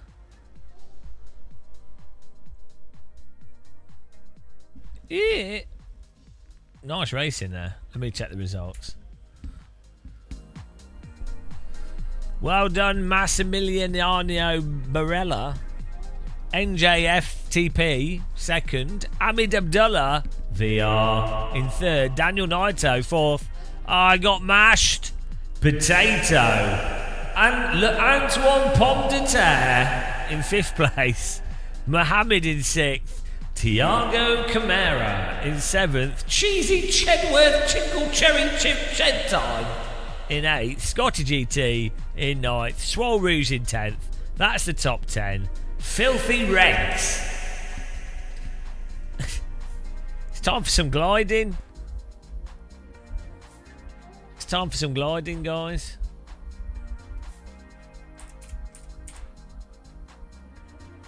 We need to find a good route to do.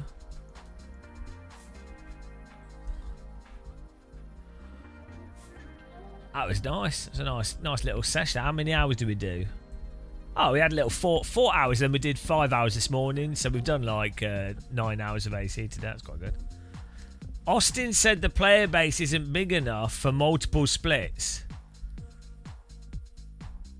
Yeah, I mean, I don't agree with that because it clearly is. Like, look at Le Mans Ultimate, especially on console, and look at Gran Turismo. You need to you have to do stuff that's popular. We get tasks from there's a website. Hang on, let me show you. What's it called? We Glide, is it? No. Glideplan.org maybe. There's a map. No. There's a world map. Hang on, I saved it in my favourites. There's a weird dark web of glider stuff, guys. Dark glide web. Where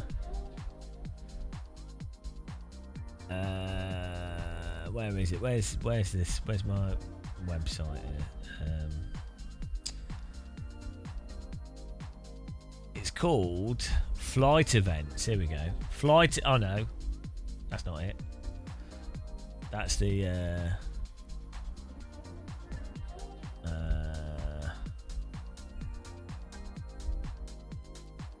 We Glide, it's called. WeGlide.org. Only gliders. WeGlide.org. But America's had an update. Vermont. Hang on, there's a Montpelier in Vermont. Oh, it's Canada, isn't it? That makes sense. I was going to say, that's a bit French named for... Right, where's the new...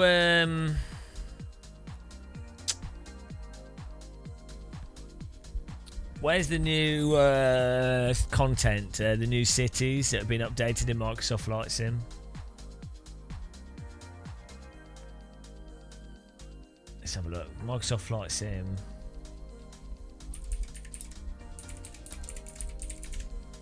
City update. USA, it's something. Here we go. Illinois. Illinois. I don't know. Chicago. Elgin. Hang on. Is Chicago in Illinois? I'm so confused. Minnesota. There's some lakes or something. Here we go. Racine, located at the shore of Lake Michigan, at the mouth of the Root River. Small port trading centre. Oh, watch their video. There's some footage we'll be able to see. Dark glider web. So we've got... Where was the lake? Wisconsin looked quite nice. Oh, here we go. Mississippi River, Wisconsin. So let's have a look at that on the map. Where's Mississippi? Where's Wisconsin? Guys, where's Wisconsin?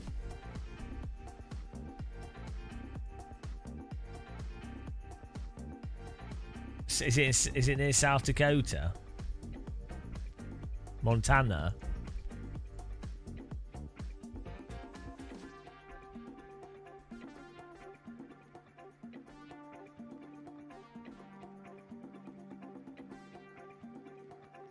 I don't know where Michigan is. There's Kamloops in the north. British Columbia.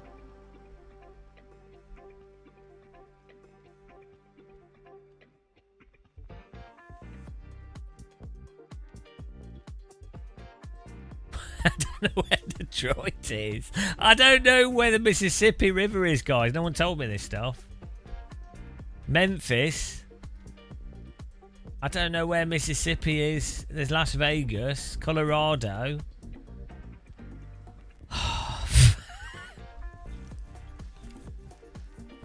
So, is it in the north, south, west, east? Oh, it's Chicago. Memphis, Tennessee. I mean, there's the Chicago coast. We've got there's a one here we could do. Did it say it's up? They've done Chicago.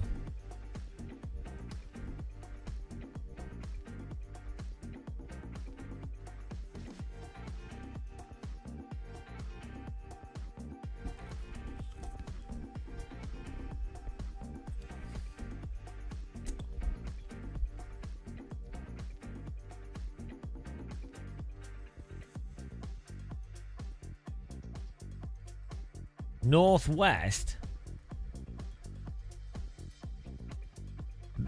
Minneapolis. Minnesota. Wisconsin. Oh, it's so confusing. Americans. 3, 2, Oh, bloody hell. 1. Most Go. of the parks have just spammed us. Hope all is well. Just thrown $10 at us. Thank you very much. Yeah, we're just about to do some gliding. We're just looking on this glider map to try and find.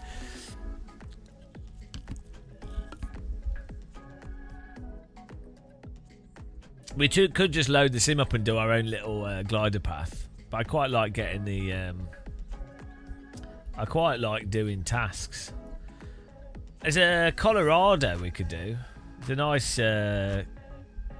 some good glider routes near Colorado. Go home and play Tetris.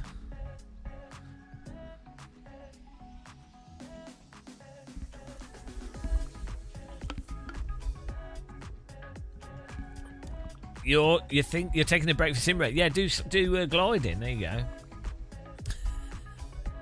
Right, let's get our put a pedal on glider mode here. We have this is the nice thing with having a booster pedal. You can set it up to be good for gliding.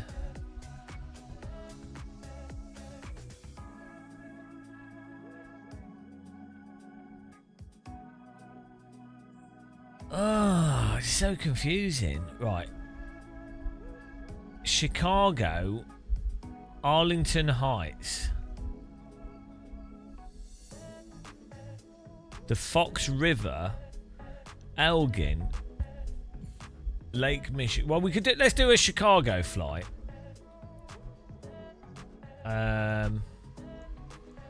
We could do this task. Could be fun to do. That's on the what is it? Lake? What's the lake called? Lake. There you go. Lake Michigan. Let's do this Lake Michigan task.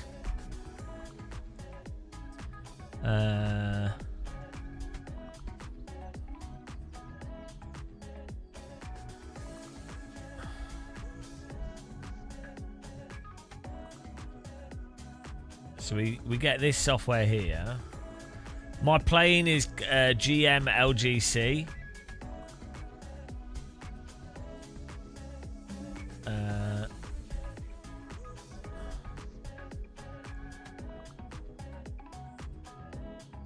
Right, so we got that. We just load the sim up and we can do this task. Cool.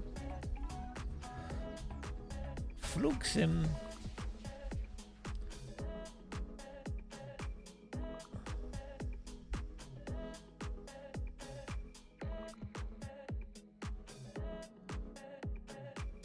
Well, I think that's it. It's a good thing with hobbies is you don't have to do them.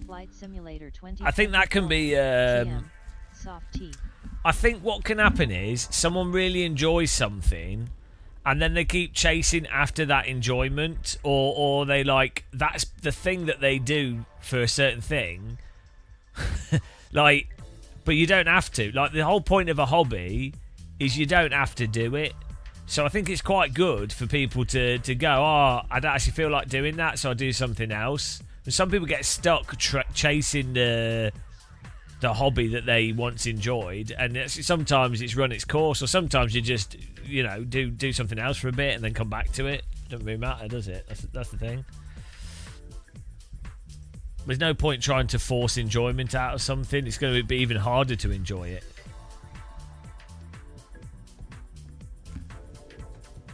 Did I turn my joystick off? I think I might have done. Yeah, I did. Well, that's it. Like, and then when you add money to it as well, like with iRacing, people are like, "Oh, I've paid for it. I've got to get the value out of it." The same thing happens when people buy expensive equipment for stuff. Then they're like trapped into that activity and they don't do other stuff. Or people just get addicted to ranking systems, and that becomes a be all and end all.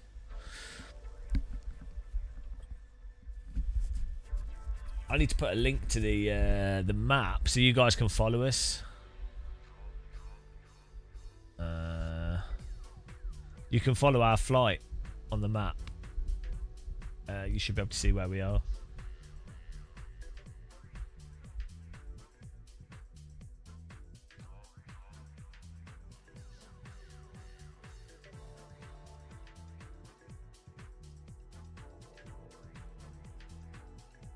Right, go here.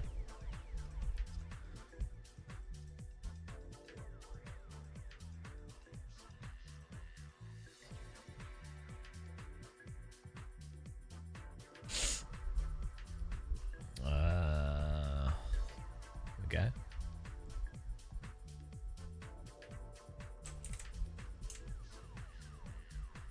Click on that and then search for GM.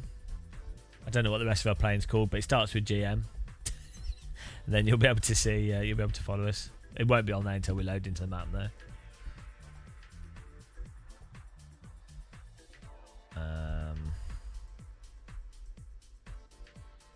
I'm going to put that on the screen.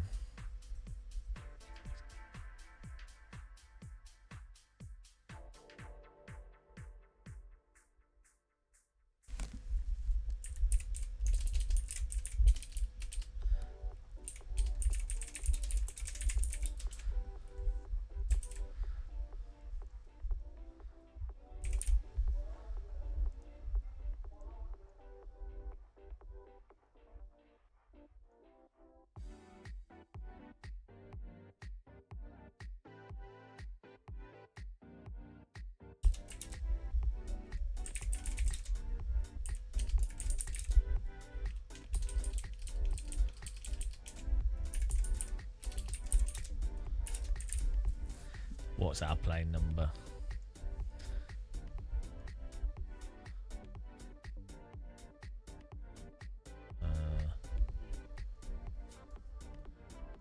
GMLGC.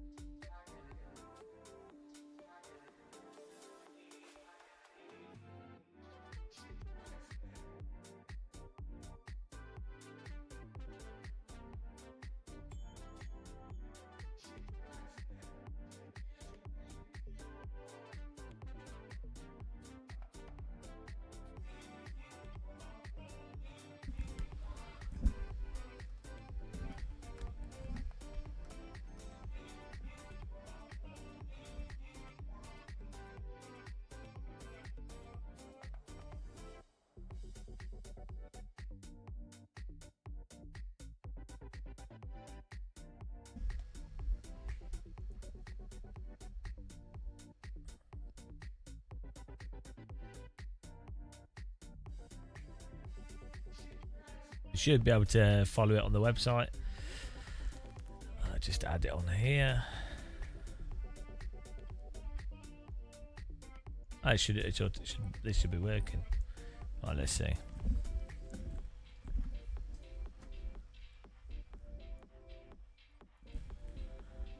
So we just need to go here. What flight conditions should we go for? We have like medium would be good. Wind coming from the left, from the west. 15 knots with medium cumulonimbus should be good.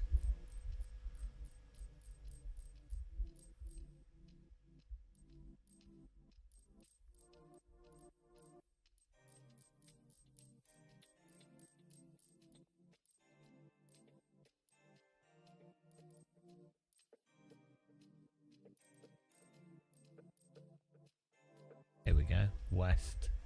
15. Moderate thermals. Perfect. Go for that. Here we go.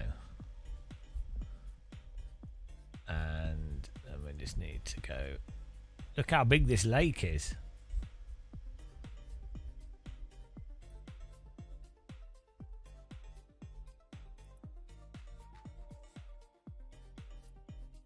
What was the airport we're starting at?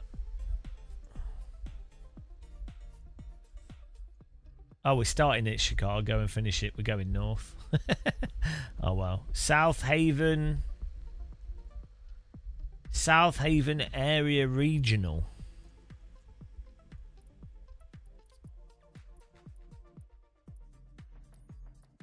There we go.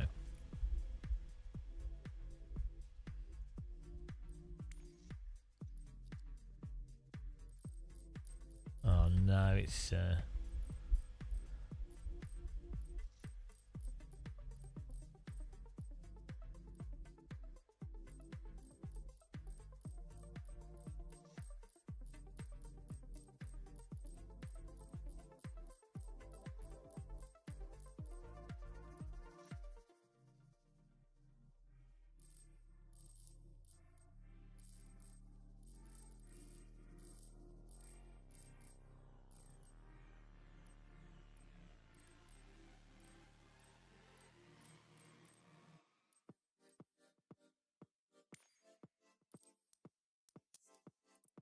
we go. It is a bit of a chonkus.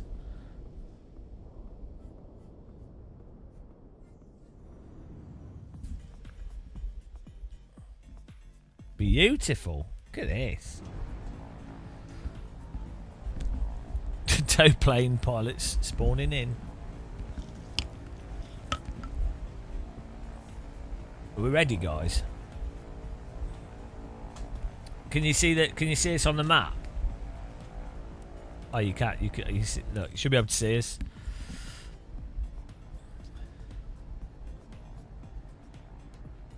Yeah. If you someone try it, go to the go to that website there.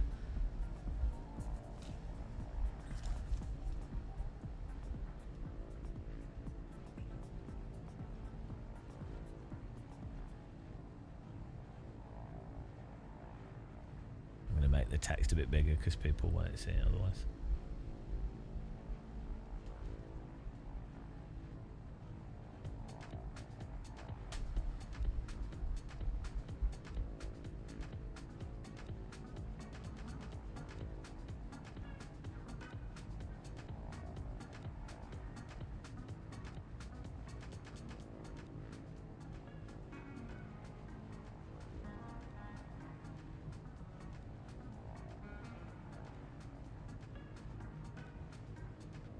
Okay.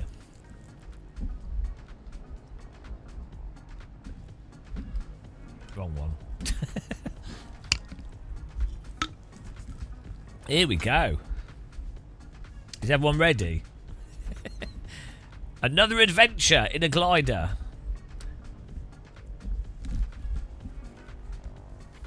You have to select it. You'll probably have to select our plane from the list. It'll be GM. What is it? GM LGC.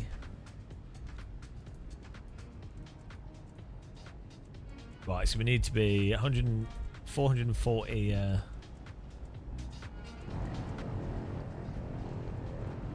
flaps down. Calm down, mate.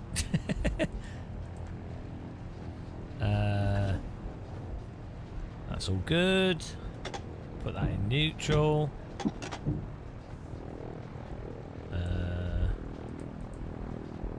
Frame rate seems to be struggling, but that's alright.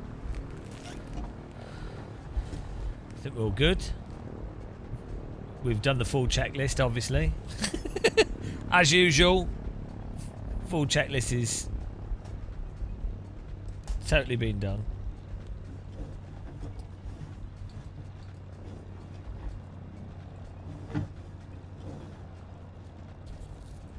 Right, let's go. Got the release and the landing gear. The wind's come. Oh yeah, the wind's coming from the right direction. We're flying down, and then the river's on our right.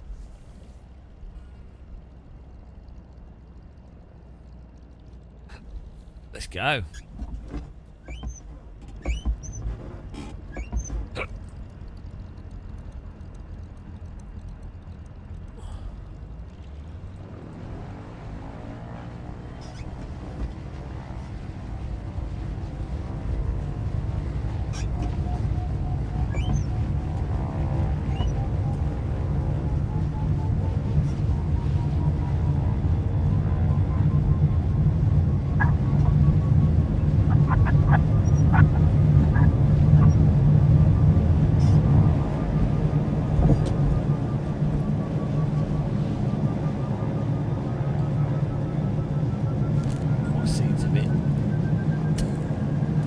It's too far forwards.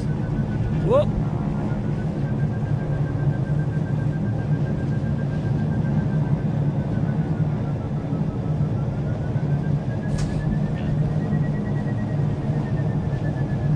Beautiful! Got these trees.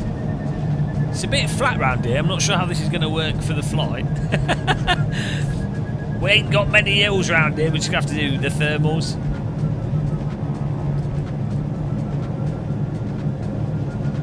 Proper countryside.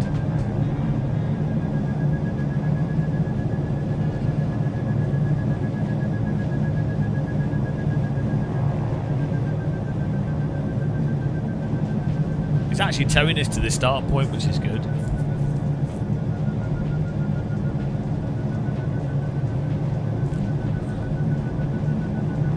Look at these trees, well nice.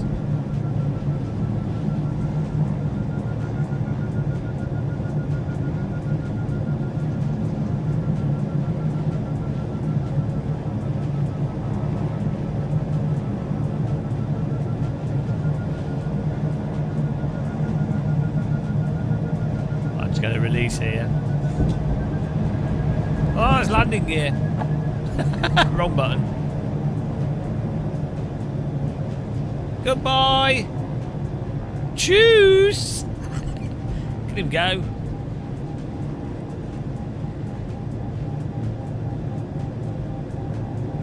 Right, flaps to 3. Get a bit of speed going up here. Start point's on our right.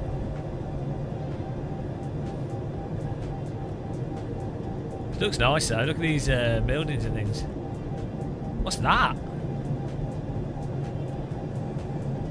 Oh, it's like a power station, power grid.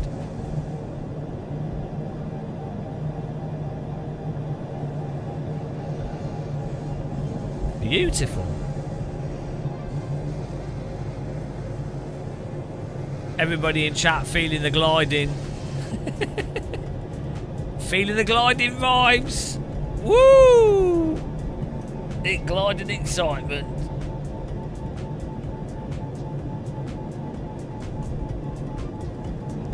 Right, let's do the start. It might be too high. Okay, let's go. Glider hype.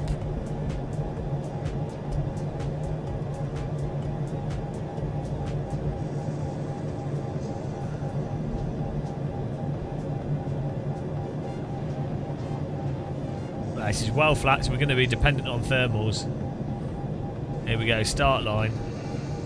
Hang on, I think we might be too high. We'll see. We might be starting too high. Let's see what it says. It might be that we need to be 1,000 foot. Yeah, we need to be 1,000 foot for the start. Let's try that again.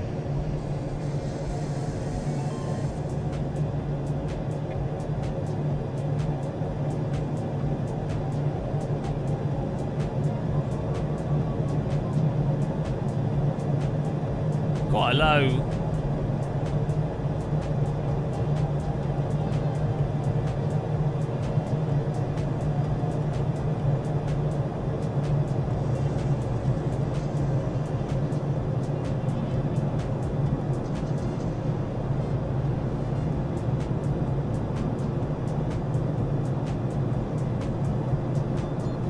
It's a bit low for a start.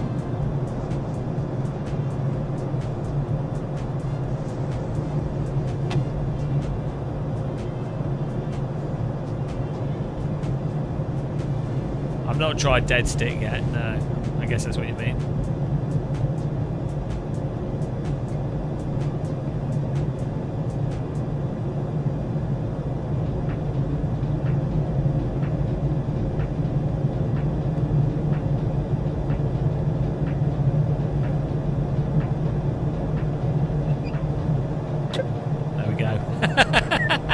Just had these speed brakes on for that start. There we go, we started it now. Is it tracking us on the little map? I think so. You should be able to follow along with us here. There you go. Beautiful.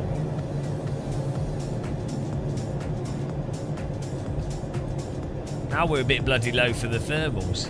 This could be a problem.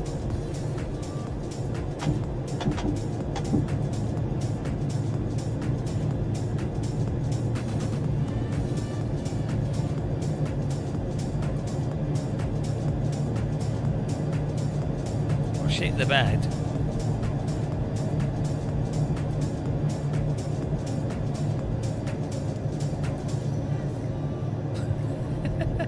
That whole I mean there's that cloud that like that whole having to dip below the start line has put us in a bit of a position.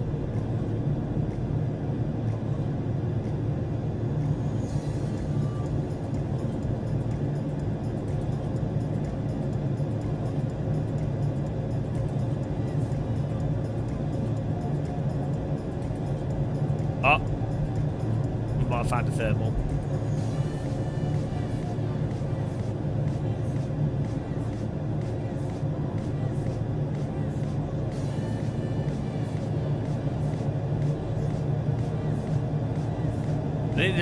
This does have an engine. People have put jet engines on gliders.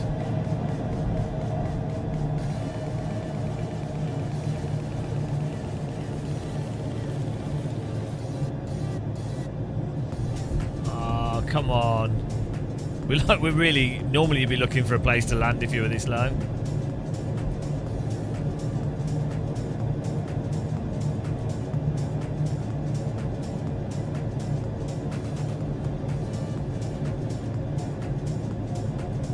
Here we go.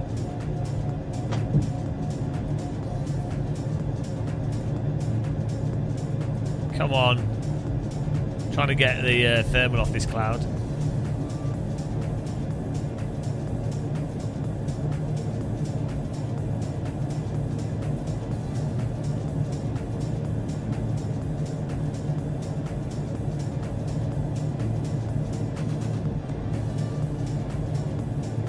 We're being scammed here.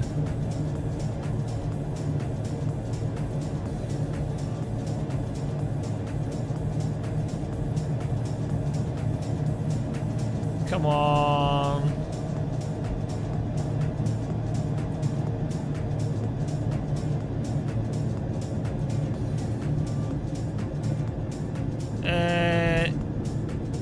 It's cheaper and more expensive. It kind of depends, like, if you're going by hours in the air.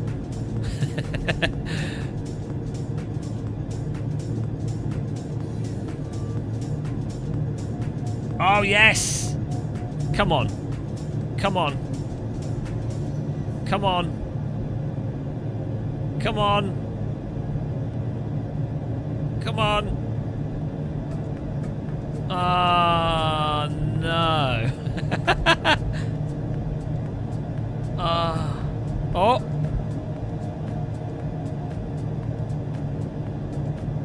We're really too low.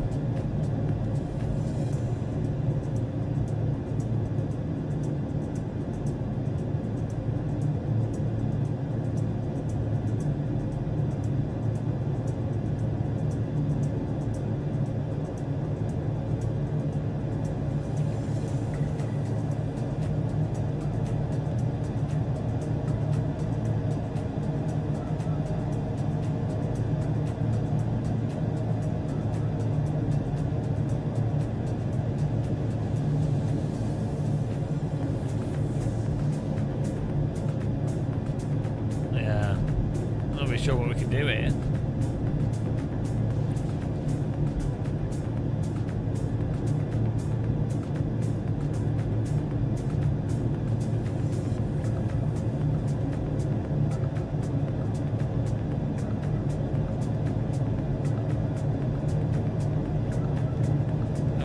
high into the wind, maybe.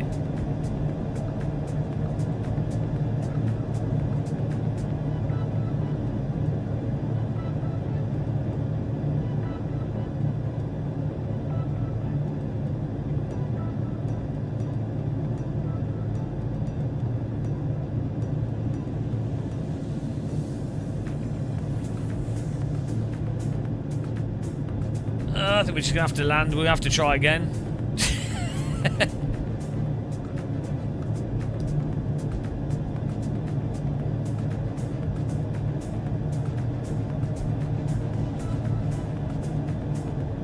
We have to find somewhere to land, I think. And try again. Absolute disaster.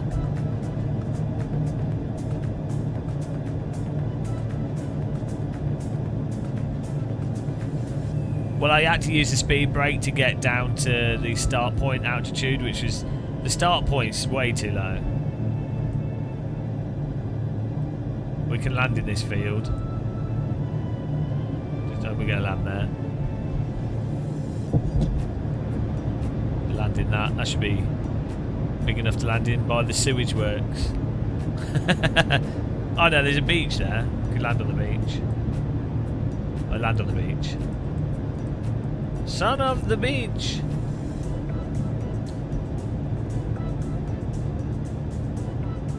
Maybe there's a little bit of thermals over this town. Let's see. We're so low. No, nothing. Computer says no.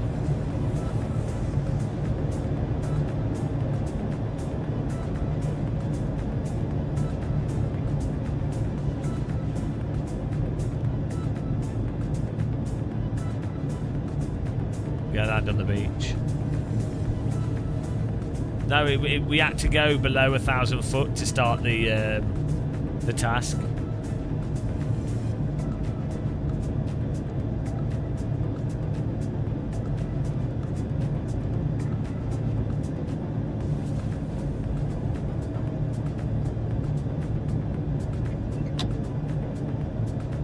Because it's a task. Okay, who puts this tower here? It's a bit dangerous.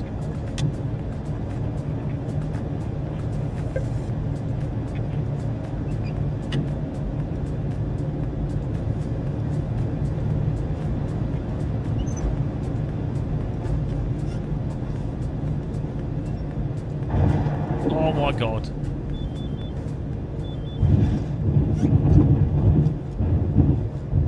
Oh, we're dead. Safe landing there. I mean, what a disaster, guys. That's a very bumpy beach. Well, we'll try that again. Yeah, we're going to have to get like a good run on the task because whoever's created this task, I think, has put the task too low. I don't think you'd have a start point at that height. Maybe you would.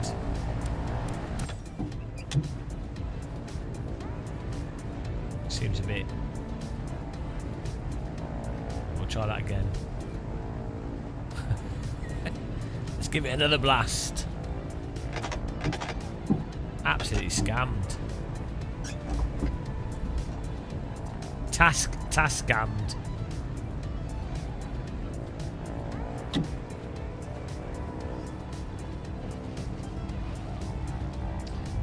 Yeah, I mean, all we can really do is we'll start the task at full speed and then try and get back up to altitude.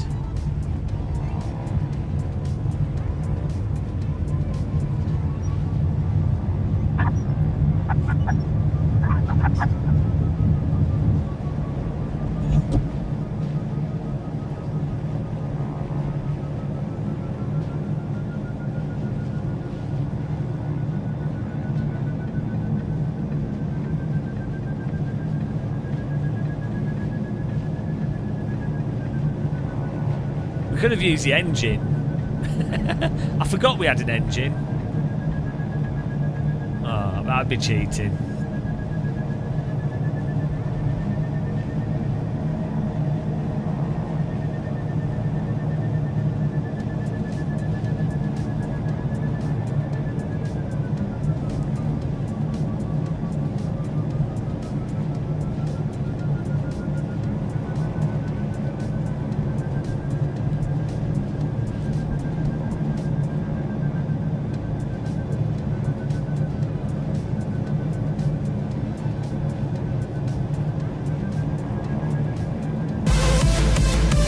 Red Eye Warrior, thanks for the raid, welcome. How's it going, man?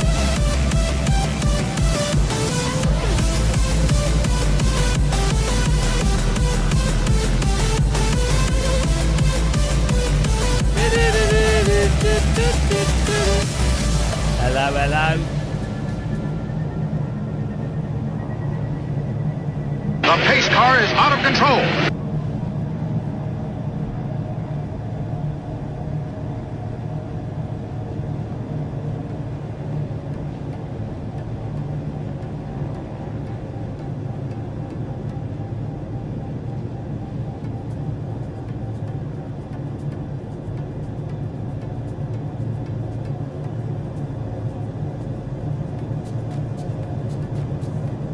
With this Chicago.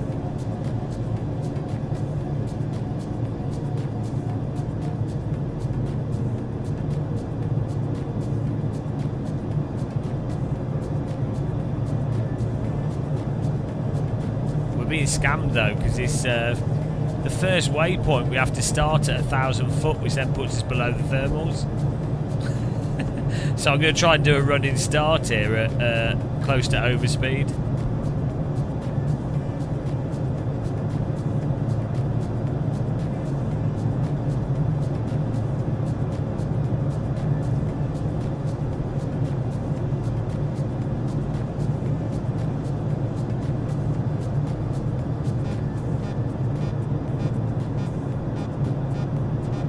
I still think we're too high.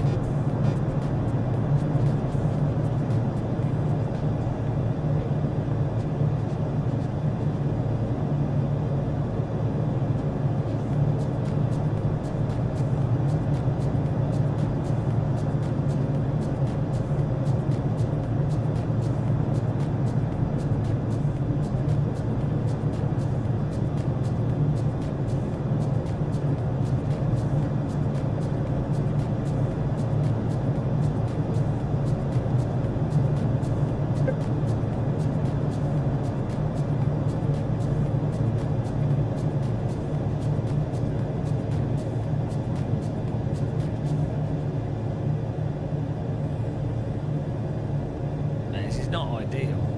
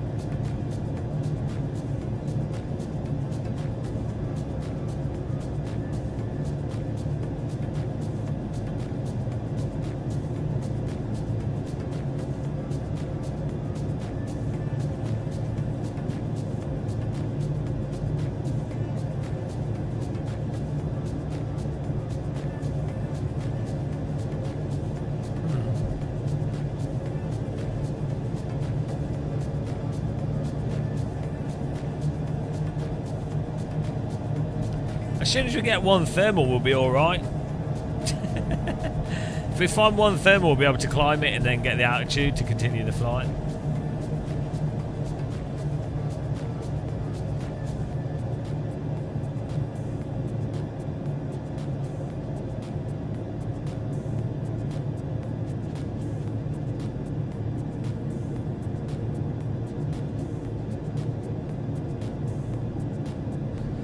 The challenge is to find the thermal so we can then go up this lake.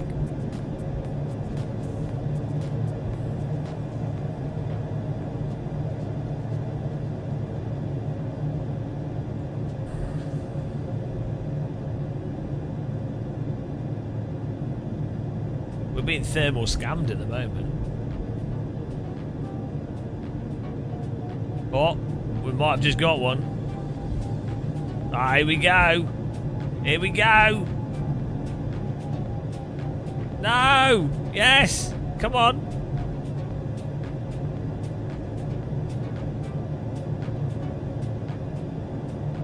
Oh no, come on.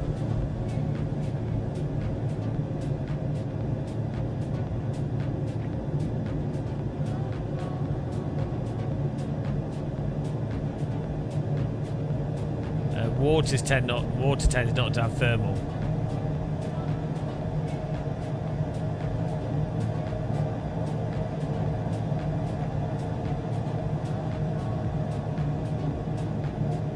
Oh, under big clouds tend to be where you find them.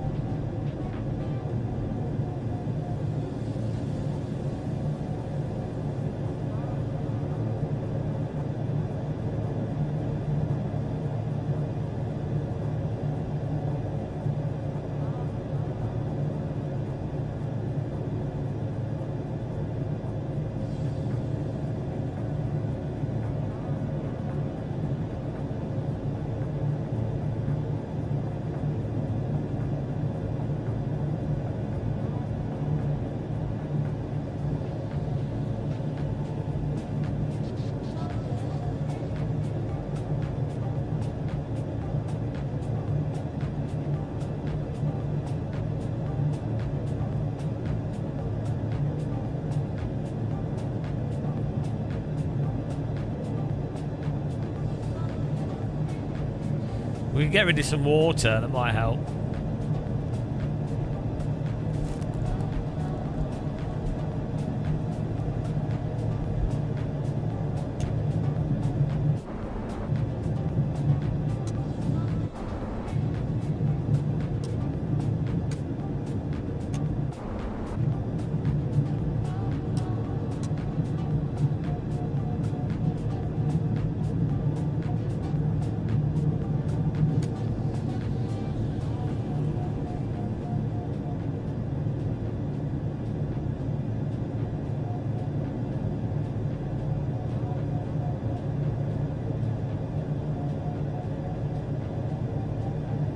Oh, here we go.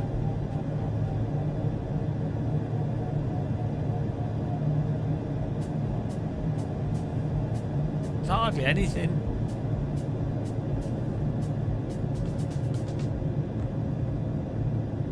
No, lakes tend to be a thermal sink regardless.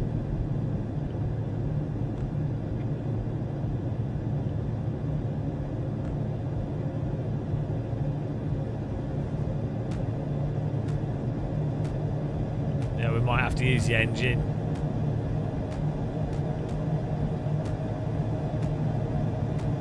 But all the time, they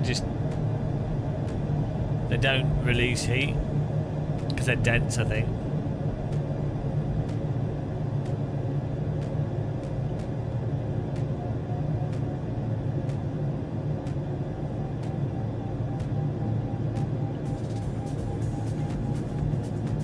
There's a tiny thermal here, but it's nothing. Trying to get a bit of altitude off this, but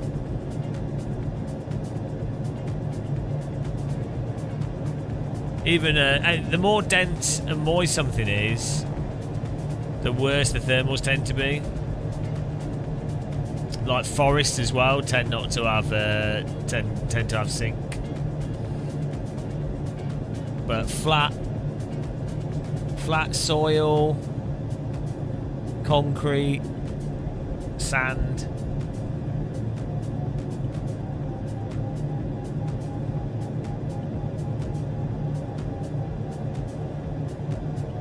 We're being scammed in this flight.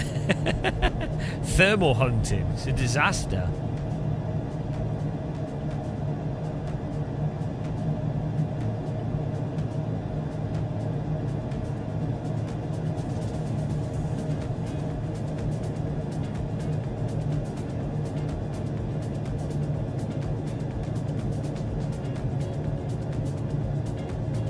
Cessna Quebec Victor, contact approach on 121.2. Good day. Oh no, we're gonna have to use the engine. 121.2 Cessna Quebec Victor. Oh, we can just mute him.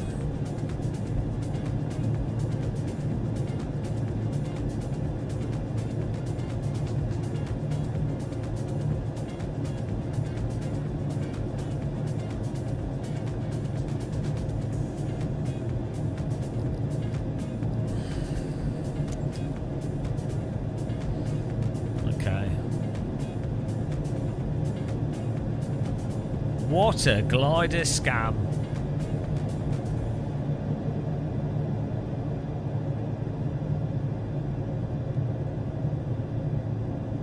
Alright, let's pop out the engine. Whee! And then we'll give it a...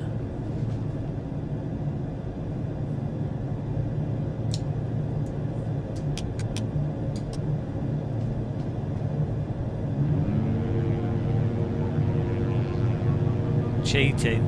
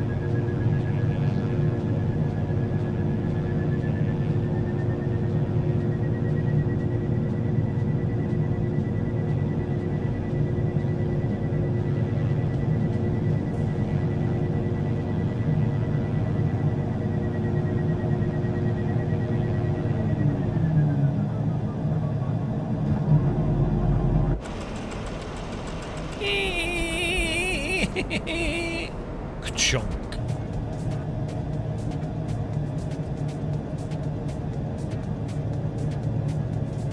Who's behind us? Can't see him. I'll get this checkpoint. And then we'll continue trying to find thermals and failing miserably. This is the worst place for thermals ever.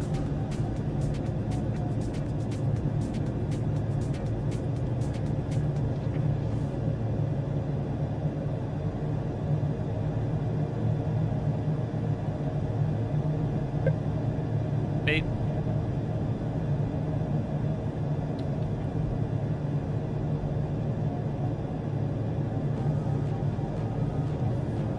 Yeah, but they're tiny. They're tiny, tiny ones. Weren't even getting like 0.2. It's a disaster.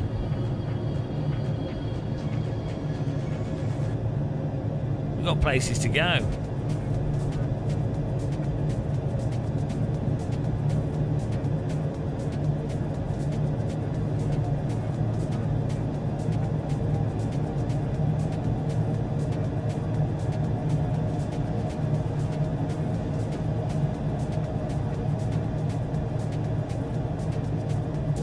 Got the weather on pretty, it's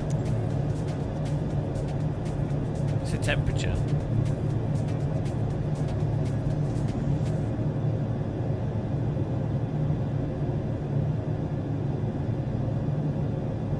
Should be alright.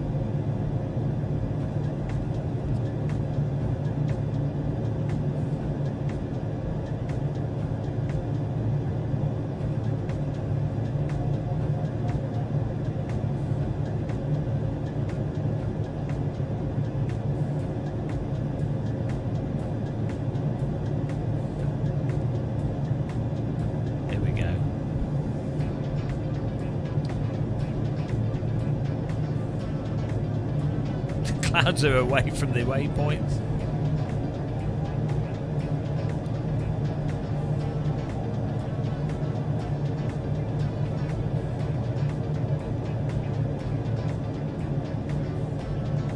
Why are they so small? Well, we've messed up the weather settings here.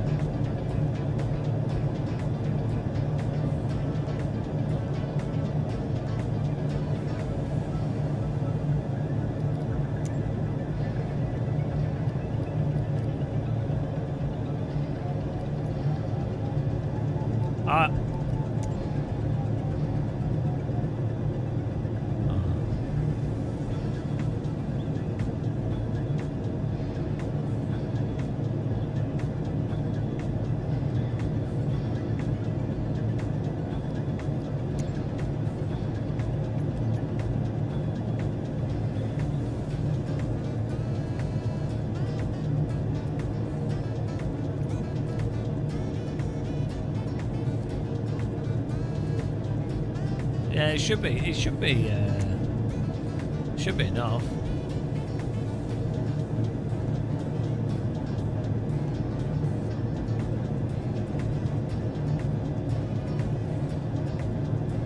It's a disaster. This is the worst glider flight we've ever had.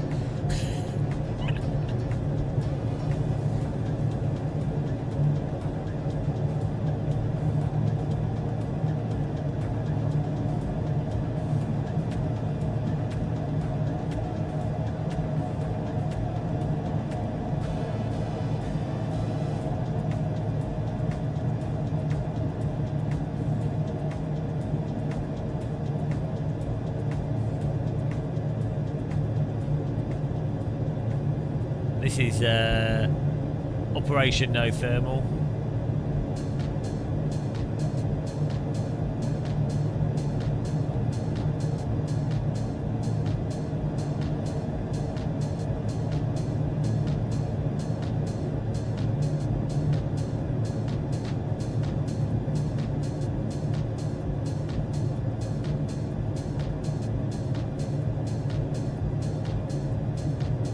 Maybe we need to be at least like 2,000 foot.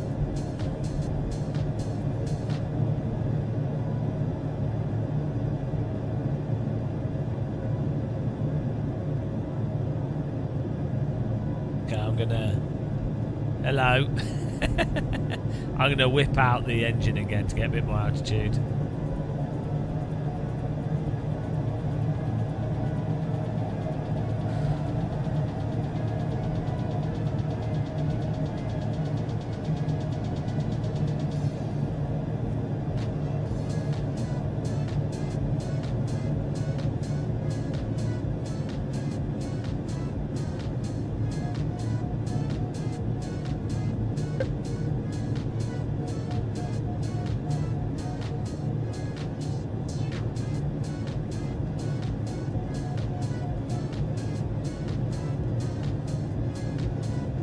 There's absolutely nothing.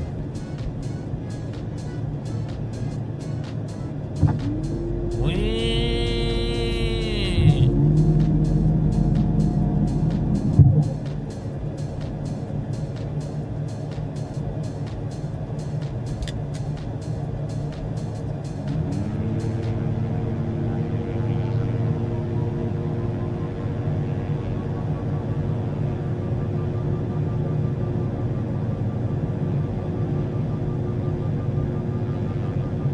I bet you the thermals are basically, they'll be at like 2,500 foot.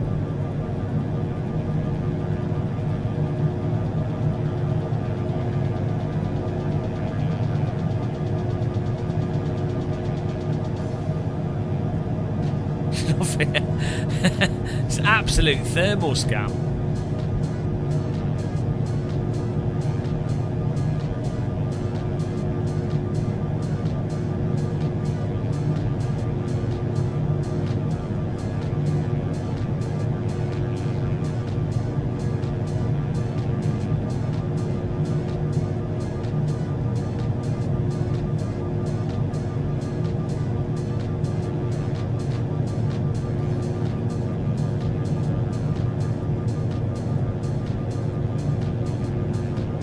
I'm gonna pull myself up to 3,200 and then we'll see.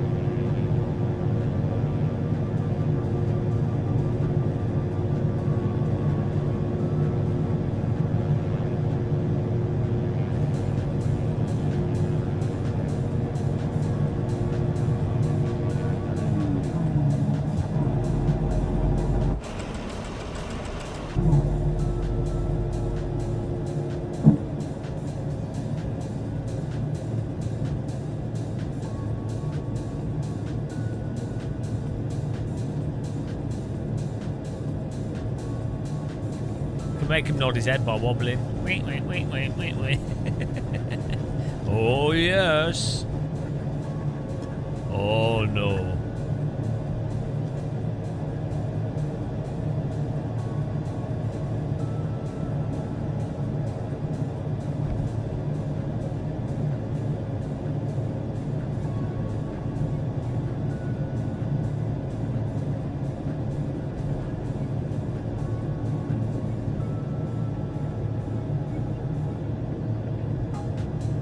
This is peak, can't find thermal entertainment.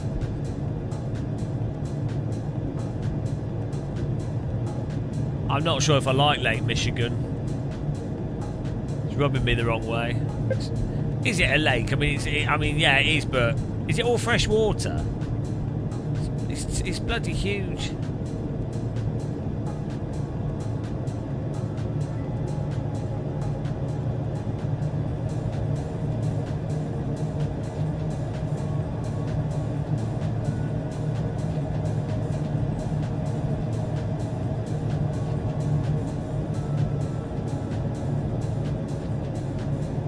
I'm gonna have to change the weather. It's not working. Let's put it on medium. There we go.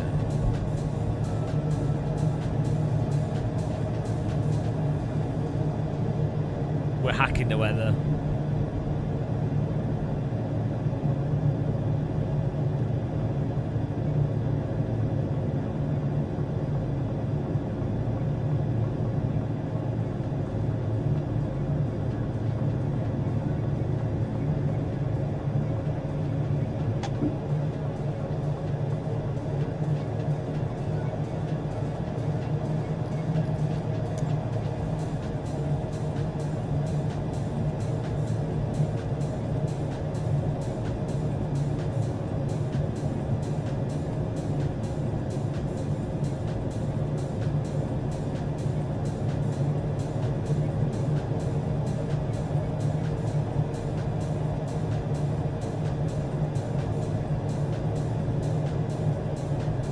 Doing 251.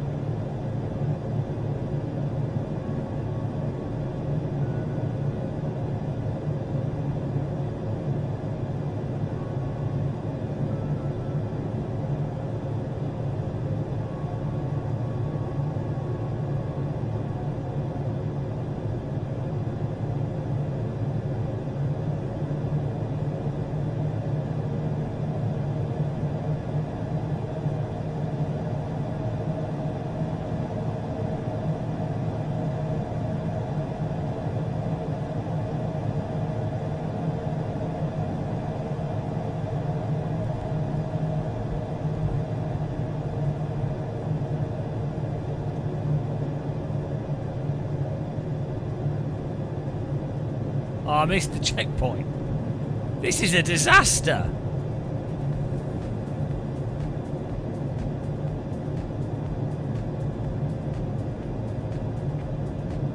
Is it this flat around Lake Michigan in real life? I guess lake areas are pretty flat.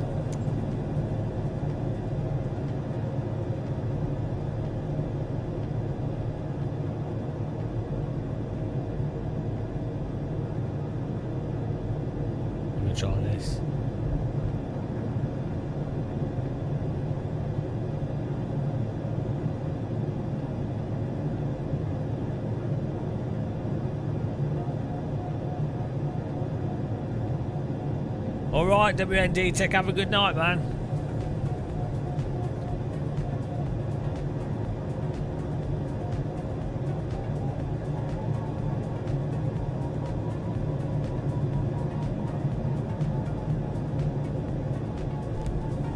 Oh, this is working.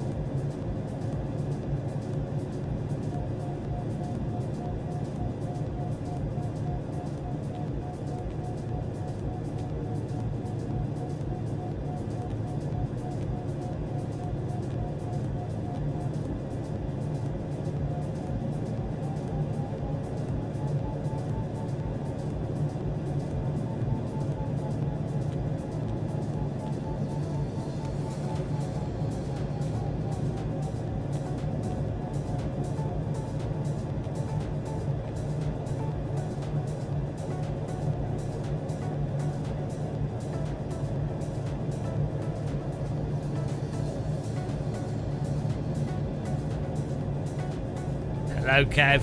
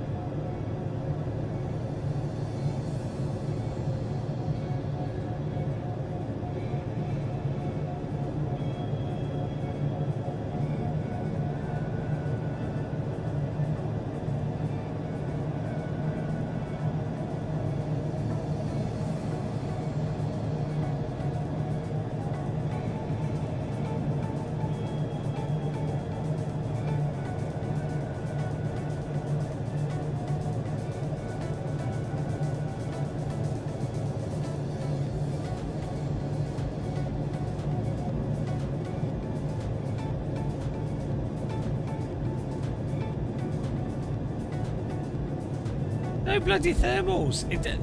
We're being trolled here. Flight sim trolled.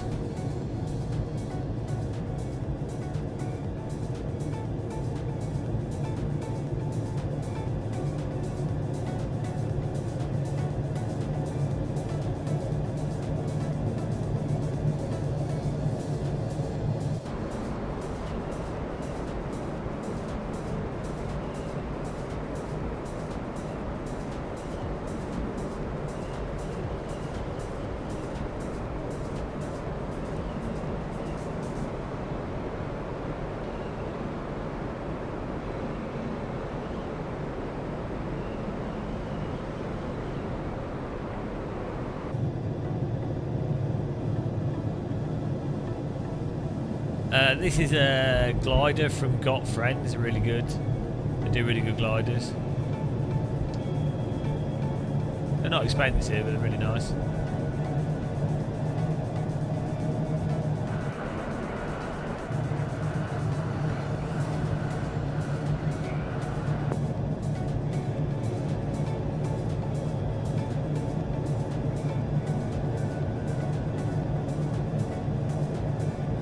Yeah, couldn't get one good.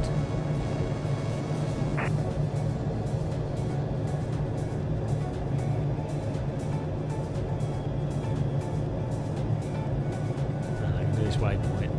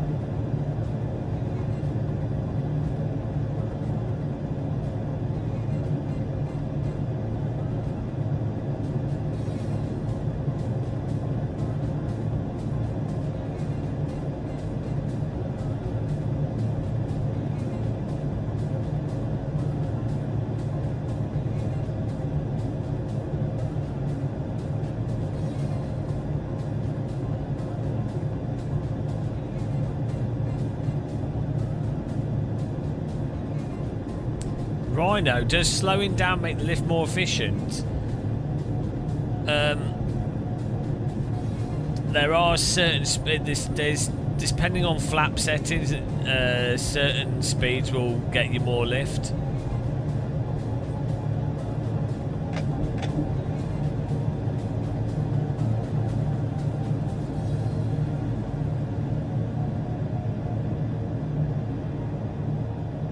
Generally, if you're in lift, you want to go slower and circle, and if you're not in much lift, you just go faster. But there's certain speeds that are more or less efficient, depending on what you're doing.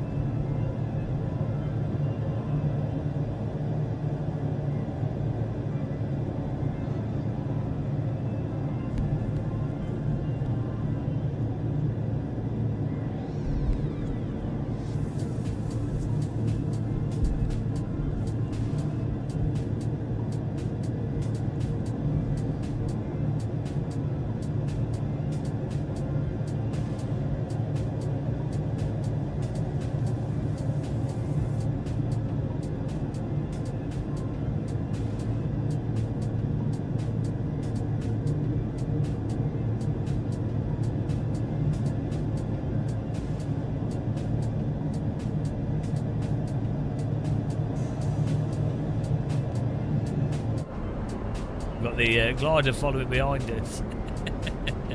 Who's in the glider behind us?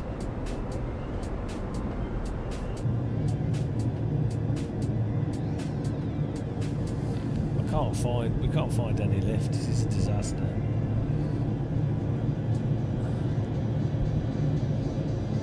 It's the flattest, the flattest, least lift glide we've ever done.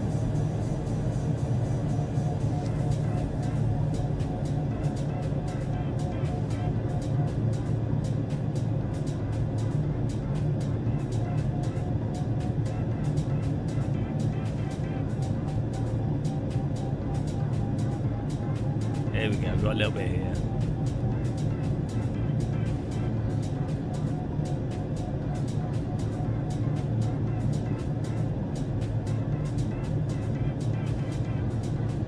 Yeah, you have to broadcast it for them to show.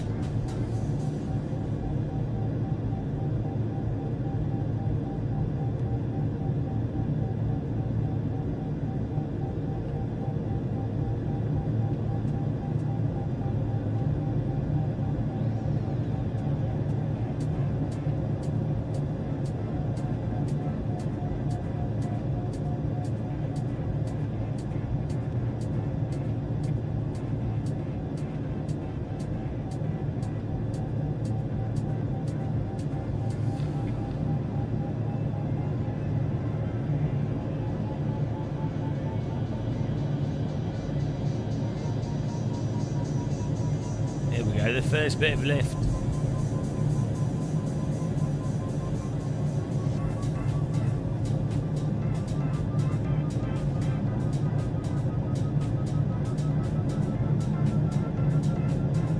Wow. It's a miracle.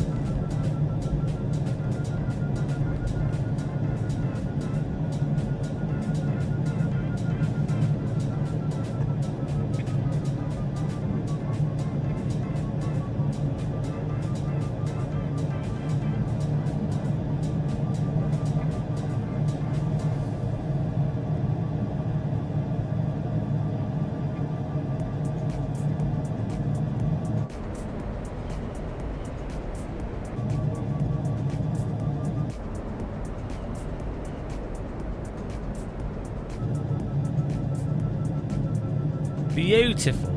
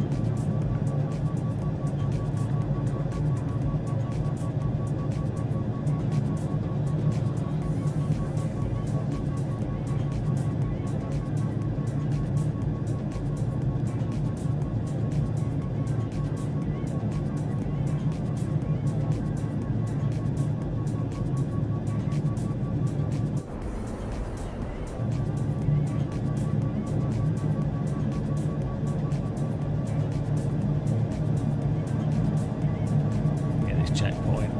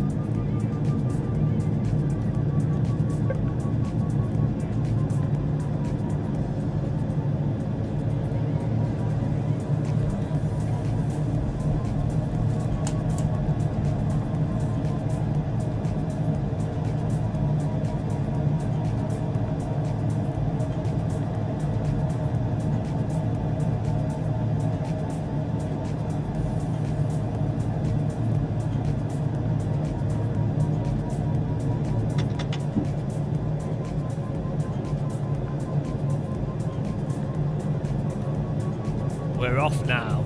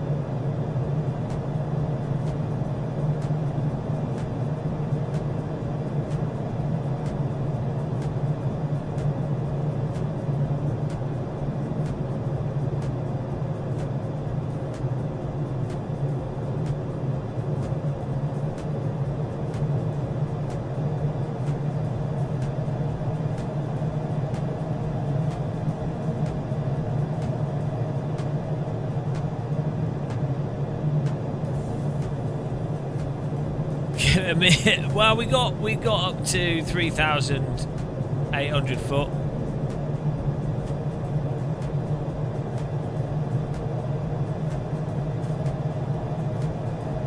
It's all about the speed.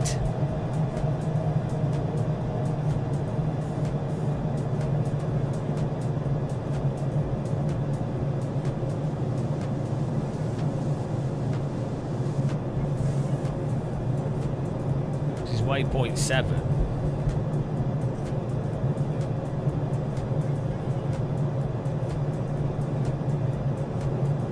Oh dear. This is... Oh no! There's 21 waypoints. This lake's huge! This is like a 2-hour glide. We made a big mistake here.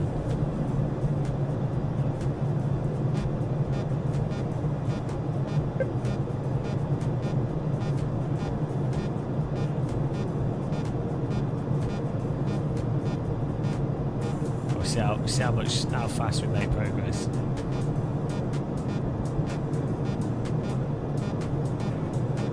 You don't know how to race.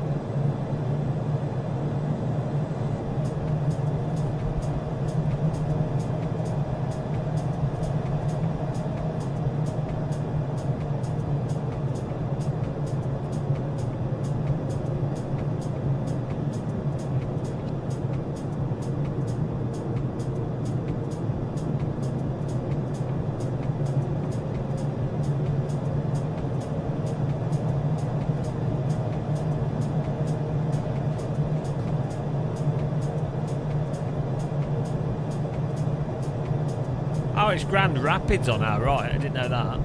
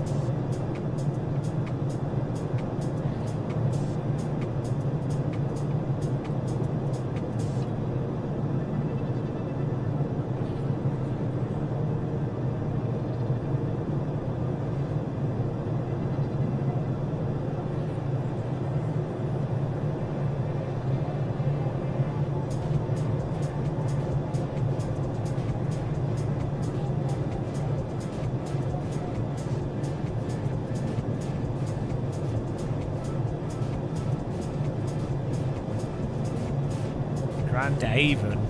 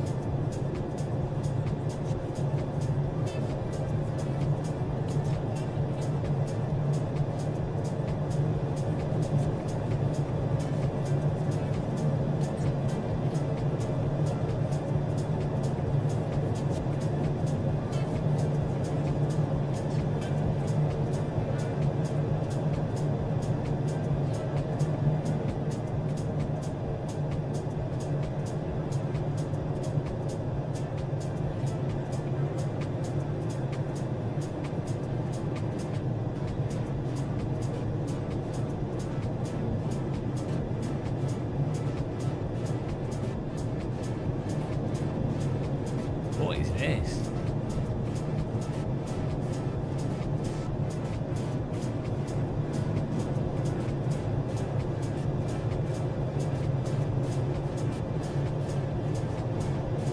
I think I might land at the airport to our right. Have a break. I didn't realise how late it is. It's not 1 a.m.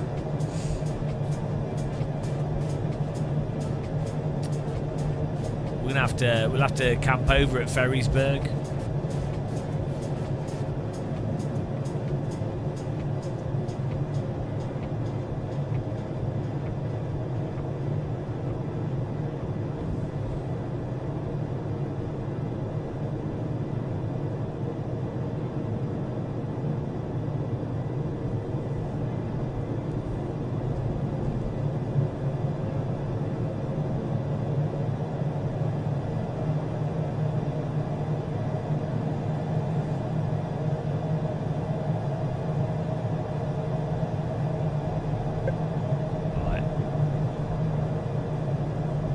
Land at this airfield.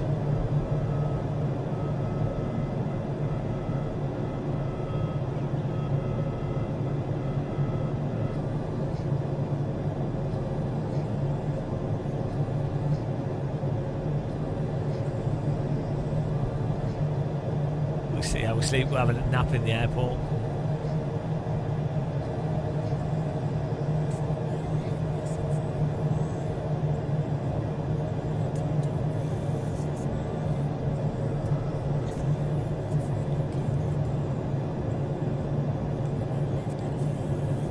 Big Norton, what's it called? Norton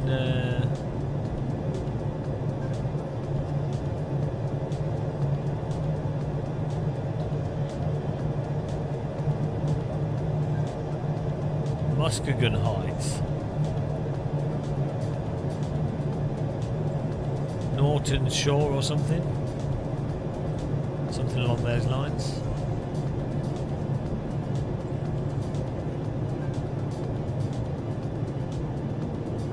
Pretty big airport.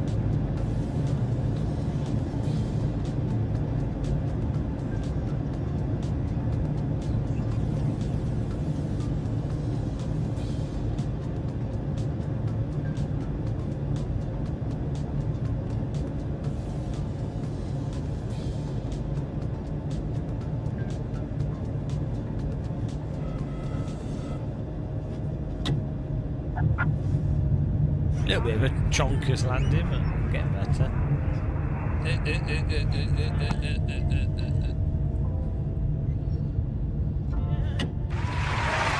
Not dead, not dead.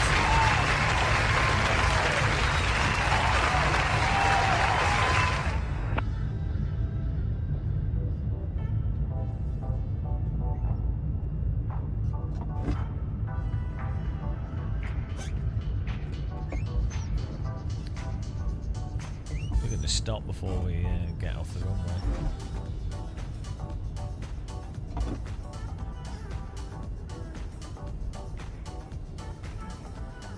Beautiful, beautiful.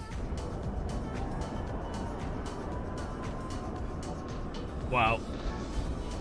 Great success. What a disaster. What a disaster of a glider flight, guys.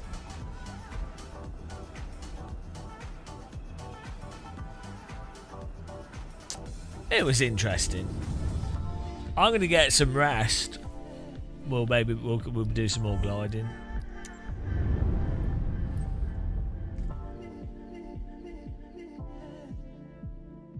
But, yeah, thanks to everyone that took part today. It's good, some fun racing. Appreciate the support we had as usual. We had donors, new kings. What a time to be alive. Unbelievable.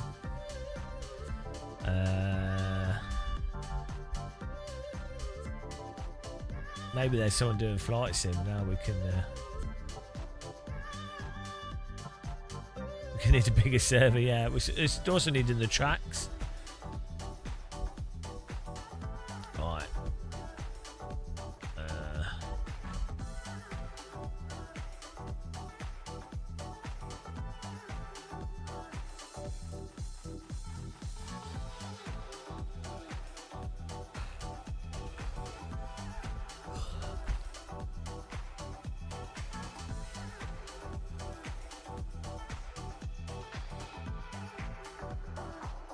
There we go.